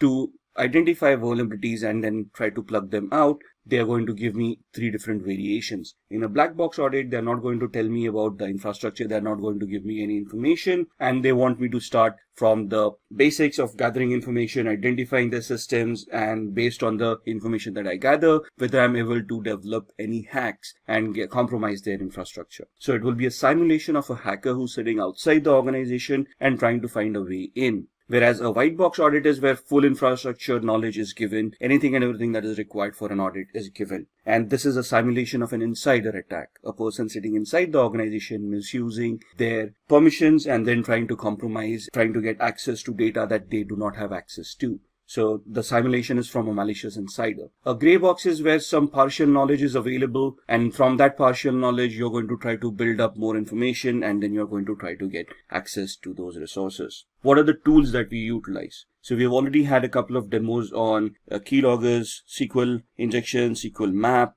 and so on and so forth. Metasploit is a very much used tool for penetration testing, and having knowledge on Metasploit is very much necessary as far as ethical hacking is concerned. Nmap, this is a tool used for network discovery. Nessus, a vulnerability scanner. Wireshark is a packet capturer that allows you to capture packets and analyze whatever is going on. SQL map is something that we have seen, a SQL injection attack tool which generates its own queries. And John the Ripper is a password cracking tool. Backtrack used to be an operating system that was utilized for penetration testing. However, Backtrack has now been replaced by something called Kali Linux, and that's the operating system that we have utilized in all our demos where we try to look at SQL map and those injection attacks that we did. So what are the areas of ethical hacking? We have just talked about all these areas as well. Network services, we looked at the Glasswire application that showed us how my machine is consuming networks, which protocols are being consumed, how the connections are being created. If somebody is able to install a Trojan on my machine, it is going to try to create a new connection on the network with the hacker to allow that hacker a backdoor access. Now, if I have that Glasswire or a similar firewall implemented, it is this firewall that is going to detect it and prevent that connection from happening. So if I install a software that is suddenly suspicious or that installs something else in the background that I may not be aware of, that tool is going to identify all the connections that are being made and it is going to highlight that connection. I need to go through all of those connections and identify whether they are legit or not. And if I find some suspicious or doubtful, I'm going to block that connection and then I'm going to investigate what's going on. And that's where ethical hacking comes into the picture. You want to find out if your firewall that you have implemented is going to work correctly or not. If the configuration of the firewall is done properly, or if the firewall is misconfigured, is it leaking out information, right? At the same time, you're looking at web applications. We looked at the OWASP broken web application where we did some SQL injection attacks, right? So that was a weakness or a vulnerability in that application, which would allow us to bypass authentication and get access to resources that we were not authorized for. And then client-side attacks would be where you install keylogger at the end of the client system, and then you try to capture whatever data the user is typing in, like usernames and passwords on the Facebook and the rediffmail.com website that we saw, and then try to misuse that information to get access to those resources. Then Wi-Fi networks, right? Wi-Fi is something that we use on a regular basis. We got our smart devices nowadays, smartphones, tablets, phablets, that we can connect to Wi-Fi and start using all our services, our banking applications on our smartphones. And thus we want to ensure that wireless connectivity is simple and is secure. So you want to use encryption mechanisms, you want to use tools on your smartphones, antiviruses, firewalls on your smartphones to ensure that whatever you are utilizing is going to remain secure. And then social engineering, we've looked at the phishing website on facebook.com. We've seen how easy it is to clone websites and host them on Apache server. So if you look at it as from an ethical hacker's perspective, the job of an ethical hacker is to simulate these kind of attacks that a hacker may conduct. And first of all, you're basically going to find out areas where these attacks can happen. Think of it from a hacker's perspective. Try to simulate those attacks and see if those attacks are going to be effective. Can those attacks be prevented? And can your current security controls that you have put in place identify, detect, and prevent these attacks from happening in the first place? And that is what ethical hacking is all about.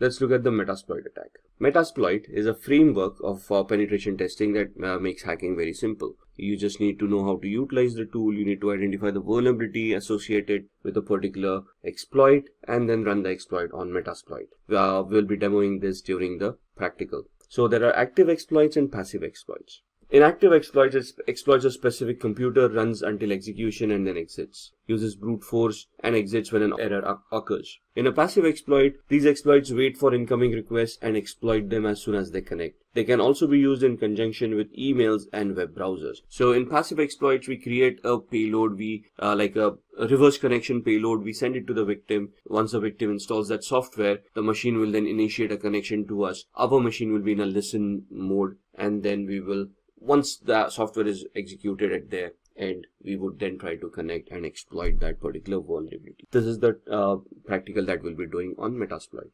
So let's move on with the demos, and then we'll see what we can discuss amongst them. Alright, let's have a look at some of the demos that we had talked about in the ethical hacking and penetration testing module. We are going to look at 3 different demos. The first one is going to be a SQL injection attack that we are going to perform on this tool that we have. The second one is a password cracking attack on Windows 7. And the third one is a MetaBreeder based or a Metasploit based shell shock attack on a Linux based web server. So let's get cracking. I've powered on this virtual machine, which is the OWASP Broken Web application. It is a tool that is provided for people who want to enhance their skills, and they can practice how to do these attacks in a legal manner. So we are going to go to this site. I'm just going to open up my browser. The IP address is 71.132, and that's the OWASP Broken Web application that we want to utilize. We are going to head off to Mutility 2. And we are going to look at a SQL injection attack where we want to bypass authentication. Now this takes us to the login screen, so we can just try our luck here and see that the authentication mechanism works. The account does not exist, so the username and password that we have supplied is not the correct one. So we want to ensure that there's a SQL database, and we can try to attack it and see if we can bypass the authentication. Now what we want to do is we want to create a SQL based malformed query that can give us a different output. So I'm just going to type in a single quote over here and type login, and you can see that this is now suddenly recognized as a operator, and there's an error that is given out compared to the login that we tried earlier. When we used a proper text-based login mechanism, it gave us the account does not exist, but here the single quote gave us an error, and it shows us how SQL works. This is the query that we had created. Now in the trainings that you have for ethical hacking, there would be explanations of what these queries are all about, how this syntax works. Here we're just going to see if we can create a malformed query to log in as a user in this case. So what I'm going to do is create the query over here, and we're going to give it a comparison. So we're going to give it a or 1 equals 1 space hyphen space. And if you now click login, you should be able to bypass authentication, and you can see user has been authenticated, and we now have admin access to this application. Now here the SQL queries need to be crafted in such a perspective that they're going to work. So there would be a lot of exercise in identifying what the database is. There's a Microsoft database, an Oracle database, and so on and so forth, and then you have to choose those proper commands. But identifying that would come in the training. Right now we're just looking at a demo. This is how a SQL injection attack works. Now let me log out here. Similarly, now we are in a login page. The same query worked wonders where it allowed us to bypass authentication. So it also depends on what kind of a page I am and what query would be accepted at this point in time. So here application understanding would also come into the picture, where which function we are calling upon when we are connected to a particular page. Now this is a user lookup function, right? So again here we try the same method, test. That's not going to work. Authentication error, bad user or password. And if we type in the same query over here, single quote or, and give it a condition, single quote or 1 equals 1 space hyphen space. Now here it is not going to log us in because this is not a login page. This is a user lookup form. So here it would instead give us a dump of all the databases that it has. So you can see all the usernames and passwords coming in that are stored in the user lookup field. So this is where the understanding comes in of which query to create at what page, we are depending upon the function that is being called, right? So that's the SQL injection attack that we wanted to look at. Let's move on to password cracking. Now this is a Windows 7 machine that we have, I'm just going to do a very basic password cracking example. We're just going to log in. Now here the assumption is that we are able to log in. We have access to a computer and we want to check out other users who are using this computer and see if we can find out their passwords so that we can log in as a different user, steal data if required, and we wouldn't be to blame if there are any logs that are created. So here we've got a tool called Enable that is installed right here. Now I'm already an administrator on this machine. I'm checking out other administrators who share the same privileges or any other user who may be on this system whose password I can crack, and thus I would be able to get access through their account and then do any malicious activity. Right? So this allows me to go into a cracker tool and it allows me to enumerate this machine and identify all the users and passwords that are there in this particular machine. Right? So I'm just going to click on the plus sign and I'm going to import hashes from a local system. So where are these files stored? Where does Windows store its passwords? In what format are they stored? And what this tool does to retrieve those? That's something that we all need to know as an ethical hacker, right? So import the hashes from the local system, click on next. It's going to enumerate that file and it is going to give you a list of all the users that are there. So you can see the users are hacker admin, test, the one that we are logged in as, and then there's a user called virus as well. And you can see that this is the hash value of the password that is being utilized. Now there's a particular format for a hash value for Windows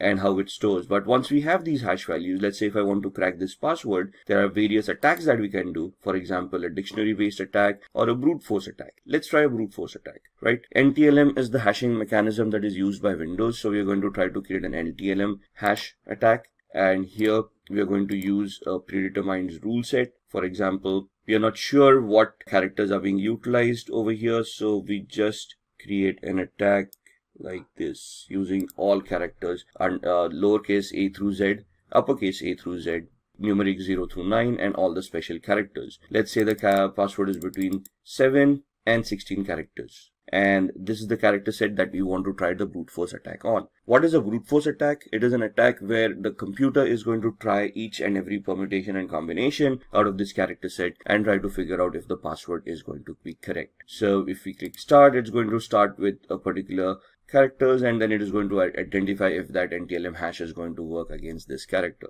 And you can see the time is going to be phenomenal over here. So it's not necessary that this attack would be viable. It will be 100% successful given the time frame.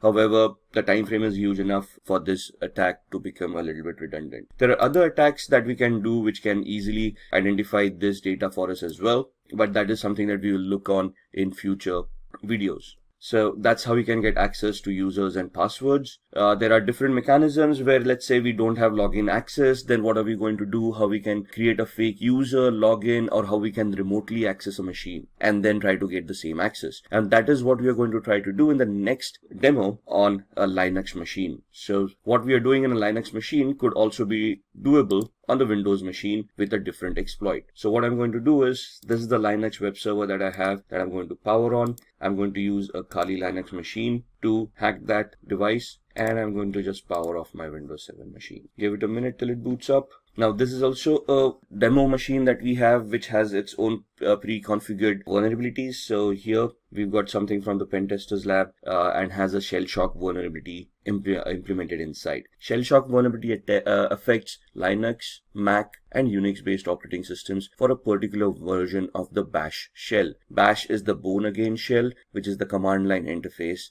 in these operating systems. So what we are trying to do here is we are going to use the Kali Linux machine, try to find out the vulnerability over here, and if it exists, we are going to use Metasploit to attack this machine. Now the first and foremost thing is we want to identify the IP address. We have no idea what the IP address is. We are in the same subnet, so we are assuming that we are able to connect to this machine. So what I'm going to do is I'm going to open up a tool called ZenMap.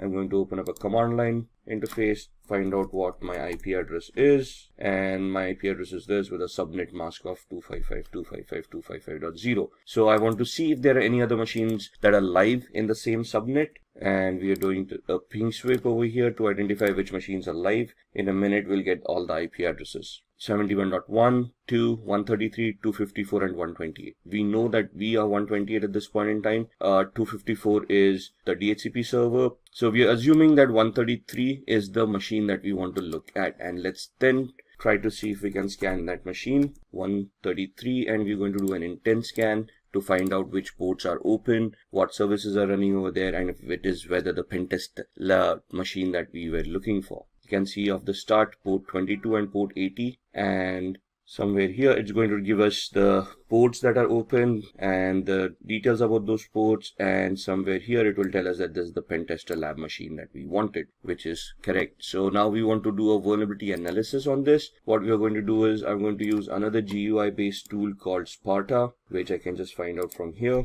Sparta uses two tools in the background, Nmap tool and a tool called Nikto. So we're just going to start scanning 192.168.71.133 was the IP address, add to scope, and over a period of time you can see all of these will start populating with information. There we are. That's the Nikto tool coming in, scanning on port 80, which means that it's a web server using HTTP. It tells us it's an Apache HTTPD 2.2.21, and gives us the 22 port number as well. If we head over to the tab of Nikto, or let's look at the screenshot first. This is what the website will be looking like, and Nikto gives us the options over here. It tells us that there is a vulnerability over here for shell shock, and this is the path where the vulnerability is going to exist. So what we are going to do, we go back to the command line, we open up a new one, minimize all these other windows, and we are going to open up Metasploit. Metasploit is a penetration testing tool that is used by most hackers and ethical hackers to test applications and test existing exploits and vulnerabilities. So just give it a minute till it starts.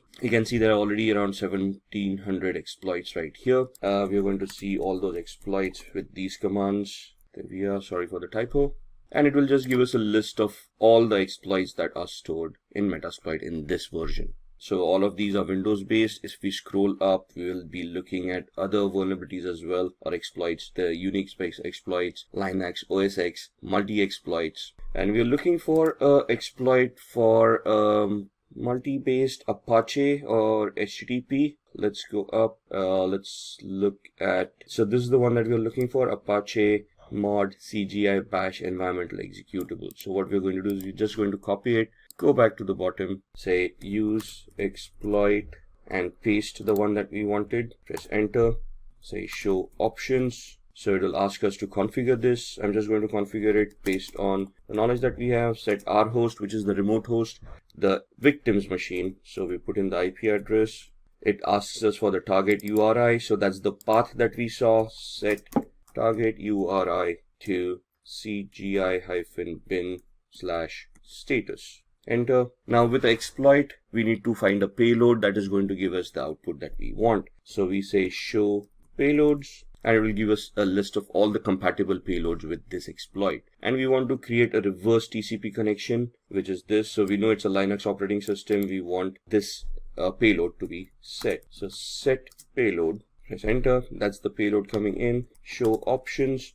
Now that we have set the payload, this is the options for the exploit, and now we want to set our options for the payloads as well. So we are creating a reverse TCP connection, which means we are remotely executing code at the victim side, and we are making the victim connect back to our machine, which means we need to set up a listener. So I need to put my IP address over here, set localhost or lhost 192.168.71.128, which was our IP address. Show options again, just to ensure everything is fine, which looks like it is, and we then type in the word exploit so that it will start this attack. I can see that it has created a meterpreter session at the victim side, and it has opened up a session. So if I do a pwd, now pwd is a Linux command for present working directory, and it will show us that we'll connect it to var www cgi-bin. Do an ls, it will list all the files. That's the status file over there. Do a cd /, it will take us to the root of this machine. Now remember, we saw the passwords on a Windows machine. Similarly,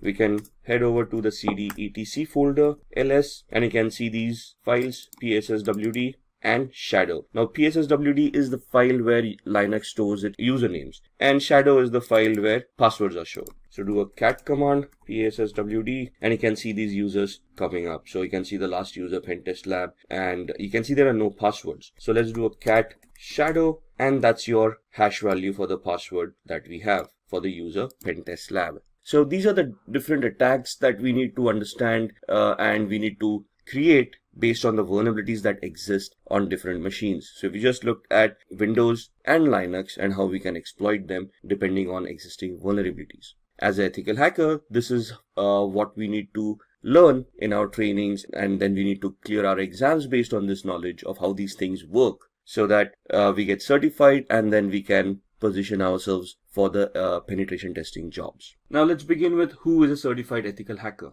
A certified ethical hacker is a person who's also known as an ethical hacker. An ethical hacker is just the opposite of an hacker. A hacker is a person who with malicious intent tries to misuse vulnerabilities that they have identified in an organization structure and then gain access to unauthorized data. Whereas an ethical hacker does the same thing. They try to locate the weakness, they try to locate the vulnerabilities, and they see how they can be misused. However, the intent is completely different. And that is what differentiates a hacker from an ethical hacker. Hacker would be a criminal with a malicious intent who would try to misuse and personally gain by doing criminal activity from that particular activity that they have done. Whereas an ethical hacker would try to help the organization in an authorized manner. So that's where the permission comes into the picture. The ethical hacker has permission from the organization to conduct some activity that would identify vulnerabilities or weaknesses in the information technology structure of that organization. And then once they have been identified, the ethical hacker would then help the organization to plug those vulnerabilities rather than misuse those vulnerabilities. So any person who completes CH version 10 certification is known as a certified ethical hacker. So there's a certification. Once you complete that, once you pass the exams, you can essentially call yourself as a certified ethical hacker, and you're going to get a certificate with the same terminology. So as you can see in the diagram, your responsibility would be as a certified ethical hacker would be with the proper permission of the organization. With the authorization coming in, with contracts coming in, you would legally help the organization to identify those weaknesses and vulnerabilities. And once you find them, you're going to report them to the organization, and you're going to help the organization with remediation plan, which would help them remediate, mitigate, and resolve the vulnerabilities that you have identified, thus making the organization's security structure a lot better, based on which black hat hackers or malicious hackers would be unable to attack the organization. So what is CH version 10? Now this course was initially introduced in September 2015, and I think if you look at the versioning, this is the 10th version that is there in the market. So essentially CEH, or the Certified Ethical Hacking course, as the course itself has been for a long time in the industry. It's a very well accepted course and it's a well renowned course. The current version as it is was introduced in September 2015 and is one of the toughest certifications in the cybersecurity field. This includes a lot of information that you have to learn, that you have to know before you can attempt the certification. You will master all ethical hacking methodologies that are used in penetration testing and ethical hacking situations. What does that mean? That means that CEH version 10 is a structured course that will help you look at all the phases that are used in ethical hacking, all the terminologies that are utilized, all the tools that are utilized in such a manner that you can penetration test or a vulnerability assessment and identify and test the vulnerabilities for their complexity. And this course, once you complete the course, you would have mastered all the ethical hacking techniques that are required. There are two exams. One is a written exam and the other is a practical exam. Now you can opt for either or. The written exam is basically a multiple choice question exam where they'll ask you scenario based questions and you have to answer those questions. That is something that we're going to look into during this video. The practical exam is basically a simulation exam where they give you a scenario and you have to complete those tests and prove that you are a good ethical hacker. Based on the report that you give, if the report tallies to what the test was, you would be clearing that exam. So practical exam is a little bit tougher. It's more hands-on. It tests the actual skills that you would perform in a hacking scenario or a ethical hacking scenario. Thus the practical exam going to be that much tougher. The written exam, to give it credence, tests you a lot on your mentality, on your thought process, on your judgment characteristics. So they will give you a scenario and ask you what do you think is happening, what does this attack tantamount to, or what would be the next step in the particular attack that they're describing. Thus it's more of an intellectual test where when your thought processes are being checked and you are giving those exams. So what would be the difference between these exams? In a practical exam, you would be conducting all those steps yourself and you would be reaching a conclusion. So here essentially you're being tested on the skills that you have developed on the execution part of it and to see whether you can execute a test end to end. Whereas in a written exam, you would be put in the middle of a test where you have to assume something, where you have to understand what the steps would have been performed in the previous steps and what would be the expected result, and you're supposed to analyze that and then come to the correct answer. So if there is a question which exam is better, written or practical, the answer to that is, from an intellectual perspective, a written exam would be a lot tougher than a practical exam, and from an execution perspective, a practical exam would be tougher than a written exam. So it depends on us which exam we want to give. Both of them are widely accepted and well respected in the information security field. So it's just the option that we choose which exam we want to give. Now, this course, the version 10 course, is purely attack-based course. Okay, it is an offensive course. There is no defensive mechanisms. So if you're looking for questions of how to secure yourself on the internet, how to securely configure an operating system, or how to securely configure a server, how to configure a firewall, this is not the certification. This basically talks about attacking those devices. So if you come across a firewall, how would you test a firewall? How would you identify vulnerabilities in those? And how would you bypass a firewall? Similarly, if you come across a server, how are you going to attack and hack the server? Let it be Windows or Linux based. So this basically becomes an attack based course. You're looking at offensive mechanisms over here and not defensive ones at all. So what's new in this version? In this version, there's a new module for IoT, Internet of Things. It focuses on emerging attacks, vectors like cloud, artificial intelligence, and machine learning. It basically talks about smart devices. And it talks about the vulnerabilities, the risks that the smart devices face in today's world. For example, it will tell you about the industries that are utilizing all these smart devices, why are they utilizing it for, what kind of devices they are utilizing, and what are the risks within those devices. It will also give you a lot of tools for you to practice upon to identify such IoT devices. What would constitute an IoT or an Internet of Things device? Any device which has an IP address and can connect to the internet and create data. So even your smartwatch, your smartphone, your cars that have internet connectivity nowadays, your Google Homes, Amazon Alexas, all of these devices would come under the IoT umbrella. And have you ever wondered about sitting at home, having a Wi-Fi, having all of these devices, even a smart TV, if you will, connected to the Wi-Fi? And have you ever questioned how a hacker would then be able to access your home through all of these devices, record information, and basically just spy on you? Similarly, an organization where they are utilizing IoT, they would be vulnerable for the same vulnerabilities. And this course does include IoT security to a certain extent, where we talk about vulnerabilities and how to identify those vulnerabilities in IoT. Then there's a new vulnerability analysis module where it gives you risk assessment. It talks about CVSS scoring systems. It talks about how to do a vulnerability management program in the first place. What are the steps required in a vulnerability management program? How should it be repeatable and how it should be measurable as a program? And what should be the outcome? So basically, it will give you a structured way of how to do a vulnerability management assessment and how do you want to achieve the end goal, thus leading you to a penetration test. So all the modules are leveled up. What do you mean by leveled up? That means they've been updated to the latest tools, latest standards, latest technologies. So you've got cryptographic attacks, you have got attacks on applications like SQL injection, we will be talking about packet sniffing using various tools. All of these are upgraded, which means they are up to the latest operating system. So even when we do this course, you'll be looking at operating systems like Windows 10, Windows 8, Windows Server 2012, Windows Server 2016, Kali Linux machines, Android machines, and Ubuntu desktop as well. So all of the operating systems are latest, the tools are latest, and you will be interacting with these tools. And then there's a mobile security toolkit as well, which will help you do a penetration test on a mobile device. So these are what is new in version 10. Now let's talk about the roles and responsibilities that an ethical hacker should have when they actually go into the world.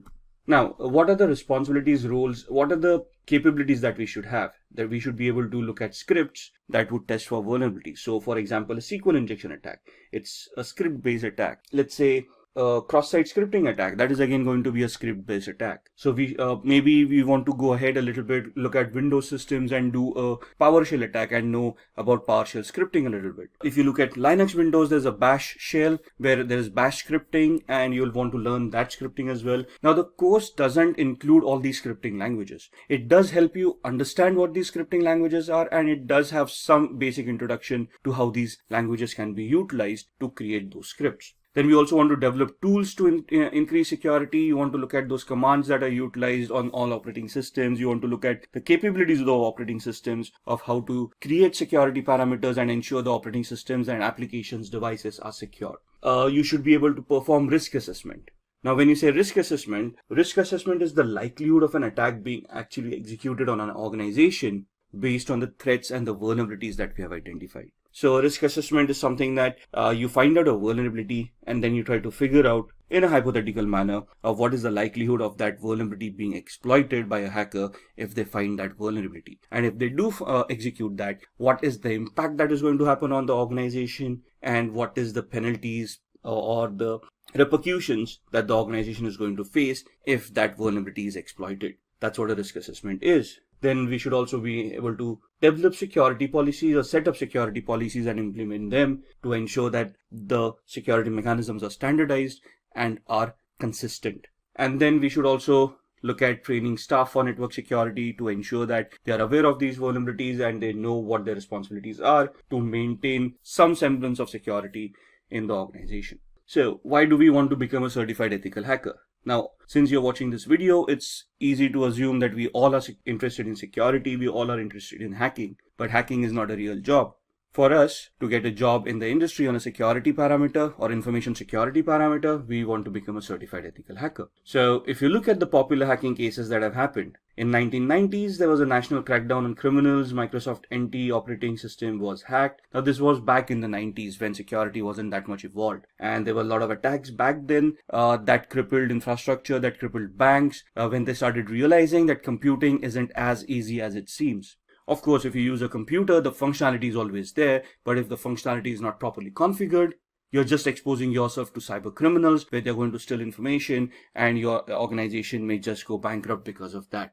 In 2013, an example, Adobe reported 2.9 million accounts as stolen. In 2016, Kaspersky, which is an internet security firm, announced that there were 758 million malicious attacks that occurred worldwide. Imagine that, 758 million malicious attacks that were identified and reported. In 2018, Facebook reported a loss of 30 million accounts that were stolen. 2018 again, Quora reported 100 million customer accounts being stolen. And in 2018 again, Marriott, 500 million travelers' accounts stolen and manipulated. Now, when you say accounts were stolen, how does it affect the organizations? Now, first and foremost, if those accounts were stolen, that means usernames and passwords were cracked, and those accounts may have contained credit card information or may have contained some personal information that would identify the person and thus make them gullible for a social engineering attack or an identity theft attack. So it has a cascading effect. If I would have been affected or you would have been affected with these attacks, the repercussions would have been catastrophic. Your credit card information being stolen, that means somebody else would have misused it and you would have seen a huge bill come your way. Now, you can go back to the bank and dispute that, but that's again a dispute that you're trying to have with the bank for something that you didn't do, which requires a lot of energy and a lot of time. And at the end of it, somebody has to pay for that particular loss. Now, in this scenario, the bank would have had to bear the loss, but then that's a loss for the bank and bank doesn't want to do that. And that's where they would try to hire certified ethical hackers who would try to test these vulnerabilities and plug them in so that the end consumer is also secured, the bank is also secure, right? In this case, Marriott, there were 500 million travelers' accounts that were stolen. A lot of credit card information was leaked out. Email accounts were hacked and compromised. And thus there was a lot of repercussion that happened. Now, the thing is that there are also laws that these organizations need to adhere to that tell the organizations how to keep their information secure and also have penalties in place if the organization gets hacked. And the penalties are pretty severe. So organizations do not want to get hacked or do not want to get compromised, not only from the customer's perspective where they would be losing customers, losing reputations and then thus facing losses, but also from a legislative perspective where they would have to pay fines to the government for the frauds that have happened. So these are some of the popular hacking cases that have cost these organizations quite a lot of money and thus they have a lot of security in mind. If you look at the news, in BBC News, there was something reported from a French police that there was a virus that infected more than 850,000 computers worldwide. Now, on the similar lines, if you remember ransomwares, and if you look at WannaCry that happened in 2018 or 2017, it also cost the world $4 billion in losses during that just one small month of its infection. Then Google basically disclosed that a large-scale hacking effort was targeted at Apple devices. And this has been, it has reported that there was a sustained effort to hack iPhones over a period of at least 2 years, which means that there's a specific target towards Apple consumers, and they are at a higher risk of getting hacked than others. Then the Texas government organizations hit by ransomware attack. So hackers have infected 23 organizations connected to local government in the US state of Texas with ransomware. That means that their databases have been encrypted. The government themselves do not have access to that database. The databases could have been compromised by the hackers. And that means that whatever services were being provided to the users based on that database may no longer be available to the end users because of the ransomware. Now, moving on with these, do we want to become a certified ethical hacker? Increased attacks lead to more job openings. Now, if you look at ransomware, the WannaCry attack that happened in 2017, there was a knee-jerk reaction given by the rest of the world for IT security. Suddenly budgets started opening up. Suddenly people wanted more ethical hackers on their payrolls to test for vulnerabilities. In UK and Europe, we have GDPR, which is again another law that imposes severe penalties on organizations that get hacked and for not having proper security and a vulnerability assessment and penetration testing program in place. So that leads to a lot of job requirements as well, where organizations look at people with this special skill set to help them mitigate the vulnerabilities, to safeguard them and their customers from hackers and also from penalties from law enforcement and governments. So thus the demand keeps on increasing for ethical hackers, which automatically means that the salaries are going to increase as well. So more the demand, lesser the supply, higher the salaries. That's plain economics. Then challenge hacker with malicious intent. So from an ethical hacker's perspective, it is our duty to safeguard an organization, which means that will be pitched against hackers, and we have to ensure that those hackers would be challenged to the maximum limit before they even try to get access to any of the resources that we are trying to protect. It offers a boost in your career, so more efforts that you put in, more vulnerabilities that you find, the better the career prospects that you have, and the better job aspects that you're going to get. And this also lets you keep yourself updated on the latest technology. As the technology progresses, as we evolve on technology, security will also evolve, and the ethical hacker would need to keep themselves updated on these technologies. So this is what is a plus point to become a certified ethical hacker. So why do we want to get the certification, and what would it mean by being a CEH certified individual? Take this into consideration. You are applying for jobs, and you have been applying for cybersecurity related jobs, of course, and you go in for an interview. In the interview, you are asked quite a few questions, and they will be testing you on cybersecurity concepts. So they will be asking you a lot of technical questions about cybersecurity, about information security, and any other related topic. So let's say in a few minutes into the interview, there are some concepts that you have not brushed your skills upon, and they ask you about certifications. And one of the main certifications that is sought after is the CEH certification. And if you're not certified, that's where things can become a little bit problematic, where organizations today very proactively start looking for people or candidates who are already certified rather than take them on board and get them certified. So in this scenario, having a certification would obviously help not only to be shortlisted for the job, but the certification involves a lot of training which would help you understand the concepts and prepare you for the interview a lot better as well, right? So getting yourself certified is quite necessary in today's world. Let's look at what the certification is all about. The certification involves a very hands-on training that trains an individual into thinking about cybersecurity from a hacker's perspective. And developing this mindset is very important, because to catch a thief, we have to think like a thief.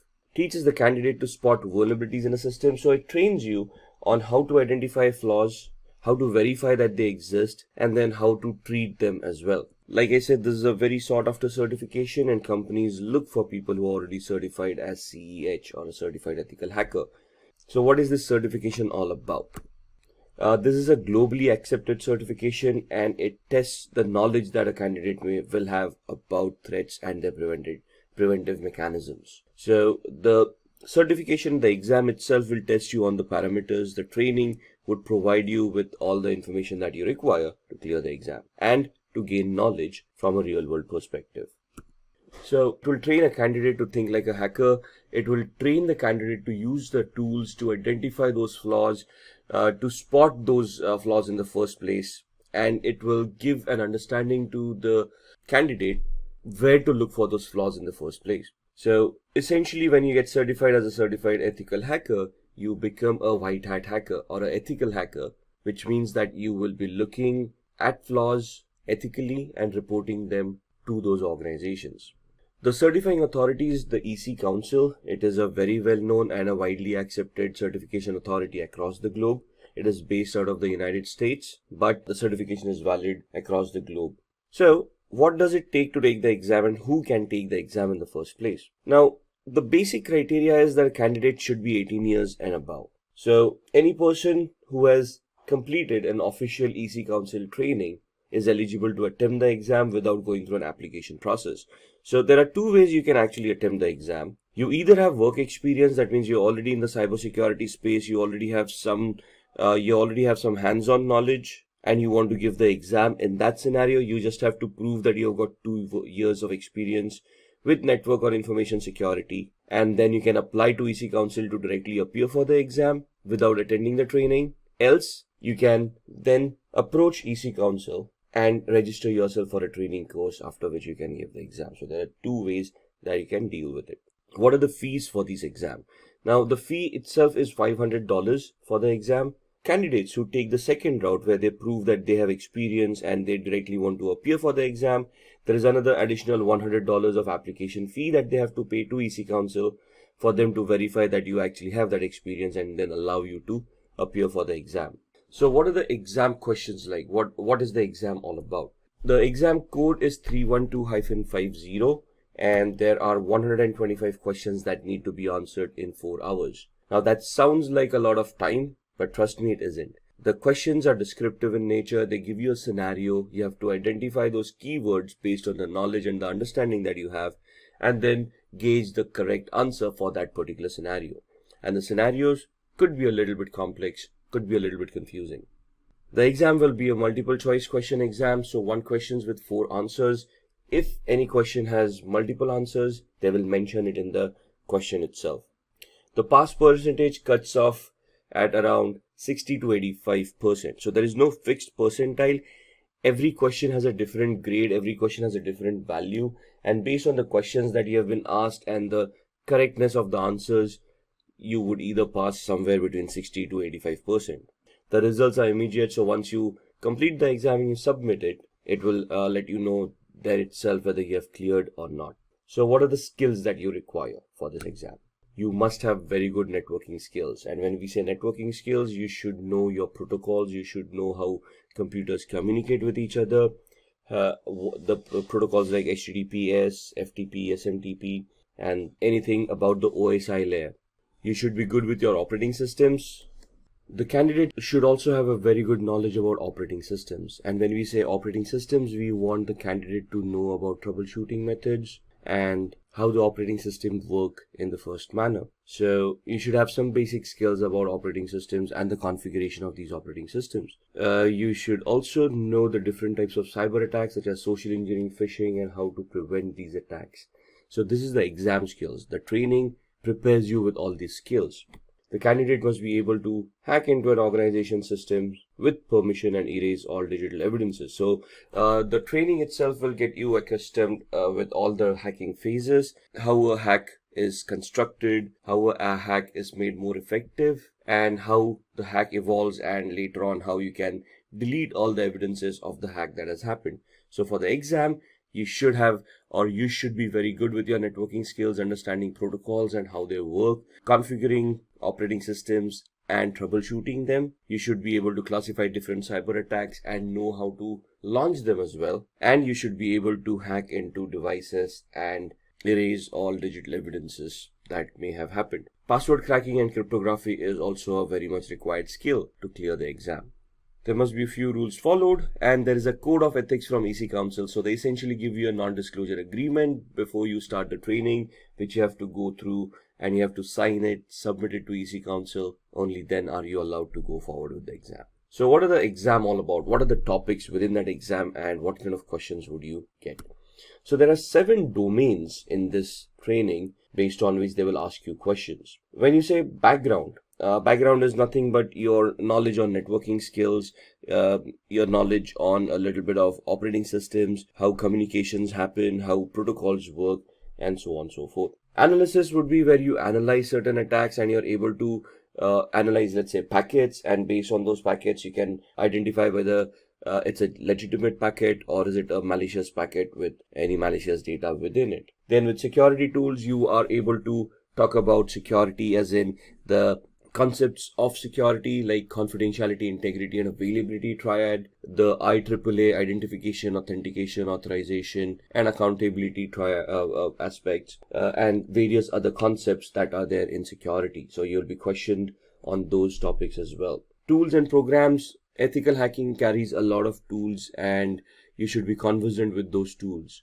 During the training, there will be hundreds of tools that you would be going through, and you would be facing questions on these tools. So there would be some basic questions like commands that would be given to you to identify what that command would execute, or there would be a specific scenario given to you, and then they would ask you which is the most suitable tool that you would utilize to crack that particular scenario. And then there's the methodology, of course, of how or which steps would you take in this particular attack to be successful. Then we talk about policies and the ethics. So as you can see, all of these domains have different weightage in the exam. 21.79% for your backgrounds. So you can see the background information is very much important. Operating systems, networking, a little bit of applications, a little bit of architecture of how things are deployed. Now, CEH is normally an advanced certification, right? So there are a few presumptions that you already know a little bit about Active Directory, how operating systems work, how identity management works. So there's a little bit of presumption that you have these background knowledge, but in the training you can be prepped up for that knowledge as well. So it does contain a little bit of insights about how these things work. Analysis is where you're looking at some scenarios, and based on the evidence is given to you, you can analyze what's going on. So that's at 20.73%. Security, which is the main topic, is at 23.73%. Tools and programs related to security would be at 28.91%. The methodologies would carry a weightage of 8.77, policies 1.90, and ethics 2.17%. So you have 125 questions. You can figure out percentile wise how many questions you would get on each of these domains. So let's have a look at these domains a little bit more. The background is about network and communication technologies. Again, like I said, protocols, procedures, services, how computers work. So ports on a computer, how ports are utilized by services, and how communications happen over these services and these ports. How we can scan these ports to identify what's going on, and then try to find out vulnerabilities within them. Then we have got information security technologies and the information security threats as well. So when I want to launch an attack on a device, where would I find vulnerabilities? Is it just on the network? Do I look at the operating system? Do I look at different applications that are there on the operating system, and so on and so forth? So where are the threats? That's something that we need to identify, and that's what this domain deals with. So 27 questions from this domain. Then analysis and assessment, information security assessment and analysis, and the security assessment process. So let's say you're in a penetration test and you want to launch an attack. What is the assessment that you want to do before you launch that attack? What is the process you want to conduct? And how you're going to analyze the vulnerability in the first place to identify which penetration test or which attack you should do at that particular point in time. Then security would talk about information security controls. Controls would be all the security elements that you can implement to prevent hacking. So firewalls, IDS, IPS, antiviruses or endpoints, all of these would be included in this domain. Information security attack detection. So it's not only about how you can attack, you also want to know if you're being attacked in the first place. So analysis would basically identify how you're being attacked, and the detection is where you first detect that something is wrong, after which you can analyze it. right? And how you can prevent security attacks happening at your organization as well. So which firewall would fit at what OSI layer, what in the architectural aspect, where do you want to place an IDS or an IPS, where would you want to place a firewall, where would you want to place a UTM, to have a layered approach, a structured approach towards security, where a hacker would have to peel off layers of security to reach the data that they wanted to get access to in the first place. So there will be 30 questions from the security domain, 16 questions on the analysis and assessment domain. The fourth domain is the tools, systems, and programs. So this is where all the tools that you would have utilized resume. So this is where all the tools that you have utilized in the ethical hacking scenario, and there will be questions asked about those tools. So in the training, there are some tools that are prescribed in the course where you'll have to concentrate on those tools. You'll have to get your hands on those tools to understand how those tools work and then give appropriate answers in this domain. So there would be 36 questions for tools, systems, and programs. Then the fifth domain is procedures and methodology. Information security procedures and assessment methodologies would be asked over here. So how would you conduct a test? How would you conduct a vulnerability assessment? What is the method and the procedures that you would follow in conducting these tests? So there would be around 11 questions for this domain. The sixth one is regulations and policies. So this is all about some basics that you need to be aware about for information security policies and frameworks like ISO 27001, PCI DSS, and these regulations that are available in the real world that can help you or guide you to place a security architecture on your organization. These questions are not going to be in depth about any of the laws or policies. It's just checking your awareness, whether you're aware of these laws or policies and where they can be implemented. So you can see there are only a couple of questions that would come in regulations and policies. And then ethics. Ethics is the code of conduct of how you are expected to behave as an ethical hacker, what is expected out of your job role, what you should be doing and what you shouldn't be doing. So there would be around 3 questions of ethics in the exam. Now let's look at a few sample questions from the exam as well. So this will help you get an idea what the exam questions would be. So consider the attack scenario given below. There are 5 steps listed. Step 1 starts with user browses a web page. The second step is where user web server replies with the requested page and sets a cookie on the user's browser. In the third step, attacker steals the cookie by either creating an attack on the network for sniffing, or at the application with cross-site scripting, or sending a fake mail or hosting a fake website by a social engineering attack, which is a phishing attack. In the fourth step, attacker gets access using whatever they have done and orders a product using modified cookies. And in the fifth step, the product is actually delivered to the attacker's address, whereas the bill is footed by the victim. So what is the attack that is happening here? Identify the web application attack. Is it a session fixation attack? Is it a unvalidated redirect attack? Is it a cookie poisoning attack, or is it a denial of service attack? So again, going through these steps, which of these would be the correct answer? In this scenario, it is C, which is a cookie poisoning attack, because if you look at the steps, the attacker basically hijacked the cookie or stole the cookie and then modified it to be utilized for some malicious reasons. Second question, which one of the following scanning techniques do attackers use to bypass firewall rules, logging mechanisms, and also hide themselves as usual network traffic? A. Stealth scanning technique, B. TCP connect scanning technique, C. Maintaining access, or D. FIN scanning technique. Now here, as you can understand, we need to know what these techniques are, right? So what does a FIN scan mean? What is maintaining access? What is TCP connect? What does TCP mean? TCP is transmission control protocol. How does it work? So when you connect using TCP, what is actually happening in the backend?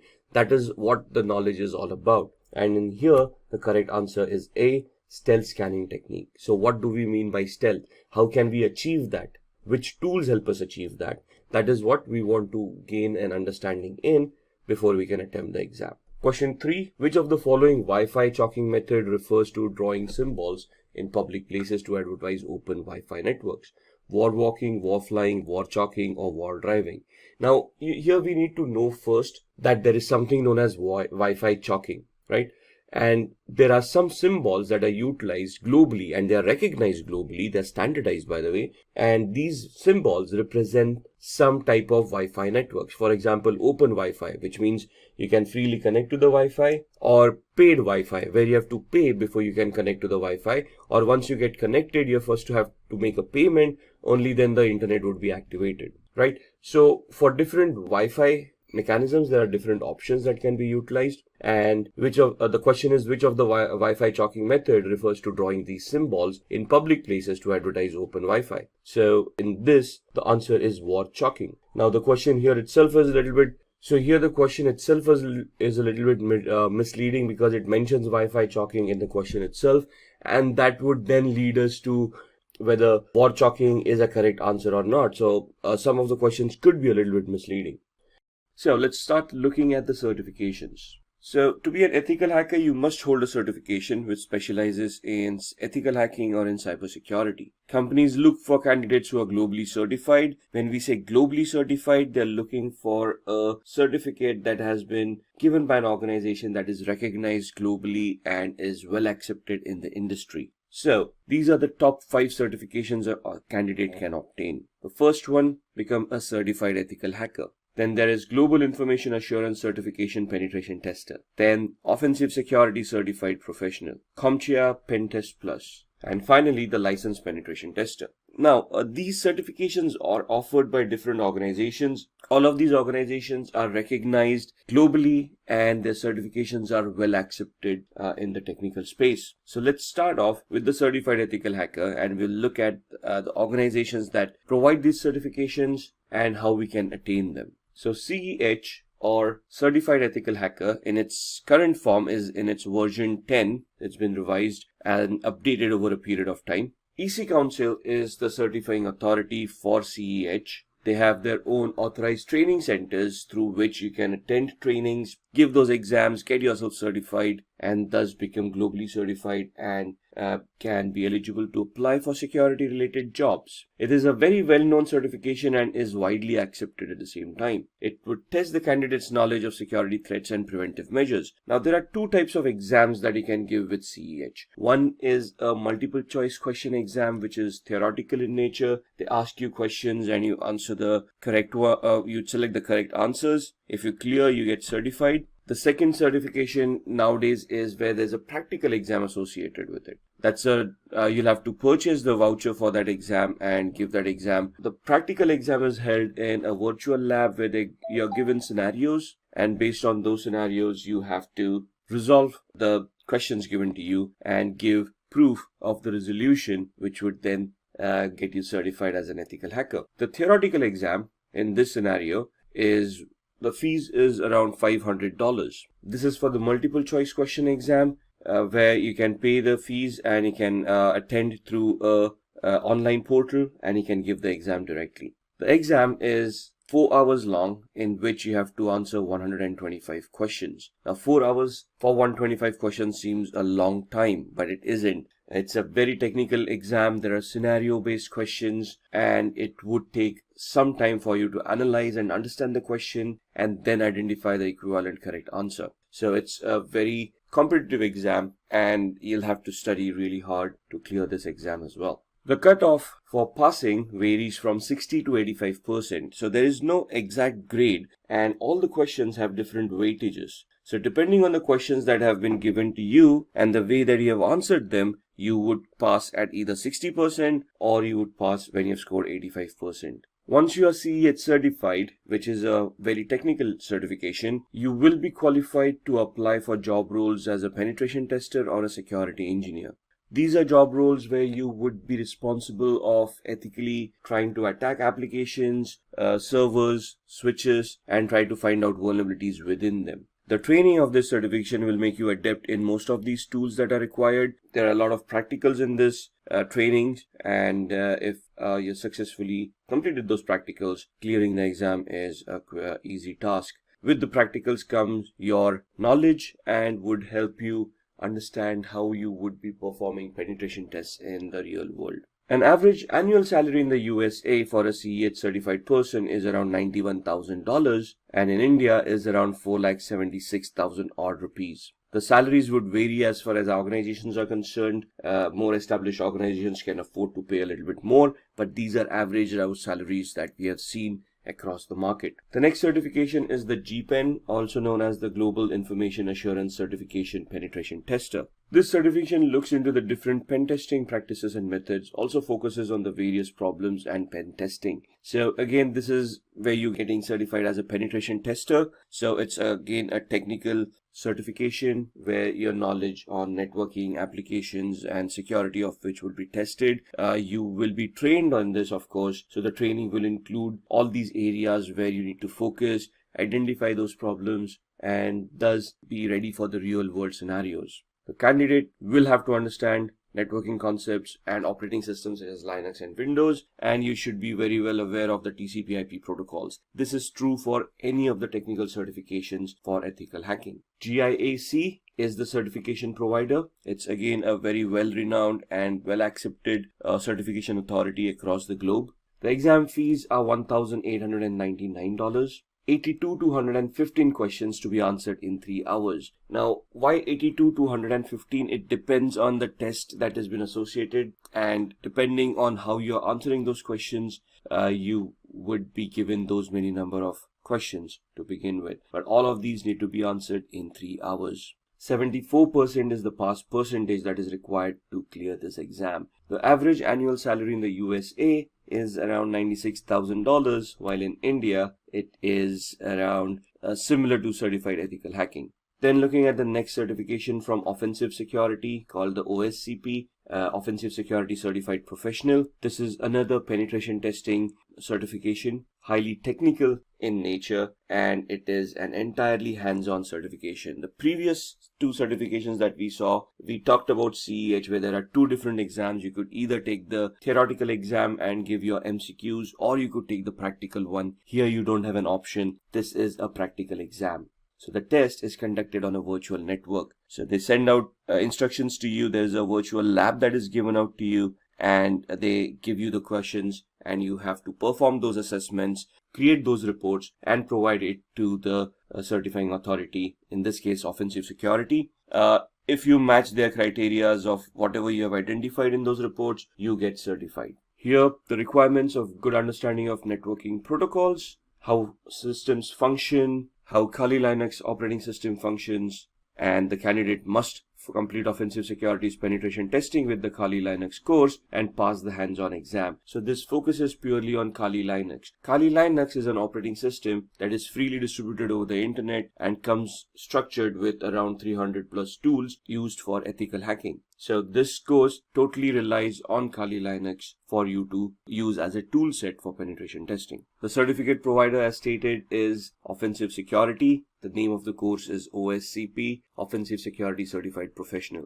Exam is around $800 to $1,550. Now understand that this exam is technical and is hands-on. So for you to prepare for this exam, they come up with virtual labs where you can start practicing and honing your skills. Depending on the number of days for which you have purchased the access to that particular labs, the amount will vary from $800, which would be the minimum access days available, to $1,550, where the maximum number of days would be given to you for practicing. Once you're ready, even during the time span of where you have that access, once you're ready for the exam, you can attempt the exam and clear. The average annual salary is similar, around $91,000 for the US market and 905,000 rupees in the Indian market. Then looking at the CompTIA Pen Test Plus. CompTIA is another certification authority or a certification provider, a training provider that will help you get yourself certified in the ethical hacking space.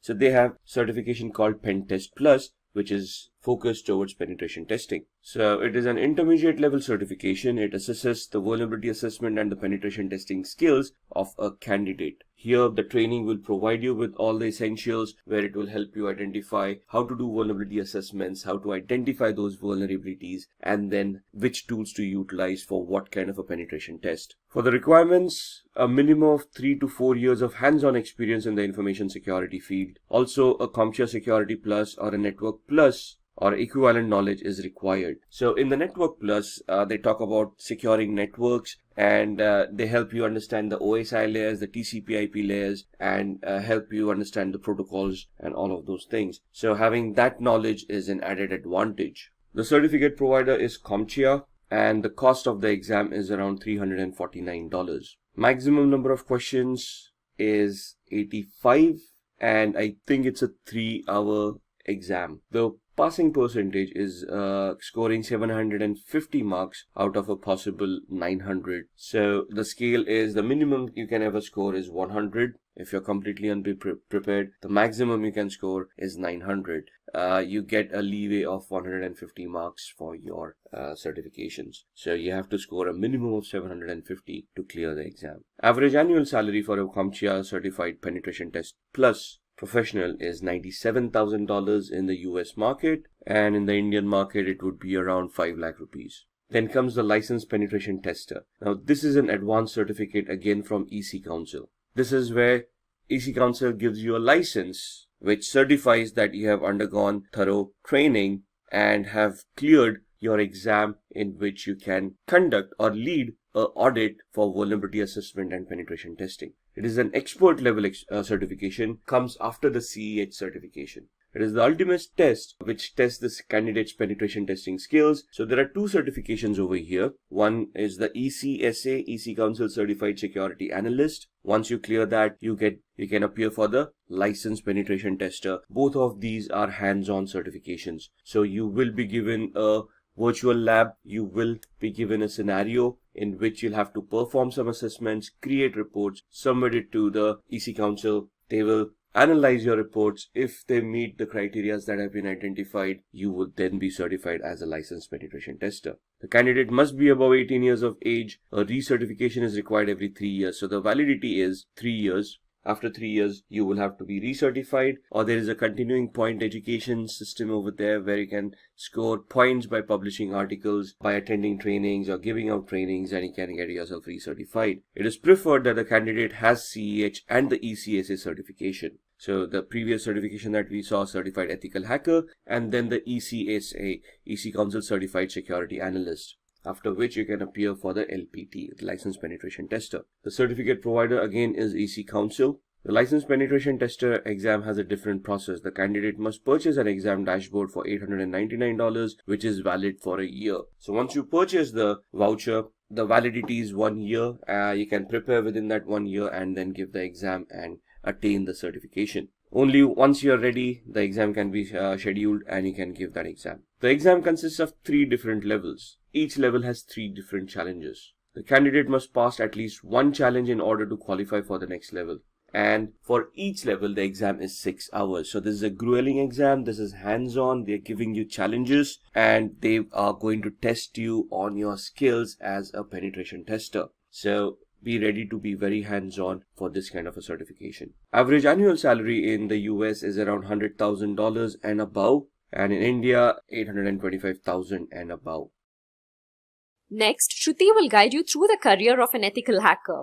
With the increase in the number of cybercrimes across the globe, there is also an increase in the number of cybersecurity jobs, and the role of an ethical hacker tops the list. Hi guys, this is Shruti from Simplilearn, and today I will run you through this video on ethical hacking career. So let's get started and explore the world of ethical hacking. Let's begin with a few facts. Did you know that by the year 2021, there will be 3.5 million cybersecurity job openings? That is a huge number, isn't it? And also, according to the US Bureau of Labor Statistics, there will be 28% increase in the number of jobs from 2016 to 2026 for information security analysts, which includes ethical hackers. This proves that there is a great demand for ethical hackers at the moment. As I mentioned earlier, the number of cybercrimes across the world will increase as the digital era will only continue to grow. Organizations will be on the lookout to hire professionals who can fight these cybercrimes and protect the company's data. And to fight these cybercrimes, we will require individuals who can think like a hacker. And who is that? Well, to do this job, we have ethical hackers. As you might be knowing, an ethical hacker is trained to discover system vulnerabilities. An ethical hacker is also known as a white hat hacker. He or she is given authorization from the company to perform security assessments, and at the end, an ethical hacker would have to report the findings back to the company so that the vulnerabilities can be fixed. An ethical hacker performs these security assessments with the help of various hacking techniques and tools. Let's now move on to our next topic, that is the steps to become an ethical hacker. You might wonder how to start your ethical hacking career, right? Well, I will take you through that step by step. Firstly, the candidate must have a computer science or an information technology bachelor's degree. It is also possible to become an ethical hacker without these degrees, but provided you have the required skill sets and experience. The next requirement to be an ethical hacker is that the candidate must have a minimum of 2 years of experience in the information security field. You have to start your career with a software or a networking job, and only then can you move on to the ethical hacking field. You have to start your career with a software or a networking job, and only then can you move into the ethical hacking field. Coming to the certifications, it is necessary for the candidate to hold various cybersecurity certifications. Certifications play a vital role in the field of cybersecurity. Your job opportunities can solely depend on these certifications. To become an ethical hacker, you can start off with the foundational level certifications such as the CCNA and CompTIA Security Plus certifications.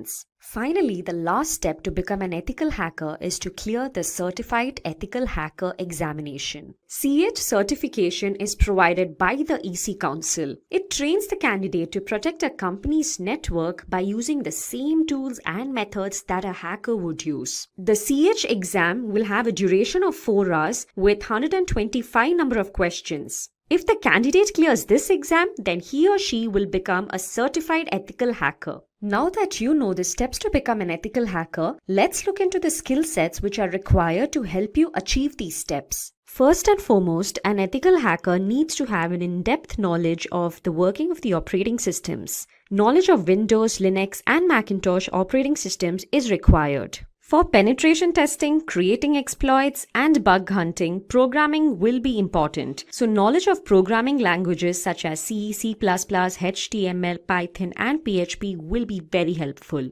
Basic knowledge of networking, TCP/IP protocols, and OSI model is necessary, as networking is the foundation of cybersecurity. For securing databases, knowledge of SQL, NoSQL, PostgreSQL is necessary. Cryptography is used to secure information. It is the process of converting data from a readable format to a non-readable format and vice versa. Cryptanalysis is decryption without a secret key. In most cases, certified ethical hacker would need to perform cryptanalysis. Hence, ethical hacker has to be comfortable with cryptography and cryptanalysis. Ethical hackers should be proficient in network security control measures such as intrusion detection and intrusion prevention techniques. Now let's move on to the responsibilities which are taken care of by an ethical hacker. Let's have a look at these responsibilities. An ethical hacker is responsible for scanning systems, open and closed ports using tools like Nessus and Nmap. Vulnerabilities and threats are identified by doing this.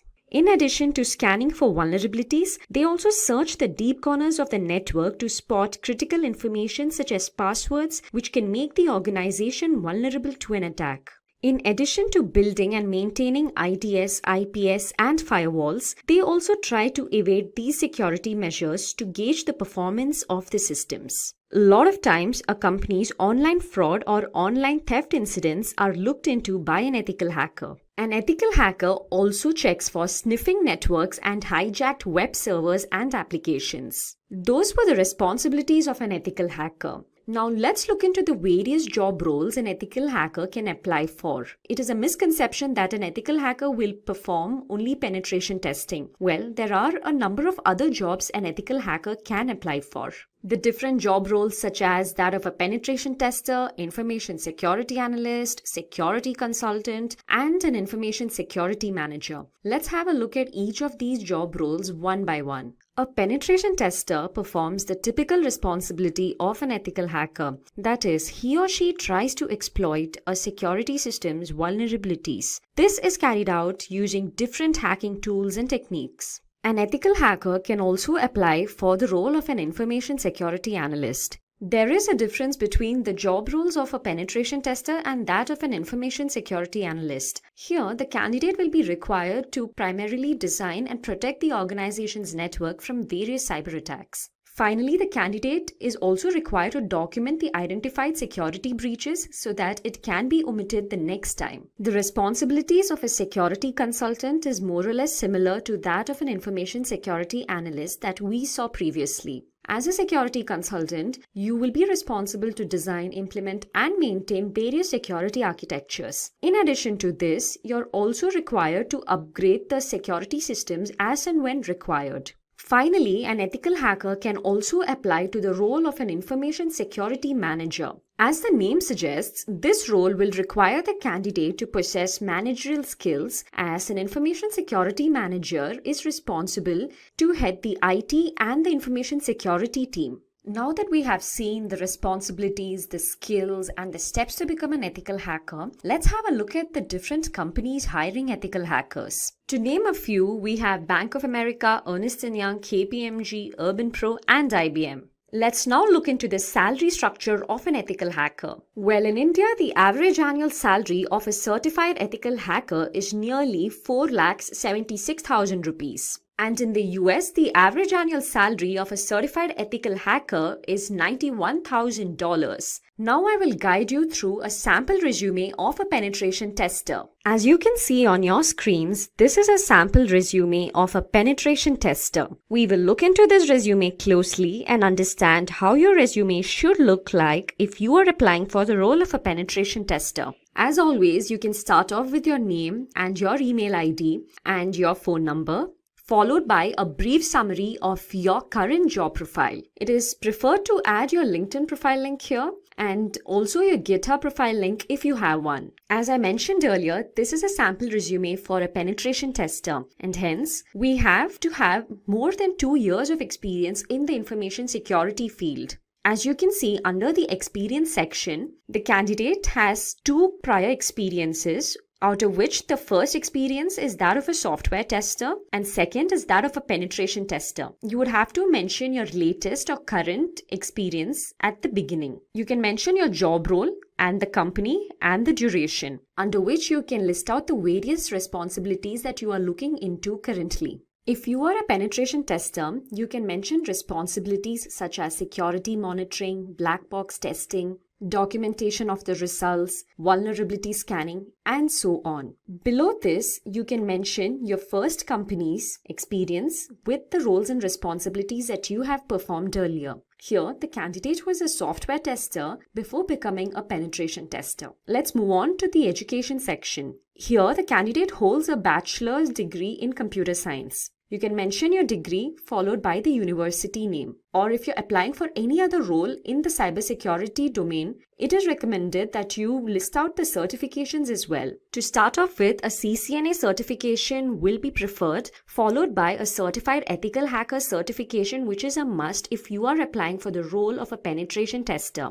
In addition to it, the Certified Expert Penetration Tester certification will also hold a great advantage.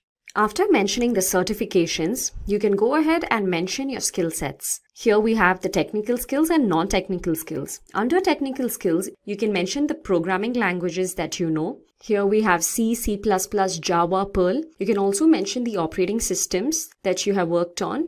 For example, Windows, Linux, Unix. And in addition to the programming languages and the OS, you can also mention the tools that you know, such as Nmap, Metasploit tools, which will be helpful if you are applying for the role of a penetration tester. Then you can also mention encryption technologies, knowledge of SQL, and bug tracking systems if you have worked on them before. If you have participated in ecodathons, you can mention that here as well. Under the non-technical skills, you can mention various competitions that you have taken part in and the games that you like, and other extracurricular activities. Finally, you can also mention the projects undertaken. Under the projects undertaken, you can talk about the various projects that you have performed in your company or outside the company. Here, we have two projects, one as a software test engineer and second one as a penetration tester. So this is how a resume of a penetration tester will look like. Today, we are diving into a super important topic that affects everyone: phishing attacks. As cybercriminals get more sophisticated, it's important for us to stay one step ahead. So in this video, I'll be walking you through what phishing is, how it works, some famous examples of phishing attacks, different types of phishing, how to protect yourself, and what to do if you ever fall victim. So let's jump right in. What is phishing? To start, let's talk about what a phishing attack really is. In simple terms, phishing is a type of scam where hackers pretend to be legitimate people or companies to steal your personal information, whether it's your passwords, bank details, or even social security number. They typically do this through emails, text messages, or fake websites that seem genuine at first glance. But phishing attacks don't just rely on fake emails. They use a psychological trick known as social engineering. Now, social engineering is all about manipulating people into making poor decisions, like clicking on a malicious link or sharing personal information. Let's take an example. Imagine you work in a company and one day you get an urgent email from someone who looks like your boss. The email says, "I'm in a meeting right now, but I need you to send me the financial reports immediately. Click here to access a secure file." Because it's your boss and the message sounds urgent, you might not think twice and click the link. But that's where the trick is. The link wasn't real, and now the hacker has the access to the company's sensitive data. So social engineering works because it plays on human emotions like fear, urgency, trust, and leads you to make hasty decisions without double-checking. So phishing attacks are serious business, and they have caused some of the most damaging data breaches in history. Let's take a look at some of the most famous examples. First, let's talk about the Sony Pictures hack in 2014. This is one of the most well-known phishing incidents. It all started when Sony employees received phishing emails that looked completely legitimate. Some employees clicked on the links in these emails, which gave hackers access to Sony's internal network. And the result? Over 100 terabytes of data were stolen, including unreleased movies, confidential employee information, and thousands of internal emails. The leaked data caused major damage to Sony's reputation and led to lawsuits. It was one of the most costly cyber attacks of its time. Another incredible phishing incident involved both Facebook and Google.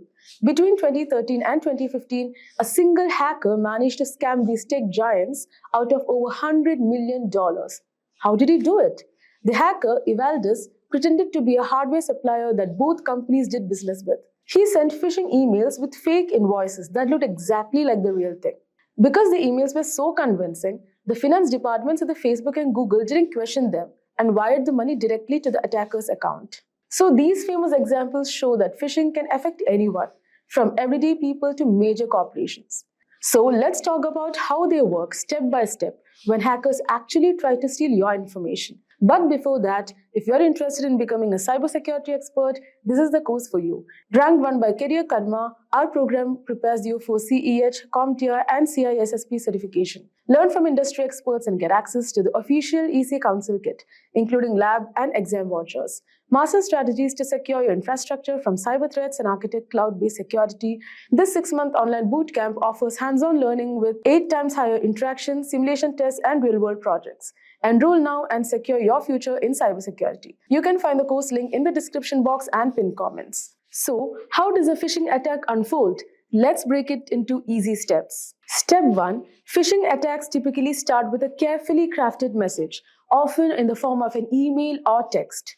This message will look like it's from a legitimate company, like your bank, a popular service like PayPal, or even someone you personally know. Hackers usually use several techniques to make these emails look authentic. One common technique is domain spoofing.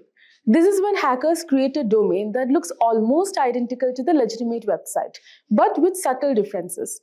For example, instead of paypal.com, they might use paypal1.com or pay-pal.com. Because most people glance at the sender's email address quickly, they don't notice the subtle change. The next step is to get the victim to visit a fake website.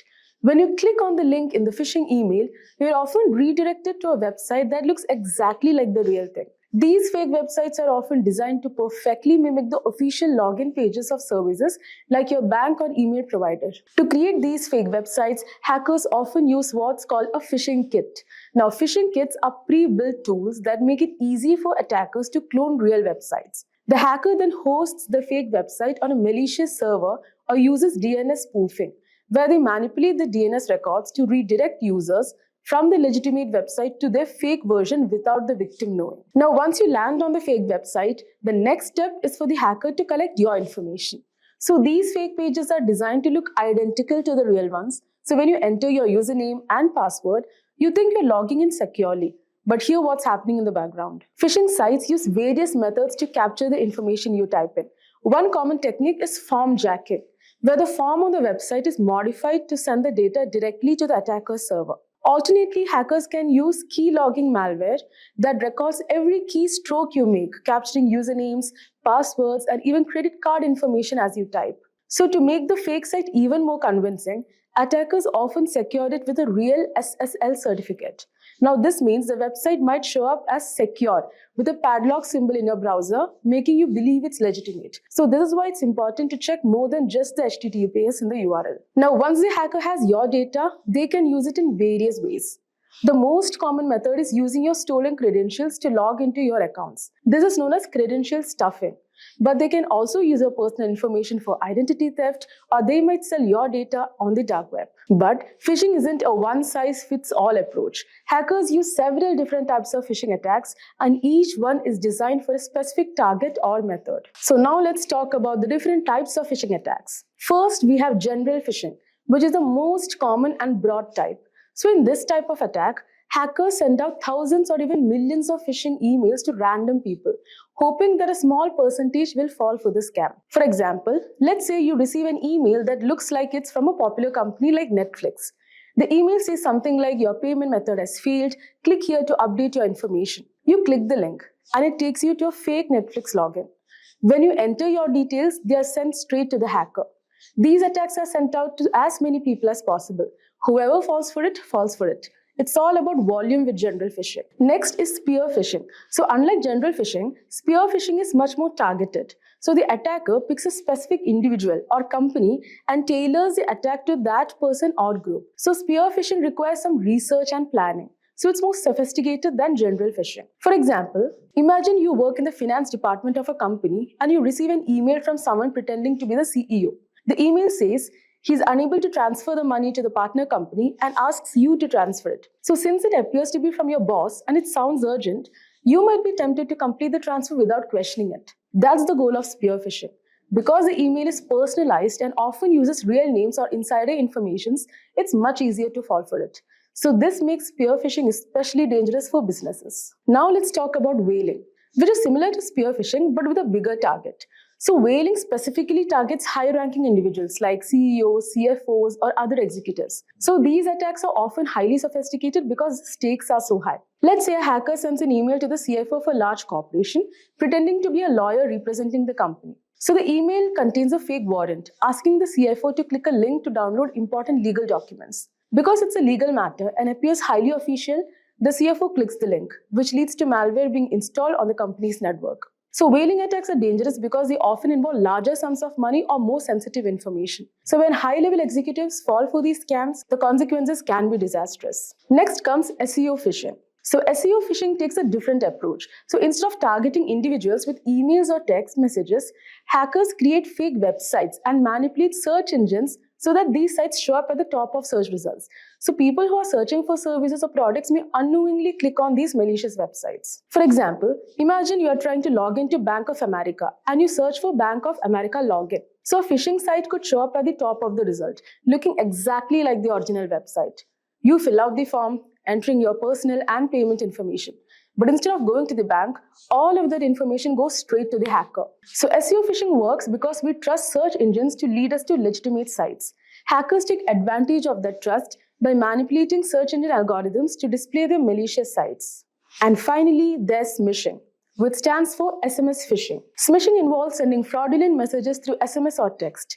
So these texts often appear to come from a trusted source, like your bank or a delivery service, and contain a link that leads to a phishing site. For example, let's say you get a text that looks like it's from a delivery company such as FedEx, telling you to set your delivery preferences. The message includes a link to do the same.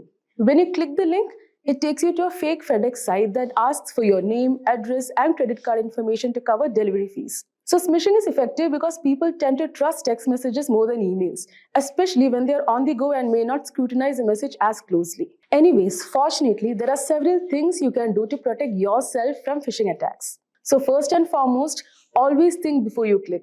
If you get an email or text asking you to click a link, stop and think. Does this look suspicious? Hover over the link to see where it actually leads before you click. Next, don't upload personal information online. Be careful where you share your personal information online. Hackers often gather details from social media or public profiles to make their phishing attempts more convincing. So make sure to keep your software, operating system, and apps updated. Regular updates include security patches that protect against known vulnerabilities. Next is use antivirus and email security. Install a good antivirus program and use email services with phishing filters. These tools can block many phishing emails before they even reach your inbox. And lastly, use a secure DNS service. This can prevent you from even accessing malicious websites, adding an extra layer of protection. Now, even with these precautions, phishing attacks can sometimes be successful. So what happens if you're already fallen a victim?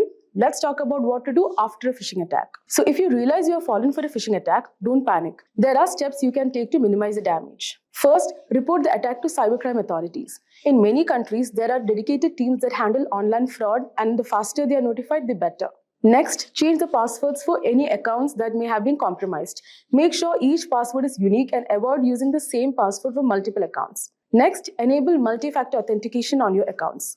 MFA adds an extra step, like a code sent to your phone, which makes it harder for hackers to gain access. And lastly, run a full malware scan on your devices.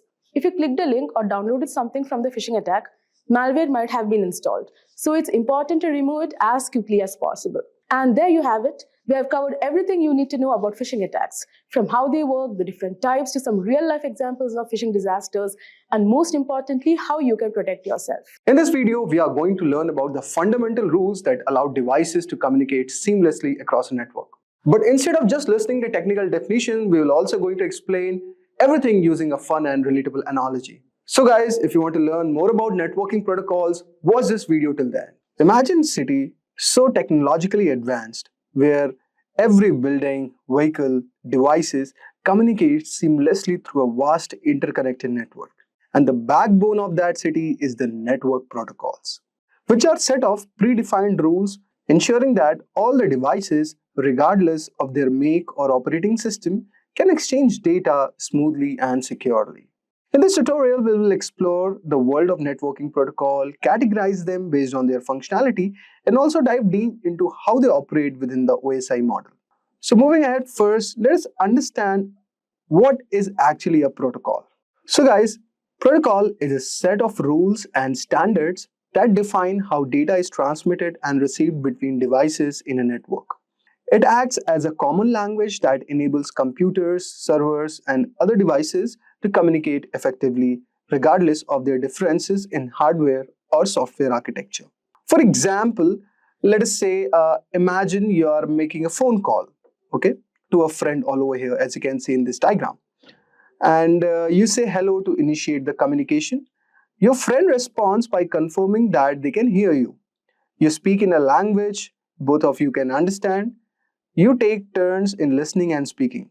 When the conversation is over, you say goodbye and end the call. This is the structured way of communicating following a set of unwritten rules, a real-world example of a protocols. But if I talk about protocols in networking, they define how data is packaged, transmitted, received, and interpreted. They ensure that data is sent in a correct format, the receiving device understands and processes the data correctly, errors are detected and corrected if needed, security measures are in place to protect data from unauthorized access.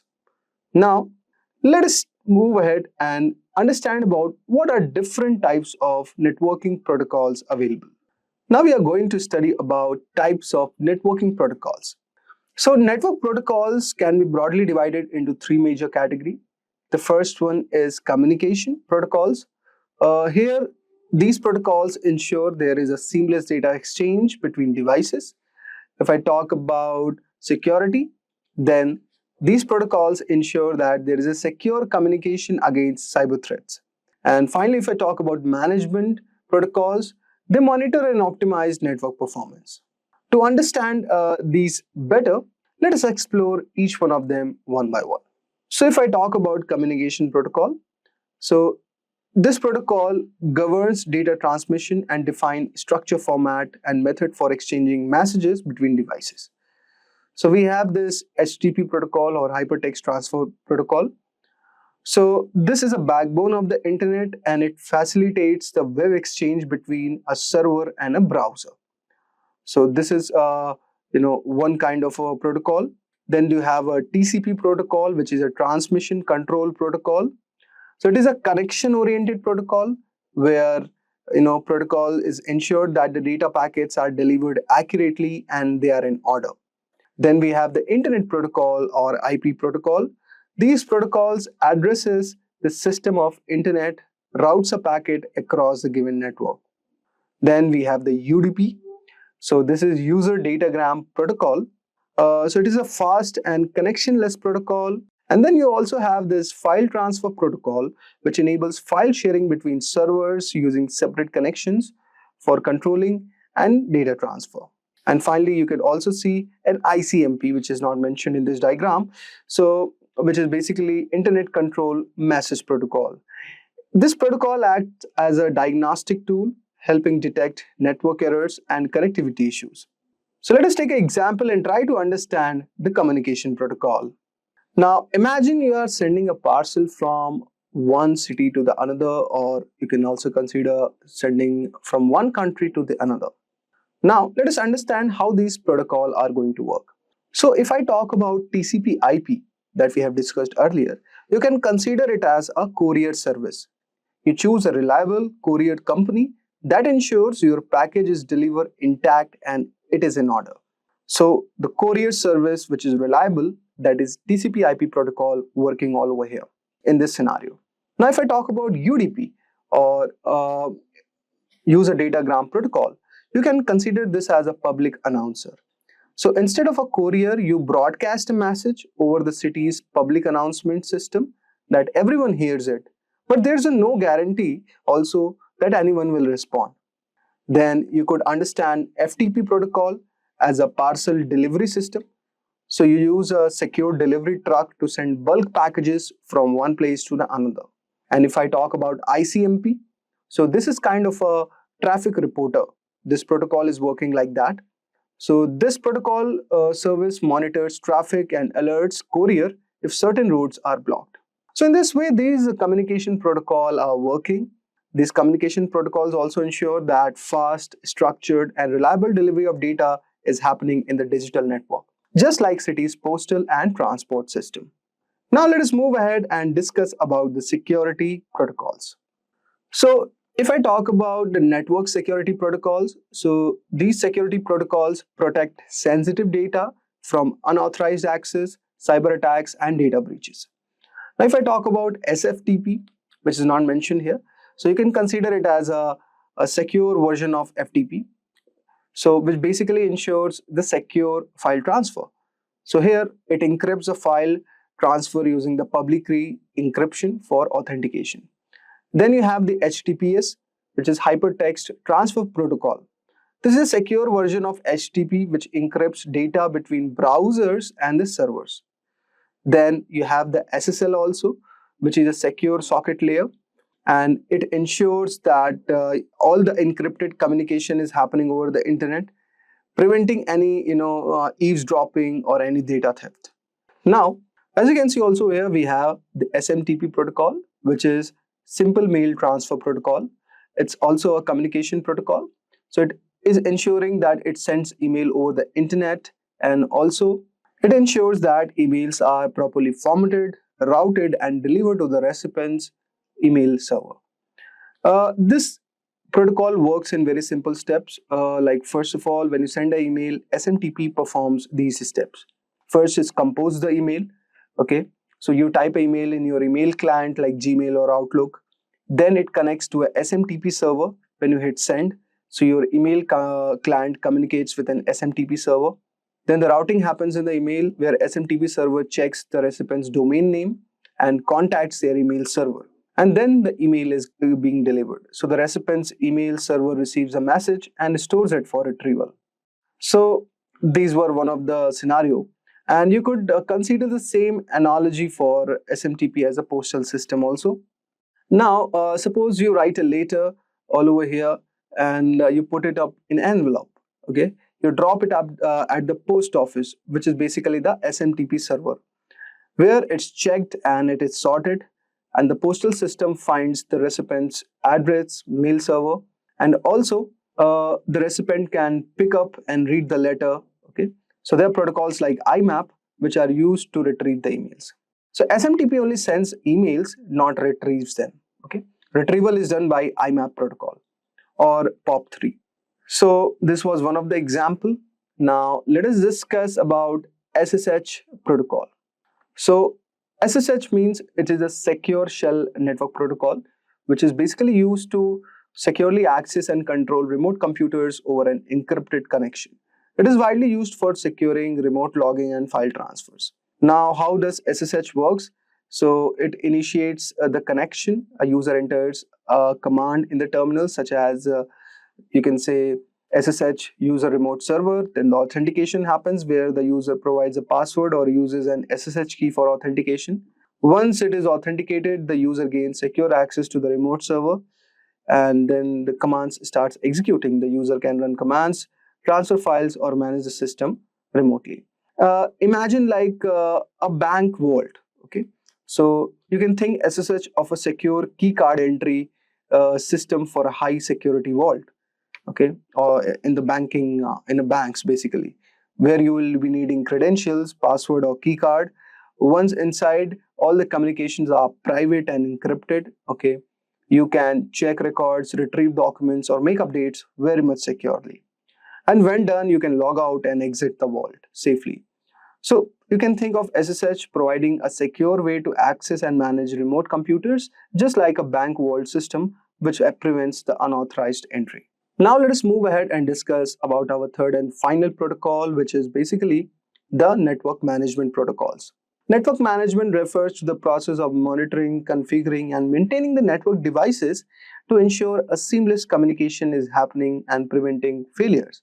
It involves fault detection, performance optimization, and security enforcement.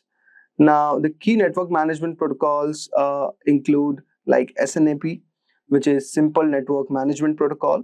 So this protocol, as you can see all over here, this is basically used to monitor and manage network devices such as routers, switches, or servers. How this protocol works, guys? So, for example, devices have an SNMP agent that collects data, for example, the CPU usage or bandwidth. And the SNMP manager queries the agent to monitor network's health. If an issue occurs, then SNMP sends alerts called traps. So this is how it works. So for example, you can consider in a large office, SNMP alerts IT admins if a router is overloaded, something like this. Then we have the DHCP protocol, very famous protocol. So it stands for Dynamic Host Configuration Protocol. It automatically assigns IP addresses to devices in a network. So suppose when a new device connects, so it requests an IP address from the DHCP server. And the DHCP server assigns the available IP, preventing conflicts. This could be example in a Wi-Fi enabled office, okay? So employee don't need to manually configure IPs. Here DHCP assigns them dynamically. Then we have the ICMP protocol, which is Internet Control Message Protocol. This protocol is basically used for error reporting and network diagnostics. Here ICMP actually sends a control messages like ping requests to test the connectivity. So if a network path is down, then ICMP informs the sender. For example, if a website isn't loading, then a technician runs ping www.com or any given domain to check if the server is reachable or not. Then we have the border gateway protocol. So this is kind of a routing protocol which determines the best path for internet traffic. Internet routers use BGP to exchange routing information mostly, and it finds most efficient route to send the data packets. For example, like in a fiber optic cable under the ocean, if it fails, then BGP reroutes the traffic via another path. Okay, so you can consider this example as how it is being used. Now we'll have a look on POP3. So POP3 means Post Office Protocol version 3. Basically, this protocol is one of the protocol that we have discussed earlier, that it retrieves email from the remote server. So when the user opens their email clients, POP3 downloads the messages to their devices. Emails are deleted from the server after retrieval. So for example, you can consider using an Outlook to download emails from Gmail server. Okay, so there it is used. Now, these protocols are very much important because they ensure network reliability by identifying issues before they cause any failure, optimize the performance by managing the bandwidth and traffic, and automate an IP allocation. And also, it ensures the security. So you could see this is as an example of a network security protocol, how it's working. So suppose this is your office. Now the data packets are being sent. So here you have the IP header, then IP payload. So IPsec is a security protocol. So here the IPsec header is added and a secure payload is added. And the same is, data is being transferred. This packet is to the laptop and it is routed via router IPsec, okay, with IPsec protocol all over here to the branch office. So this is how, you can consider architecture where, the network security communication is happening. Now, this is an example of a network monitoring protocol where there are endpoints, okay, and these you could see you are sending the data about health and performance, and it aggregates data from multiple endpoints. The network monitoring tools are present, which converts raw data into usable metrics, and then the following data is given to the network administrators. Also, it generates alerts and reports. So this is how the network monitoring protocols are working in this alignment. So we've discussed about these protocols, and this was a certain diagrammatic explanation. So I hope so you would have got a brief idea regarding these protocols. Okay. So now let us briefly understand the 7 layers of the OSI model. Okay. Now this is OSI stands for Open System Interconnection Model. So there are 7 layers in this model, okay, and along with there are protocols also mentioned and the components associated with each layer. So let us break down these layers. So first of all, we have the physical layer, okay. The purpose of this layer is to define the physical structure of the network, such as cables, switches, and wireless transmission. Here, the function is that of this layer is that it converts data into electrical signals like radio or optic signals for transformation. It also manages bit rate control and transmission media. Now, this is all about the physical layer. Then you have the data link layer, or you could say the error detection layer. This layer basically manages the direct node-to-node data transfer and error detection. The function of this layer is that it ensures that the data is correctly framed before transmission. It detects and corrects errors in transmission, and it basically uses MAC address for device identification. Examples of this layer could be considered as Ethernet or PPP, point-to-point protocol, switches, bridges. All these come into this layer. The third one, we have the network protocol or the routing layer. So this layer determines the best path for data to travel between different networks. It assigns logical IP addresses, routes data using protocols. It manages network congestion and fragmentation. The examples of this protocol could be IP protocol, ICMP, IPsec, IGMP, okay, Internet Group Management Protocols. Just like navigation systems, that determine the best route for a vehicles to reach destination. Similarly, this layer is working like that. Then we have the transport layer, which basically is like the delivery layer. It ensures complete and reliable data transmission. This layer divides data into smaller segments and ensures proper reassembly. It provides error detection and correction. It uses TCP for reliable transmission and UDP for faster connectionless communications. Examples could be, the TCP protocol or UDP protocol. So you can consider it like a couriers, that ensure that packages are delivered safely and in the correct order. So after this, the data is moved to the session layer, which is like the connection layer. It establishes, maintains, and terminates the communication sessions. It helps in managing sessions between applications. It handles authentication and any reconnections if needed. So for example, we have the API sockets all over here in this layer. So just like customer service representatives who handle call and ensure smooth communication between businesses, this layer is working like that. Then we have the presentation layer, which ensures that data is formatted properly for the application layer.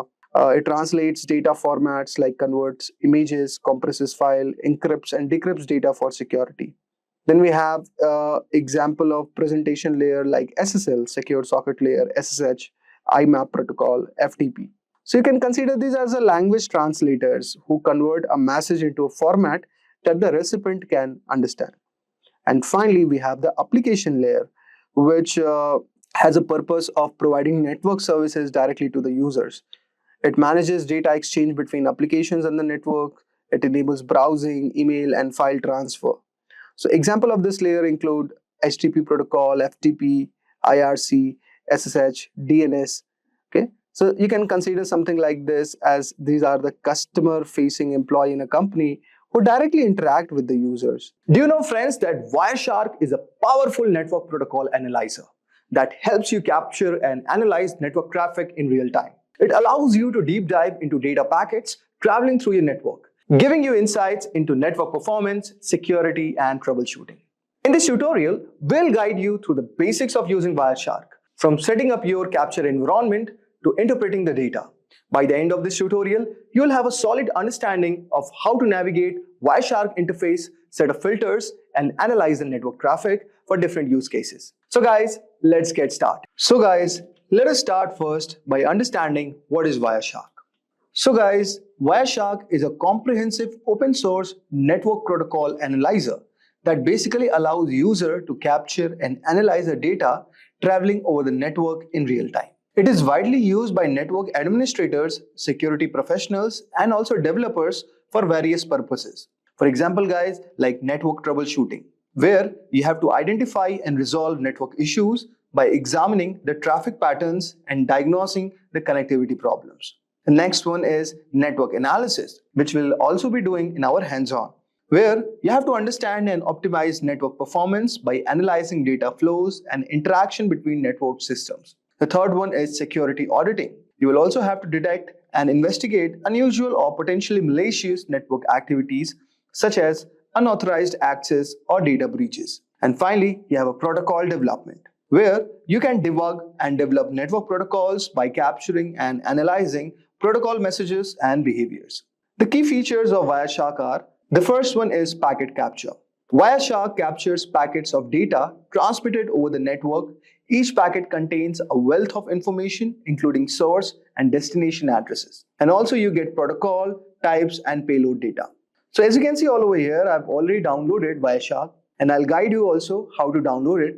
But as you can see, these are the lines that shows that the Wi-Fi packet graph is showing that this is how the packets are transmitting. So this is basically the real-time analysis what you can get through in Wireshark. Next one is you get a detailed inspection. Guys, Wireshark also decodes and displays data at various protocol layers. Example, you can get Ethernet, IP, TCP, HTTP, which allows for detailed examinations of network communications. You can also perform filtering and searching. Then you'll also get a chance to do data visualization, which includes features for visualizing network traffics such as flow graphs, as you can see all over here, and also statistics, which can help in understanding network behavior and performance. Wireshark is available for multi-operating systems, like for Windows, macOS, Linux, and many more. Now, there are certain scenarios where network security engineers use it. Suppose for network performance monitoring, where you track and analyze the performance of network applications and services. You also get an incident response. You investigate and respond to network security incidents by analyzing captured traffic. And you also do the protocol analysis, where you examine and troubleshoot network protocols and ensure proper implementation. Now, let us start with the Wireshark. So first, let us download the Wireshark. And before we download it, I expect that you would have got some brief idea regarding what is Wireshark. Now, what you have to do, guys, you have to go at this link, wireshark.org.download.html. So since I'm using Windows, so I have clicked on Windows x64 installer. Just right click on this. So as you can see, it will start downloading. So guys, since I've already downloaded it, I may not have to do it again. And the steps are very simple. Just you have to click yes, yes, and it's going to download all the required dependencies and your installer will be ready. And after clicking all the OKs, you are going to get something like this. So this is your entry of the Wireshark network analyzer. Now, so as you can see all over here, you can capture the network packets from these interfaces. So you can see local area connection 10, adapter lookup, traffic capture, Bluetooth is there, then you have the Ethernets, okay? So let us choose the Wi-Fi as a network interface, okay? And just click on this. So as you can see all over here, so many of the packets have started running up, okay? And this is a shark icon.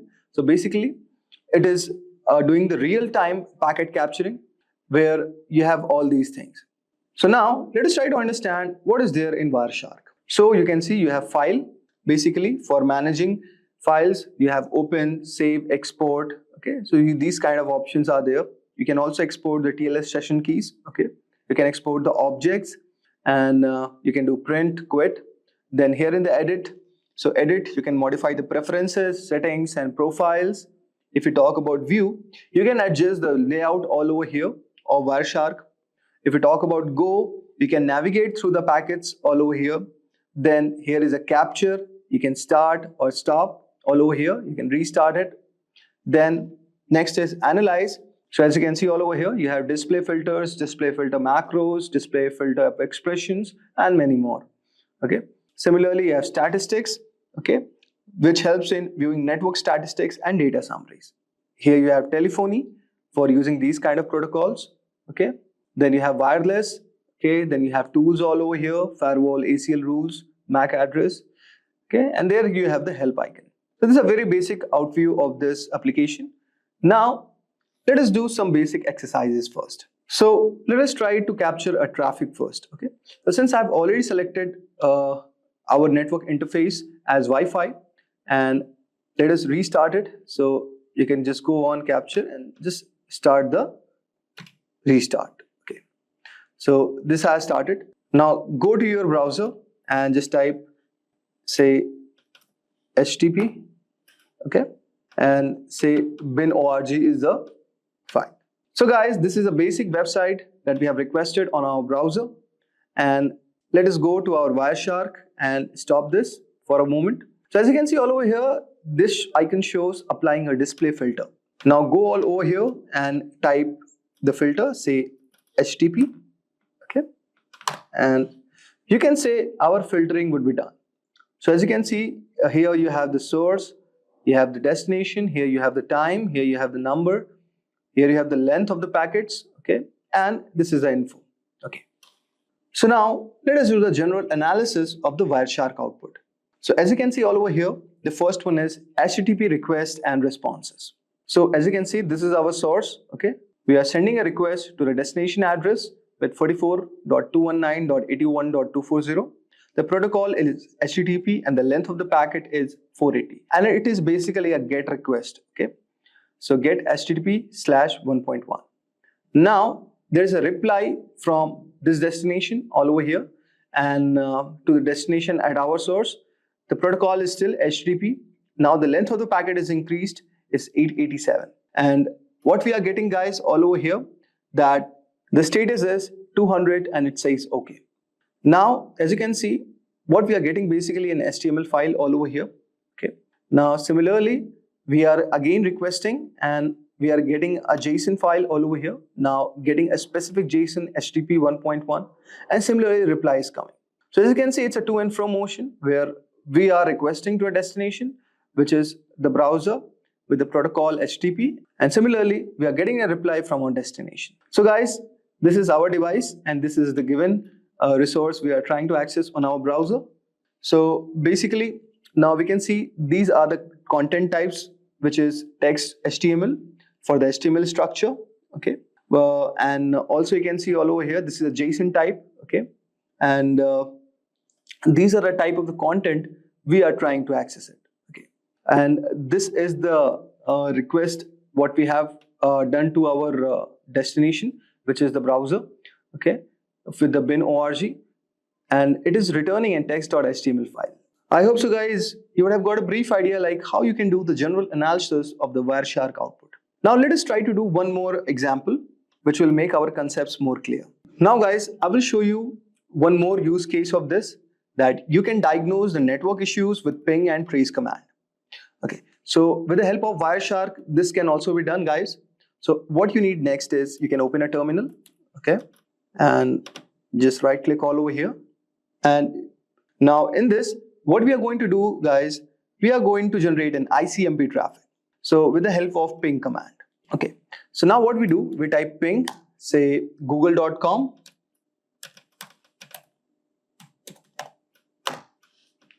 and you can see all over here the request and reply have started. And now what we will do guys, we will use the tracer command for tracing our packet flow. So you can see something we have got all over here. We will discuss about this bit later. Now let us open our Wireshark, okay, and what we'll do guys, we will type ICMP, okay, and just click all over here. Okay. So guys, go to the filter and type ICMP, okay, and just click all over here. And but before that, you have to stop this. And now let us try.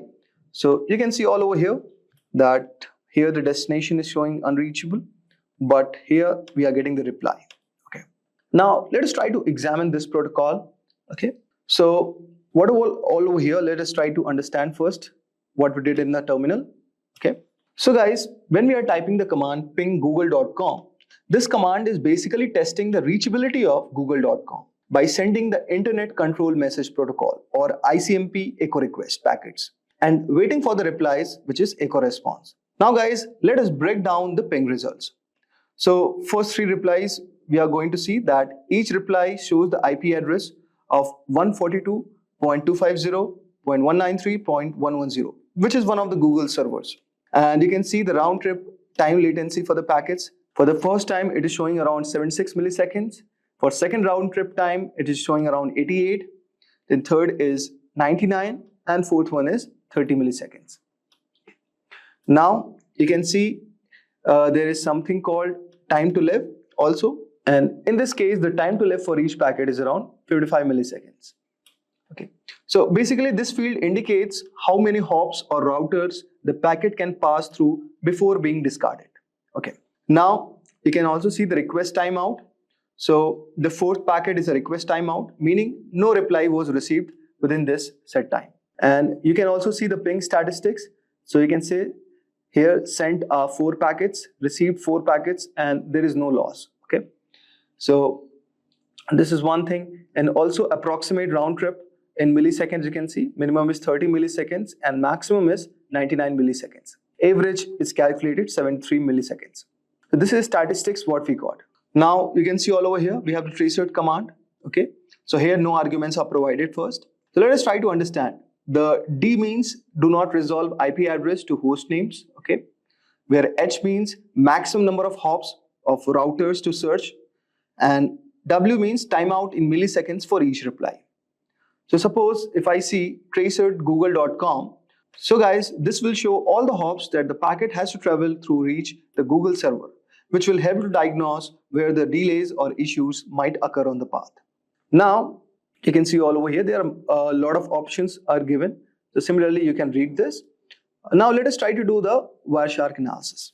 So you can see all over here with our source 10.101.5.118, and we are sending the request to the Google server, and this is Internet Control Message Protocol. So you can see all over here this is echo, this is a ping request with ID 0x001, and we can see the sequence is also given, the time to live, and we are replying in 7641 milliseconds.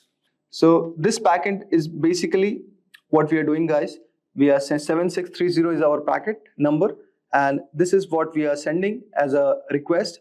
Then 7641 is a reply from the Google server with the given ID. Okay, the sequence number of this and the time to live, and it is also giving the request one. Now what you can do, guys, you can also apply one filter all over here. We can, okay, now with the help of this you can just see there are a lot of options as a filtering. Okay, so you can read the documentation for this, and whenever it is turning red, guys, it is showing something as error. Okay, and now let us do this and let us type our IP address, say 101, okay, 1.5.118. Okay, so this is also one of the way you can apply the filter. Okay, so it's going to filter out the IP address. Okay, say let's do this. So it is going to filter out our IP address, which is basically the same which is sending, because we have not given any other ping request. So guys, here what we can see, so this is kind of the analysis what we are doing basically. Okay, so guys, this was a Wireshark analysis for diagnosing the network issues with the help of ping and trace commands. And you can do a lot more other things with the help of Wireshark. Basically, these tools are used by network administrators, hackers, and also network engineers to understand the network performance, diagnose the network issues. Okay, so this was a short exercise which I have shown you about the basics of Wireshark. I hope so you would have enjoyed our today's video. Welcome to our video on top cybersecurity interview questions. Are you having a hard time landing that coveted interview, or even worse, bombing interviews left and right? It might be time to start prepping for those tough interview questions. Preparing for interview questions is an important part of the job search process and can greatly increase your chances of getting the job you want. The cybersecurity field is constantly evolving, which means that you need to have a strong understanding of the latest technologies and techniques in the industry. This makes cybersecurity interviews challenging, as interviewers may ask many complex questions about various cyber threats, security controls, and vulnerabilities. By spending time preparing for these questions, you will have the knowledge and skills required to tackle them with ease. And if these are the types of videos you would like to watch, then hit the subscribe button, like, and press the bell icon to never miss any update from Simplilearn. So without any further ado, let's get started with the top most important cybersecurity interview questions. So we'll start with the first question. That is, what is CRF? Or you can say the interviewer asks, can you explain what CSRF in the context of cybersecurity? And we can answer that certainly. CSRF stands for cross-site request forgery. It is a type victim is authenticated. The attack takes advantage of the trust a website has in the authenticated user's browser. Now we'll see how it works. So, security vulnerability that occurs when an attacker tricks a victim into performing an unwanted action on a website or web application, in which the attacker creates a malicious website or injects malicious code into a legitimate website that the victim visits. And when the victim visits the attacker's website or the compromised legitimate website, the malicious code can execute without the victim's knowledge. The malicious code sends a request to the targeted website or application on behalf of the victim. This request may include sensitive actions like changing the victim's password, making financial transactions, or modifying personal information. Since the request originates from the victim's browser, the targeted website or application considers it legitimate and processes the request. The victim's account is compromised, and the attacker gains unauthorized access or performs unwanted actions. To protect against CSRF attacks, web developers can implement several countermeasures, including using anti-CSRF tokens. Using anti-CSRF tokens, web applications can generate and include unique tokens in each form or request. These tokens are verified by the server before processing the action, ensuring that the request originated from the same website. The next is same-site cookies attribute. Web developers can set the same-site attribute on cookies, which prevents them from being sent with cross-site requests, thus reducing the risk of CSRF attacks. Verifying the origin header. Servers can check the origin header to ensure the request originates from the same domain. The next is implementing strict access control. Web applications should enforce strict access controls and authorization mechanisms to ensure that only authorized actions can be performed. And the next measure can be by implementing these countermeasures, organizations can significantly reduce the risk of CSRF attacks and protect their users' sensitive information and accounts. And the next question is, that is the most important question, which interviewer asks, that is difference between XSS and CSRF. So XS, that is XSS, cross-site scripting, and CSRF, cross-site request forgery, are both common web application vulnerabilities, but they differ in their nature and the risk they pose. So XS is a vulnerability that occurs when an attacker injects malicious scripts into a trusted website, which is then executed by the user's browser. This can happen when the website does not properly validate or sanitize user input. The injected scripts can be used to steal sensitive information such as login credentials or session cookies, and can also be used to modify the content of the website or redirect users to malicious websites. CSRF, on the other hand, is a type of attack where an attacker tricks a user's browser into making unintended or unauthorized requests to a website. This attack relies on the fact that many websites use cookies or other mechanisms for session management, and these cookies are automatically sent with every request made to the website. By tricking a user into visiting a specially crafted website or clicking on a malicious link, the attacker can perform actions on behalf of the user without their knowledge or consent, potentially leading to unauthorized actions, data manipulation, or account compromise. In summary, XSS is concerned with injecting and executing malicious scripts within a website, while CSRF involves tricking users into performing unintended actions on a trusted website. Both vulnerabilities can have serious consequences, and it is important for web developers to understand and mitigate these risks through proper input validation, output encoding, and security mechanisms such as CSRF tokens and secure session management. Now moving to next question. Is XSS client-side attack or server-side attack? So XSS, that is cross-site scripting, attack can occur on the client side, which means it targets vulnerabilities in the user's web browser or the client application. This type of attack takes advantage of security weaknesses in the client-side code, allowing an attacker to inject malicious scripts into a trusted website or web application. Once the script is executed by the user's browser, it can lead to unauthorized actions, data theft, or other malicious activities. And it's important to note that while XSS attacks primarily target the client side, they can have significant consequences on the server side as well. The injected script may interact with the server or exploit vulnerabilities in the server-side code to perform actions on behalf of the attacker.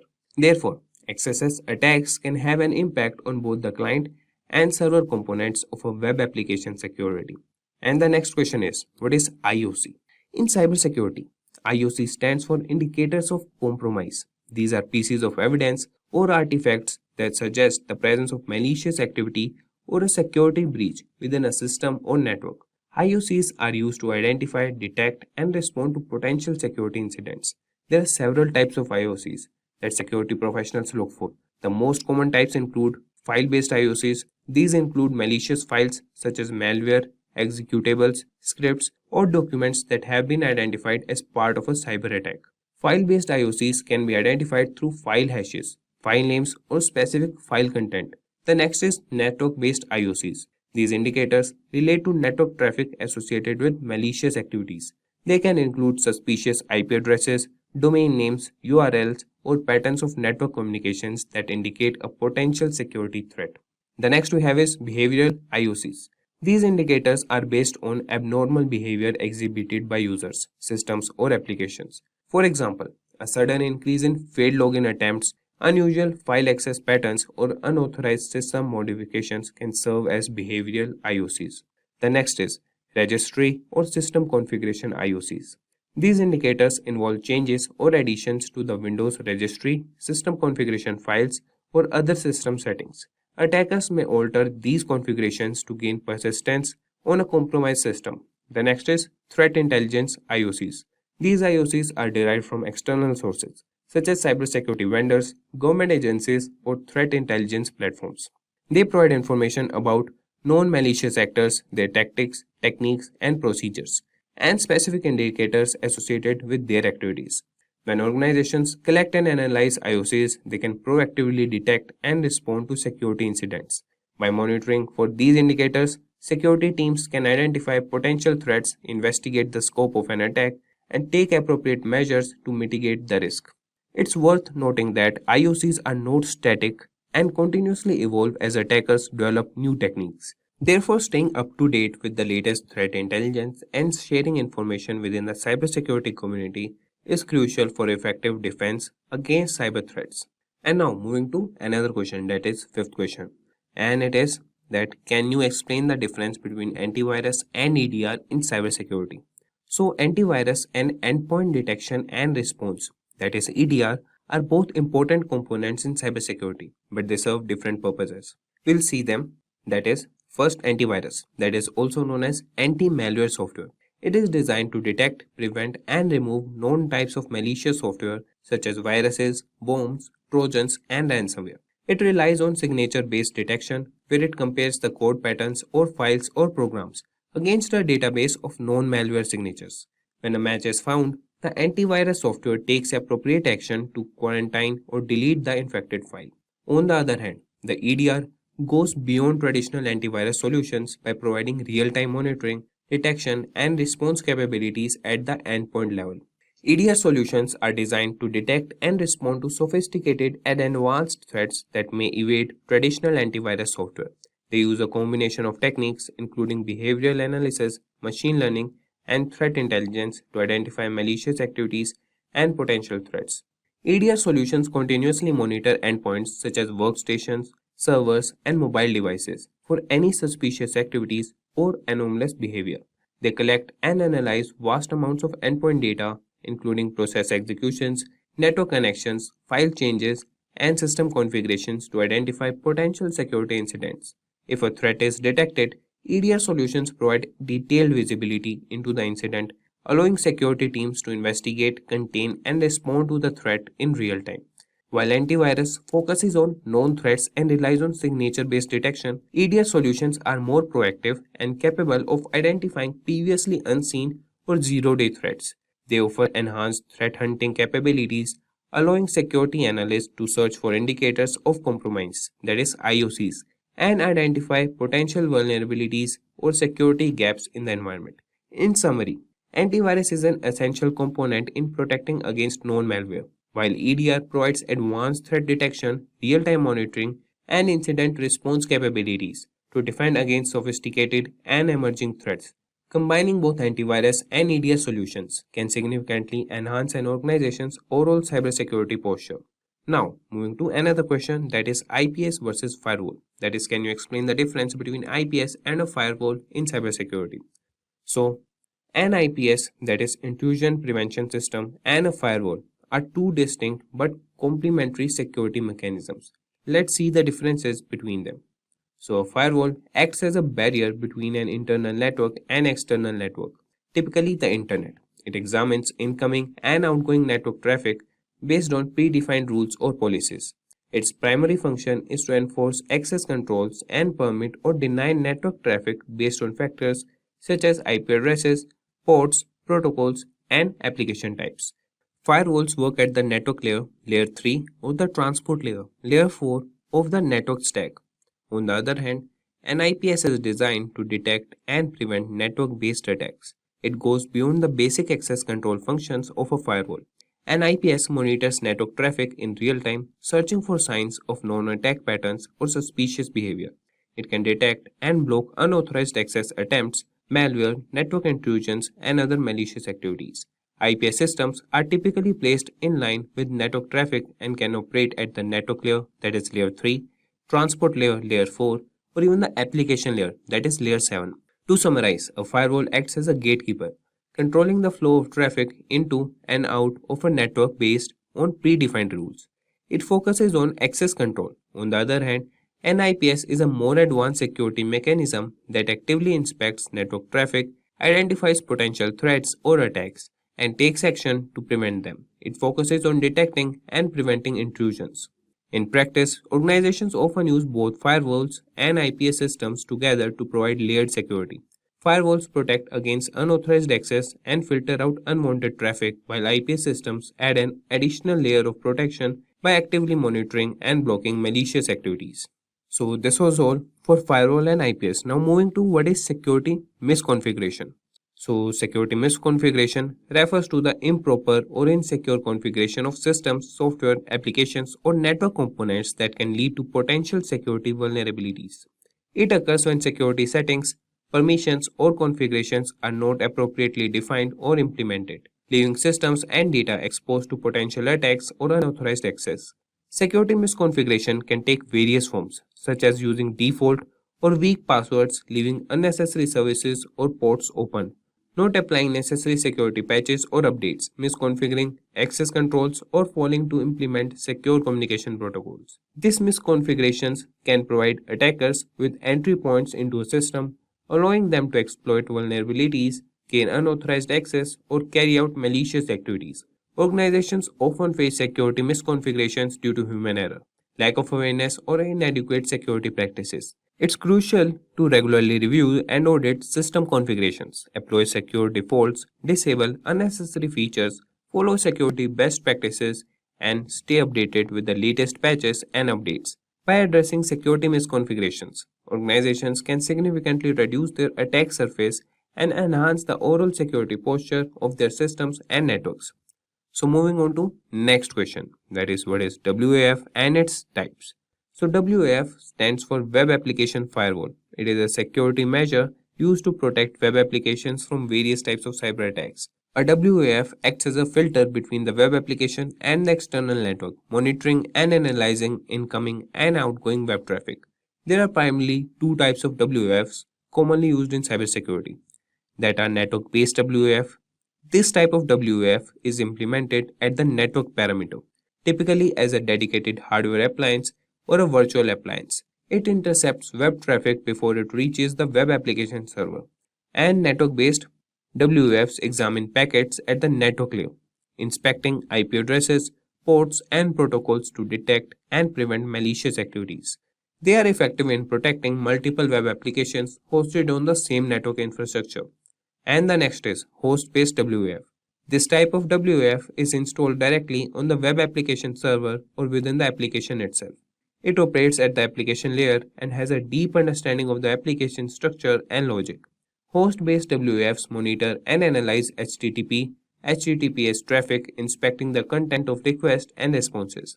They are often integrated as a module or a plugin within the web server or the application framework. Host-based WAFs provide granular control and can protect specific applications or modules within a server. Both network-based and host-based WAFs have their strength and can complement each other for enhanced security. Network-based WAFs are suitable for large-scale protection across multiple applications and servers, while host-based WAFs offer more precise control and visibility into application-specific vulnerabilities and attacks.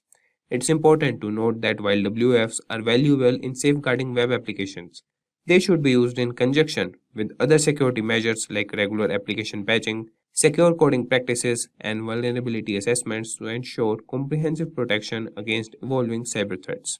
Now we'll see another question, that is, could you please explain the difference between blue teaming and red teaming? So blue teaming and red teaming are two distinct approaches used in cybersecurity to enhance the overall security posture of an organization.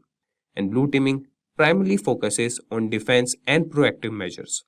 Blue teams are responsible for protecting the organization's assets, systems, and data from potential threats and attacks. They typically include cybersecurity professionals within the organizations who work to identify vulnerabilities, monitor networks, and implement security controls. Blue teams conduct risk assessments, perform security audits, and develop incident response plans. They also monitor security systems, analyze logs, and use various tools to detect and mitigate threats. Essentially, blue teams act as defenders, ensuring that the organization's defenses are strong and resilient. On the other hand, red teaming takes an offensive approach. Red teams are independent groups or individuals who stimulate real-world cyber attacks to evaluate the effectiveness of the organization's security controls and practices. Their goal is to identify weaknesses, gaps, and vulnerabilities in the system. Red teams use tactics similar to those of real attackers, such as social engineering, penetration testing, and vulnerability assessments to uncover potential security flaws. By adopting the perspective of an attacker, red teams provide valuable insights into the organization's security vulnerabilities, allowing the blue team to improve their defenses. In summary, blue teaming is focused on defense, while red teaming is focused on offense. Blue teams work to prevent and mitigate cyber threats, while red teams act as adversaries to identify weaknesses and improve the organization's security. The collaboration between blue and red team is crucial in maintaining a strong security posture and effectively protecting sensitive information. So this was all. That is the difference between blue teaming and red teaming. Now moving on to the 10th question, that is what is false positive and false negative in case of IDS. So in the context of intrusion detection system, that is IDS, false positive and false negative are two important terms used to describe the accuracy of the system in identifying and classifying security events. A false positive occurs when an IDS incorrectly identifies a benign activity or event as malicious. On the other hand, a false negative happens when an IDS fails to detect an actual malicious activity or event. It occurs when an intrusion or attack goes unnoticed and is not flagged by the system. This can be quite dangerous as it allows malicious activities to go undetected, potentially causing harm to the system or network. Ideally, an IDS should strive to minimize both false positives and false negatives. However, there is often a trade-off between the two. Increasing the sensitivity of an IDS to reduce false negatives may result in more false positives, and vice versa. Balancing the detection accuracy is crucial to ensure that genuine threats are identified while minimizing the number of false alarms. So, to improve the effectiveness of an IDS, continuously monitoring, fine-tuning of detection rules, and incorporating machine learning algorithms can be employed. Additionally, it's important for security teams to carefully analyze and validate alerts to distinguish between false positive and true threats, ensuring efficient incident response and mitigation. Now moving to another question, that is what is TLD? So TLD stands for top level domain in the field of cybersecurity. In the context of the internet, a top level domain refers to the last segment of a domain name located after the final dot. It is also commonly known as domain extension. Examples of TLDs include .com, .org, .net, .gov, .edu, and country-specific TLDs like .uk, .fr, or .au. TLDs play a significant role in cybersecurity as they help identify the purpose or category of a website. Cybersecurity professionals often analyze TLDs to assess potential security risk or determine the legitimacy of a domain. Malicious actors may exploit certain TLDs such as those associated with phishing, malware distribution, or fraudulent activities. Security measures like blacklisting or filtering can be implemented based on TLDs to protect users from accessing potentially harmful websites. Overall, understanding TLDs is essential in the cybersecurity field as it aids in identifying and evaluating potential threats, enhancing website security, and safeguarding users' online experiences. So this was all about TLD. So the next question is, can you explain what name servers are in the context of cybersecurity? So in the realm of cybersecurity, name servers play a crucial role in functioning of the internet. A name server, also known as a DNS server, domain name system, is responsible for translating human-readable domain names such as www.example.com into IP addresses such as numerical representations that computers use to communicate with each other. In simple terms, when a user types a domain name into a web browser, the name server is responsible for resolving that domain name to the corresponding IP address of the server hosting the website. This process is essential for establishing connections and enabling communication between devices on the internet. From a cybersecurity perspective, name servers are vital because they act as authoritative sources for domain names resolution. However, they can also be targeted by malicious actors in various attacks such as DNS spoofing or DNS hijacking, which aims to manipulate the translation process.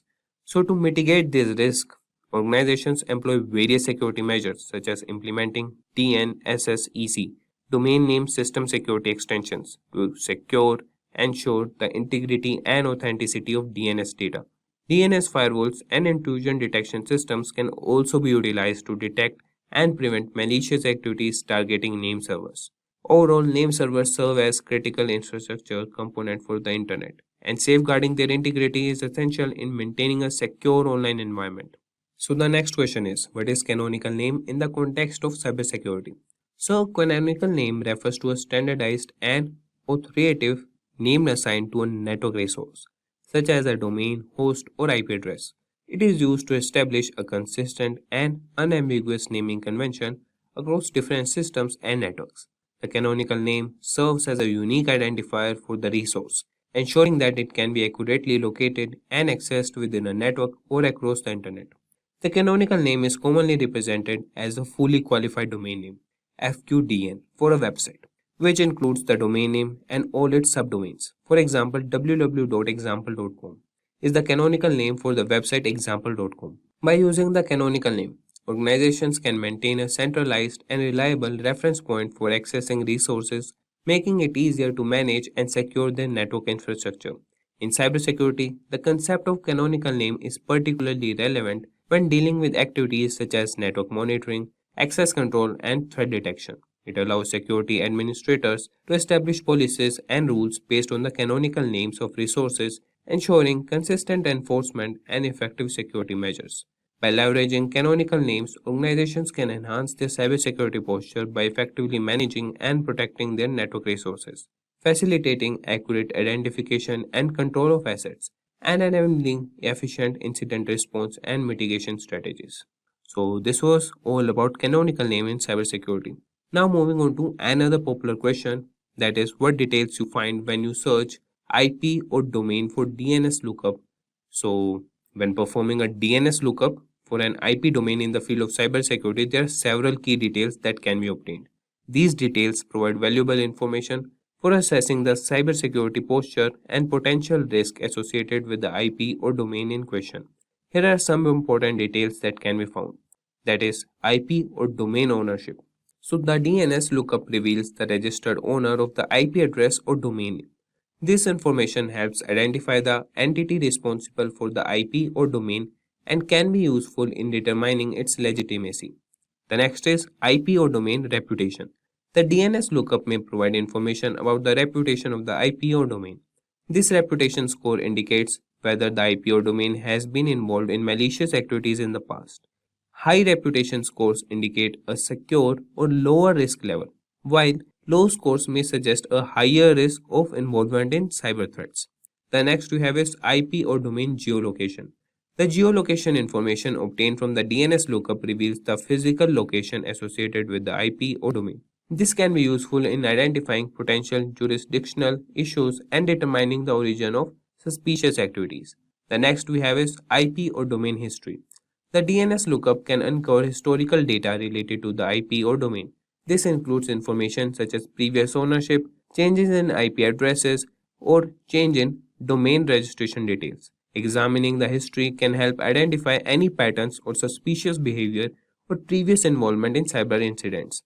The next is DNS records. The DNS lookup provides information about the DNS records associated with the IP or domain. This includes details such as the IP addresses associated with the domain, mail server information, subdomains, and other records like TXT records used for various purposes, such as SPF, Sender Policy Framework, or DMARC, Domain-Based Message Authentication, Reporting, and Conformance configurations. The next is IP or domain blacklisting. The DNS lookup can reveal whether the IP or domain is listed on any known blacklist. Blacklisting occurs when an IP or domain is identified as being associated with malicious activities, spamming, or other undesirable behavior. Such listing can indicate a higher risk level. So, by analyzing these details obtained from a DNS lookup, cybersecurity professionals can assess the potential security risk associated with an IP or domain and take appropriate measures to protect the systems and networks. And now moving to next question, that is, what is DHCP? That is, can you explain what DHCP is and its role in cybersecurity? So, DHCP stands for Dynamic Host Configuration Protocol. It is a network protocol commonly used in computer networks to automatically assign IP addresses and network configuration settings to devices within a network. DHCP plays a crucial role in cybersecurity as it helps in managing and securing network resources effectively. One of the primary functions of DHCP is to introduce or provide IP addresses dynamically to devices when they join the network. By assigning IP addresses dynamically, DHCP prevents the need for manual configuration, making it easier to manage a large number of devices in a network. This automated process helps ensure that devices are correctly connected and can communicate with other devices and network services.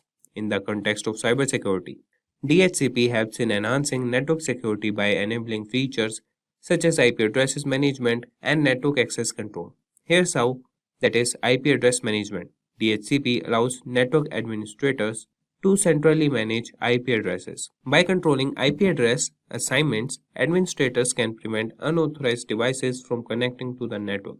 This helps in mitigating the risk of unauthorized access and potential security breaches. The second is network access control. DHCP can be used to enforce network access control policies. For example, an organization can configure DHCP to assign different IP addresses that ranges or provide specific network settings based on user roles or device types. This allows for granular control over network access, ensuring that only authorized devices can connect to specific network segments or services. Additionally, DHCP servers can be configured to provide additional information to connected devices such as DNS server addresses, default gateway settings, and other configuration options. By centrally managing these settings, DHCP reduces the likelihood of misconfigurations that could introduce security vulnerabilities. Moving to next question, that is, what is CVE? Which authority generate CVE? And we'll answer CVE stands for Common Vulnerabilities and Exposures. It is a system used in the field of cybersecurity to identify and track known vulnerabilities in software and hardware.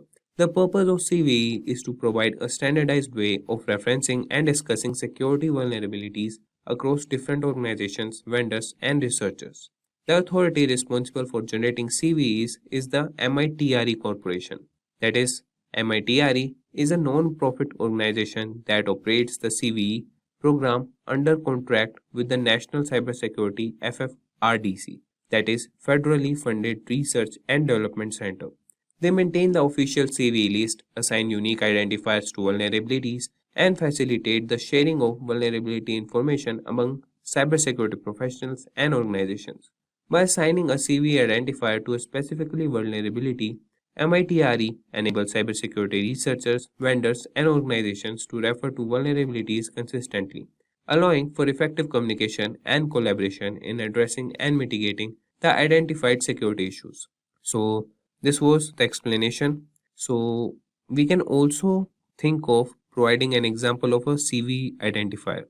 So, let's take an example of CVE 2021-34567. In this case, CVE 2021 represents the year the vulnerability was assigned or discovered, and 34567 is a unique numerical identifier.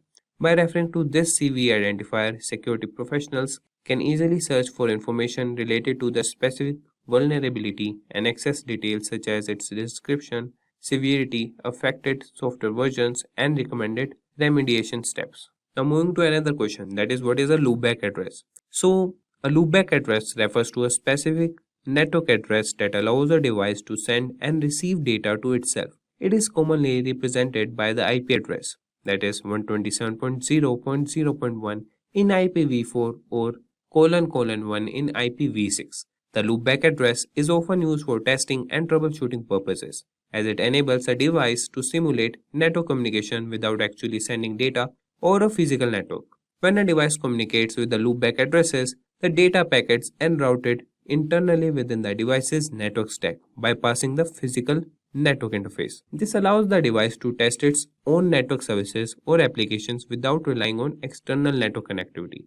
By sending data to the loopback address, a device can verify the functionality and integrity of its networking protocols, software, or security configurations. From a cybersecurity perspective, the loopback address can be valuable during the development and testing of security measures, such as firewalls, intrusion detection system, or antivirus software. It allows security professionals to assess the effectiveness of these measures by emulating attacks or monitoring the device's response or stimulate malicious activities, all within the controlled environment of the loopback interface. Additionally, the loopback address is sometimes used by software developers to create a local development environment. By running services on the loopback address, developers can test and debug their applications without exposing them to potential external threats or interfering with other network resources. In summary, the loopback addresses provide some means for a device to communicate with itself internally, offering a convenient and secure method for testing, troubleshooting, and software development in the field of cybersecurity.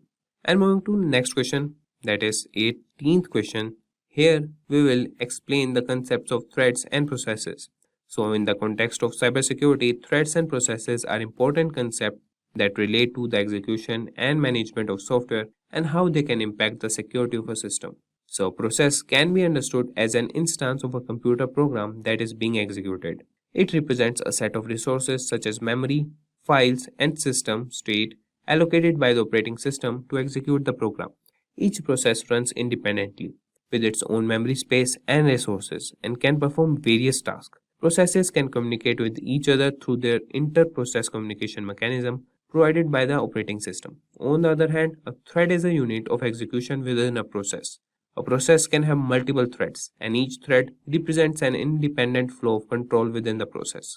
Threads within a process share the same memory space, allowing for efficient communication and data sharing.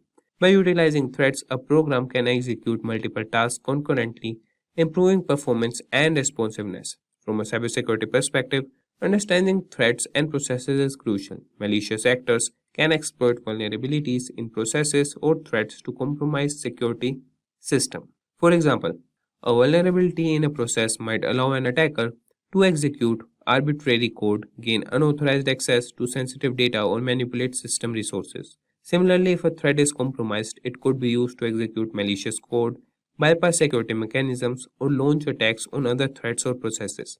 To enhance cybersecurity, it is important to secure processes and threads by implementing various protective measures.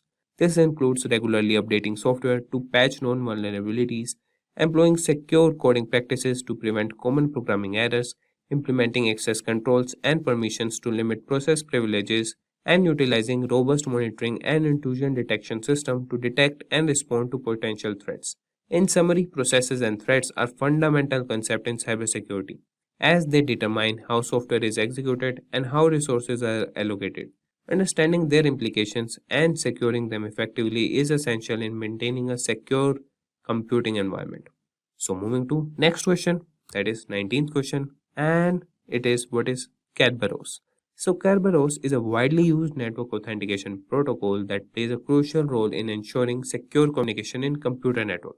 It was developed by Massachusetts Institute of Technology, that is MIT, and has become a fundamental component of many security infrastructures. At its core, Kerberos provides a framework for mutual authentication between a client and a server, allowing them to establish trust and securely communicate over an untrusted network. It relies on a centralized authentication server known as the Key Distribution Center, which acts as a trusted third party. When a client requests access to a network's resource, the Kerberos protocol enables the client to authenticate itself to the KDC using its credentials, typically a username and password. The KDC then verifies the client's identity and issues a time-limited ticket, also known as ticket granting ticket, which serves as proof of authentication. Once the client possesses a valid TGT, it can present it to the desired server to request a service ticket for a specific resource. The server in turn contacts the KDC to verify the TGT's authenticity and grants the client access to the requested resource if the validation succeeds. One of the significant advantages of Kerberos is that it uses symmetric key cryptography, which ensures confidentiality and integrity of the communication between the client and the server. The KDC shares a secret key with each client, and this key is used to encrypt the communication tickets, making it difficult for adversaries to forge and tamper with them. Moreover, Kerberos incorporates the concept of single sign-on, allowing users to authenticate once and obtain multiple tickets for different services without needing to re-enter their credentials. This enhances usability and reduces the burden of remembering and managing numerous passwords. Overall, Kerberos is a robust authentication protocol that addresses many security challenges in network environments. Its widespread adoption in various systems and its proven track record make it a valuable asset in safeguarding sensitive information and preventing unauthorized access. Now, moving to the next question, that is, can you explain the significance of 018 and 012 in Kerberos authentication? So, in Kerberos authentication, the value 0x18 and 0x12 represent specific message types within the Kerberos protocol. The Kerberos protocol is a widely used authentication protocol designed to provide secure authentication for network services. In Kerberos, each message exchanged between the client and the key distribution center has a special message or a specific message type associated with it. These message types are represented by hexadecimal values. So 0x18 corresponds to the message type KRB_AS_REQ, which stands for Kerberos Authentication Service Request. This message is sent by the client to request a ticket granting ticket. from the KDC. The TGT is then used to request service tickets for specific services. 0x12 represents the message type, that is KRBTGSREQ, which stands for Kerberos Ticket Granting Service Request. This message is sent by the client to the KDC to request a service ticket for a particular service. The client includes the TGT obtained from the KRB_AS_REQ message and specifies the desired service. These message types are essential in the Kerberos authentication process as they allow the client and the KDC to exchange the necessary information for authentication and authorization. The Kerberos protocol uses the message types to ensure secure communication and prevent unauthorized access to network services. Overall, the values 0x18 and 0x12 in Kerberos authentication represent specific message types within the Kerberos protocol, enabling the secure exchange of authentication and authorization information between the client and the KDC. And the next question we have is define unicasting, multicasting, and broadcasting. So unicast, multicast, and broadcast are the three methods by which we transmit data over a network. So unicast, it sends the information from a single user to a single receiver. We use this for point-to-point communications. And multicast, here data is sent from one or more sources to multiple destinations. Then we have broadcast, that is known as one-to-all, that is the communication is between a single user and several receivers. And the next question is explain SSL encryption. Secure Sockets Layer SSL is the standard followed in the security and knowledge industry to develop encrypted connections between the browser as well as the web server. This standard ensures that data privacy is maintained and that online transactions are protected from external attacks. The following steps have to be followed to establish an SSL connection. The browser will connect to the web server, which is secured by SSL. The browser will send a copy of the SSL certificate. The browser verifies if the SSL certificate is trustworthy. If trustworthy, the browser will send a message to the server requesting to establish an encrypted connection. The web server acknowledges and starts to build an SSL encrypted connection. The encrypted SSL communication begins between the browser and the web server. And now we have the 23rd question, that is what steps will you take to secure a server? So the Secure Socket Layer SSL is a protocol where data encrypting and decrypting will protect it from being intercepted by authorized users. The simple ways to secure the server are as follows. Ensure that the password for root and administrative users is secured. New users can be included in the system now. They will manage the system as per the policies established. Remote access is removed from default administrator accounts. The following steps have to be followed to configure firewall rules for remote access. Now we have the 24th question, that is what is data protection in transit versus data protection at rest. So when data is protected in transit, the data goes only from the server to the client. The effectiveness of data protection, repeat, the effectiveness of data protection is critical for ensuring that there is no loss of data. Data protection at rest, it is when the database is on the hard drive. The data at rest is sometimes less vulnerable than the data in transit. So this was all about it. And the next question is, what is the difference between VPN and VLAN? So VPN, the group workstations are within the same locations and in the same broadcast. The main logically segregated networks and have no physical connection. Whereas VLAN, this is related to remote access to the company network.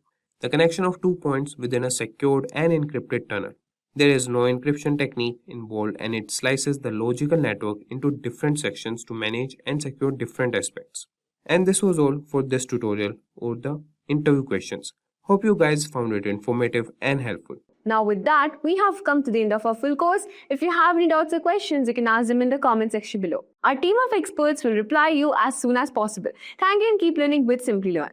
Hi there, if you like this video, subscribe to Simplilearn YouTube channel and click here to watch similar videos. To nerd up and get certified, you can check the description box below.